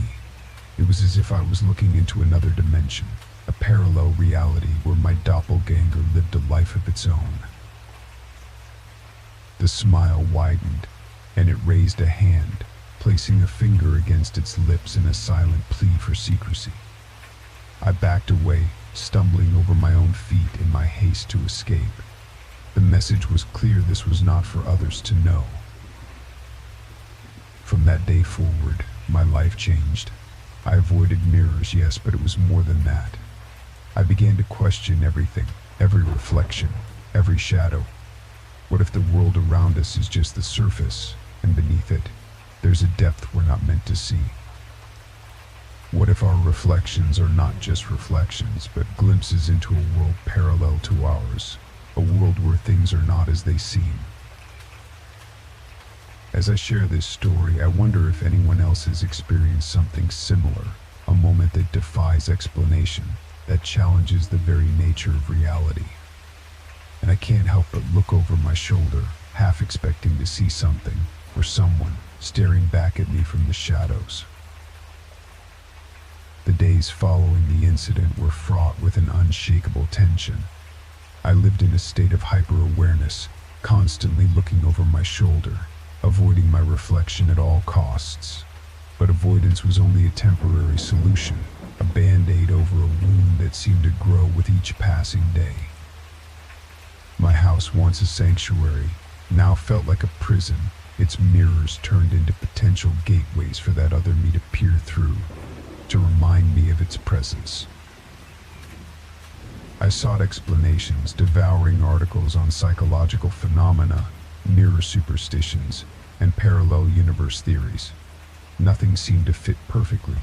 Yet the idea that I might be glimpsing into another reality was the one that stuck with me the most.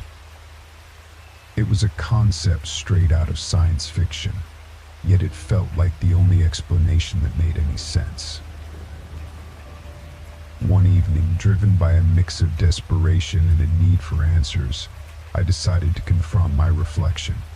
I couldn't live in fear forever. I needed to understand, to see if there was a way to communicate, to ask why it was revealing itself to me. With a deep breath, I stepped into the bathroom, the scene of my first encounter, and faced the mirror.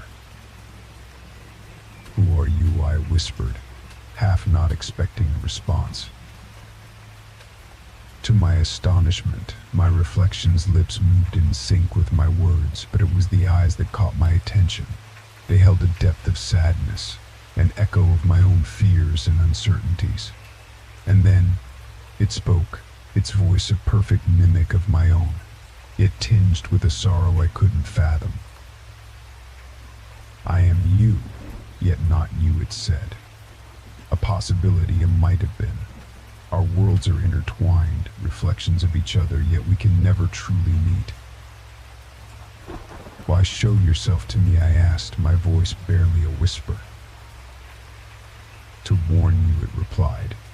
"Your world, it's at a tipping point. Choices made, paths taken, they can lead to salvation or ruin. I represent what could be, should the balance tip the wrong way." I stared, trying to process its words.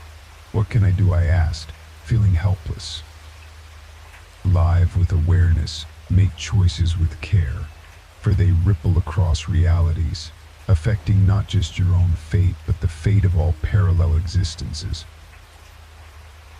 The conversation continued, my reflection sharing glimpses of a world so like my own, yet marked by subtle differences, choices I hadn't made, paths I hadn't taken. It was both fascinating and terrifying, a reminder of the fragility of our existence and the interconnectedness of all things. Eventually the reflection faded, leaving me staring at my own, normal reflection. I was alone again, or as alone as one could be with the knowledge of parallel worlds weighing on their mind. The encounter changed me, instilling a sense of responsibility, a determination to live my life in such a way that would bring about the best outcomes not just for me but for all possible versions of myself. To this day, mirrors still unsettle me, but not out of fear. They are a reminder of the conversation, of the responsibility we all bear, unknowingly, as we navigate the delicate balance of our choices and their impact on the fabric of reality. I share this story not to frighten but to inspire reflection, in the hope that we might all consider the weight of our actions, seen and unseen, known and unknown, on the vast tapestry of existence.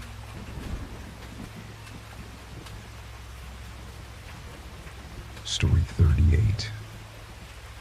Avoiding my own gaze became a skill, one I honed with every passing day. But living in a world filled with reflective surfaces meant that my efforts were often in vain.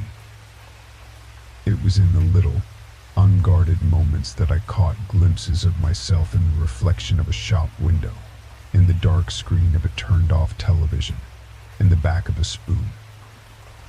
Each instance was a reminder of the terror that lurked just beneath the surface of my mundane life, a terror that I had no name for, no explanation. I sought answers in books, on the internet, anywhere I thought I might find someone who had experienced something similar. I learned about doppelgangers, about parallel universes, about the thin veil that some believe separated our world from another. But knowledge did not bring comfort, it only deepened my fear. If my reflection could act of its own accord, what did that mean for me? Was I not in control of my own existence? Was there another me, living a life parallel to mine just beyond the mirror? The idea was both fascinating and horrifying.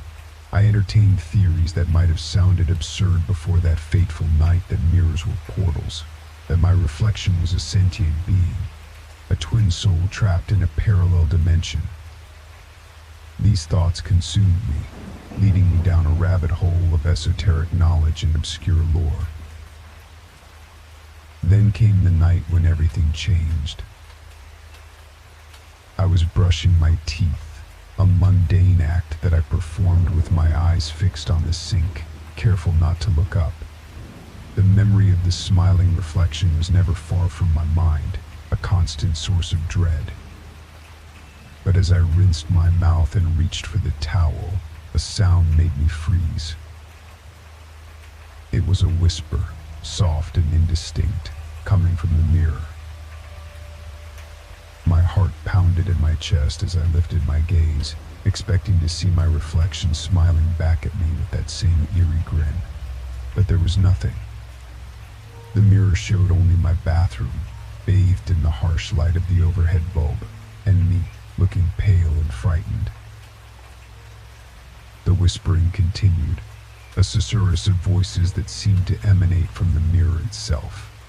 I couldn't make out the words, but the sound filled me with an inexplicable sadness, a sense of loss and longing that was almost palpable. I reached out, my hand trembling, and touched the cold glass. The whispering stopped abruptly, as if I had somehow broken the connection. I stood there for a long time, staring at my reflection, at the ordinary bathroom reflected in the mirror. But nothing about that night felt ordinary.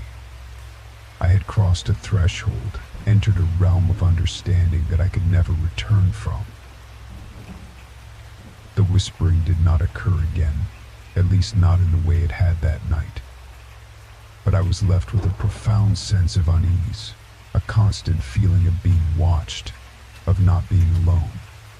I wondered if I had opened a door, if my curiosity had invited something into my world. I live with the consequences of that night, with the knowledge that the world is far more complex and mysterious than we can ever comprehend. My experience has taught me to question the nature of reality, to consider the possibility of other worlds, other existences that brush against our own. I share this story not to frighten, but to open your mind to the mysteries that surround us, the secrets that lie just beyond our understanding. And as you look into the mirror tonight, remember that the world is a stranger place than we can ever know. For weeks, the unsettling events involving my mirror became a part of my daily life. The entity, whatever it was, seemed to have taken a peculiar interest in me.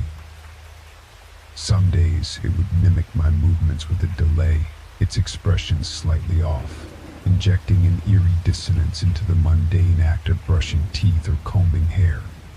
Other days it would just watch, its eyes tracking me with an intelligence that was impossible to ignore. It never spoke, never tried to communicate with words, but its intentions were as clear as the glass that separated us. It was taunting me, playing a game only it understood. I researched, of course. I delved into folklore, myths about mirrors being portals to other worlds, stories of spirits trapped within glass, looking for any shred of information that could explain what was happening. But nothing I found seemed to fit. This wasn't a ghost story, it felt more personal, as if the creature in the mirror was an extension of myself, or a shadow of what I could become. Friends and family started to notice the change in me. I became withdrawn, obsessed with the mirror and the entity it contained. I covered all reflective surfaces in my home, but the knowledge of its presence, just beneath the cloth, was enough to keep me on edge. Sleep became elusive, a fitful exercise filled with dreams of mirrored rooms where my reflection moved independently, living a life of its own. The breaking point came one evening, when, driven by a mix of desperation and defiance, I decided to confront it. I removed the covers from the mirror, staring into the glass with a resolve I hadn't felt in weeks. "What do you want from me?" I demanded, my voice steady despite the fear coiling in my stomach. The reflection smiled, That same unnerving smile, and then to my horror, it stepped out of the mirror. It was me, but not me darker, with eyes that held a depth of malice no human should possess. It spoke, its voice a twisted echo of my own. "I want to live," it said, simple and direct. The realization hit me then, a terrifying clarity amidst the madness. This entity was a part of me, a manifestation of my darkest thoughts and fears, given form by some unknown force. It wanted to take over, to replace me in the world of the living. The struggle that followed was both physical and mental. I fought against it, against the part of myself that it represented, pushing it back towards the mirror. Words were weapons as much as actions, affirmations of my identity, my will to survive. As it crossed the threshold back into the mirror, the air seemed to shudder, and then it was gone. The mirror returned to normal, just a reflective surface once again. But nothing was truly the same after that. I got rid of the mirror, of course, and all others like it. Yet the fear remains, a constant whisper in the back of my mind that it could return, that we are all, perhaps, one bad day away from confronting our own darkest reflections. Life has moved on, as it tends to do, but the lesson of the mirror is one I carry with me always. We must face our fears, confront them, no matter how much they may frighten us, because in the end, the only way to defeat them is to look them in the eye and refuse to blink first. Story 39. The chill of the evening crept through the cracks of my old family home as I rummaged through the attic. The musty scent of forgotten memories filled the air, mingling with the dust that danced in the shafts of light piercing the darkness. Boxes upon boxes, each a treasure trove of moments frozen in time, awaited my exploration. Among them, a particular box caught my eye, its surface adorned with a layer of dust so thick it felt like a protective blanket, guarding the secrets within. I couldn't resist the pull of nostalgia. Wiping away the years with the back of my hand, I opened the box to reveal its contents: photographs, each one a window to the past, showcasing smiles, celebrations, and the simple joys of life. My fingers danced over the glossy surfaces, pausing on one photograph that seemed oddly out of place. It depicted a family picnic, a moment of laughter and light under the caress of the summer sun. But there was something off. Behind the smiling faces of my family stood a figure cloaked in shadows, devoid of any discernible features. It was as if the figure was a smudge on the lens of reality, a blur where a person should have been. Confusion clouded my thoughts. I didn't remember taking this photo, nor did I recall anyone being there who matched the vague silhouette of the figure. Curiosity turned to concern as I brought the photograph downstairs, seeking validation of my memories. My family gathered around, each person squinting at the image, their brows furrowed in concentration. Yet the consensus was unanimous. No one remembered the figure or the moment the photo captured. It was as if this snapshot of time belonged to another reality, one that had inadvertently slipped into ours. The mystery of the photo consumed my thoughts, pushing me to dig deeper. I searched through every box, every album, hoping to find another instance of this shadowy figure. But there was nothing. The photograph remained unique, an anomaly among the captured joys and sorrows of my family's history. Night after night, I found myself drawn to the image, each glance revealing a more disturbing detail. The figure was moving. What had started as a distant shadow now seemed closer, its outline more defined yet still devoid of features. The progression was subtle, almost imperceptible, but undeniable. The figure was drawing nearer to my family with each viewing, its intentions unknown, its presence unnerving. Sleep became elusive, the photograph haunting my dreams. Questions swirled in my mind, each more frantic than the last. Who was this figure? What did it want? And why was it only now revealing itself to me? The lack of answers only served to heighten my fear, a fear that something beyond my understanding was at play.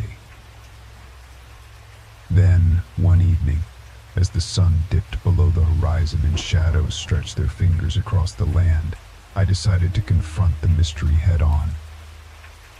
I sat before the photograph, the only light in the room coming from a single lamp, casting an eerie glow that seemed to feed the figure's malevolent aura. "Who are you?" I whispered into the silence, half expecting a response. The figure remained silent, but the air around me grew colder, the shadows deeper. A sense of unease settled over me, a feeling that I was not alone.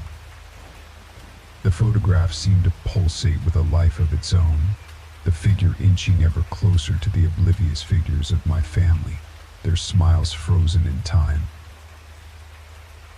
As the nights melded into a blur of sleepless dread and days filled with fruitless research, the photograph became my obsession. Its changes grew more pronounced, the figure now alarmingly close to the laughing likenesses of my family, its shadowy form towering over us like a specter of doom. No longer could I deny the reality of the situation the photo was evolving, and with it, the threat it posed to my family became palpable. In desperation, I reached out to experts, historians, photographers, even paranormal investigators. Each meeting began with skepticism and ended with unease, as the photo's anomaly defied logical explanation. Theories abounded, from a trick of the light to a sophisticated hoax, yet none could account for the figure's incremental advance towards my family. One night, as I lay awake, staring at the ceiling, a thought struck me with the force of revelation. The photo was not just a photo, it was a window, a gateway through which something was trying to make its way into our world. The figure, whatever its origins, sought entry into our reality, and the photograph was its chosen vessel. Armed with this newfound understanding, I knew I had to act. The next day, I scoured the internet for any semblance of a solution, my search leading me to an obscure forum dedicated to the paranormal. There, amidst tales of hauntings and possessions, I found a thread discussing objects as conduits for otherworldly entities. The consensus was clear: to stop the entity, the conduit must be destroyed. But could I? Could I obliterate the only evidence of this anomaly, a piece of my family's history?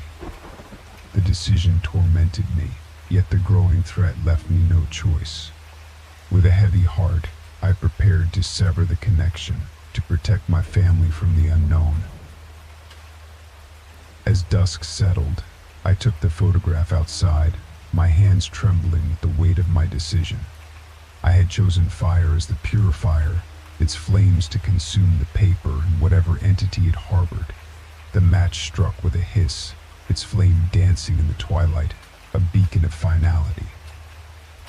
I held the photo over the flame, the edges curling, blackening, as the fire began its work. But then, something unimaginable happened. From the photograph, a howl pierced the night, a sound so filled with anguish and rage that it chilled me to my core. The figure, now engulfed in flames, seemed to reach out, its shadowy form writhing as if in pain. And then, just as quickly, it was gone, consumed by the fire, leaving behind nothing but ashes and a silence so profound it felt like a scream. In the aftermath, the world seemed a little brighter, the shadows a little less menacing. The photo was gone, and with it, the figure that had haunted my family. Life returned to normal, or as normal as it could be after such an ordeal. Yet, I couldn't shake the feeling that something had been irrevocably changed.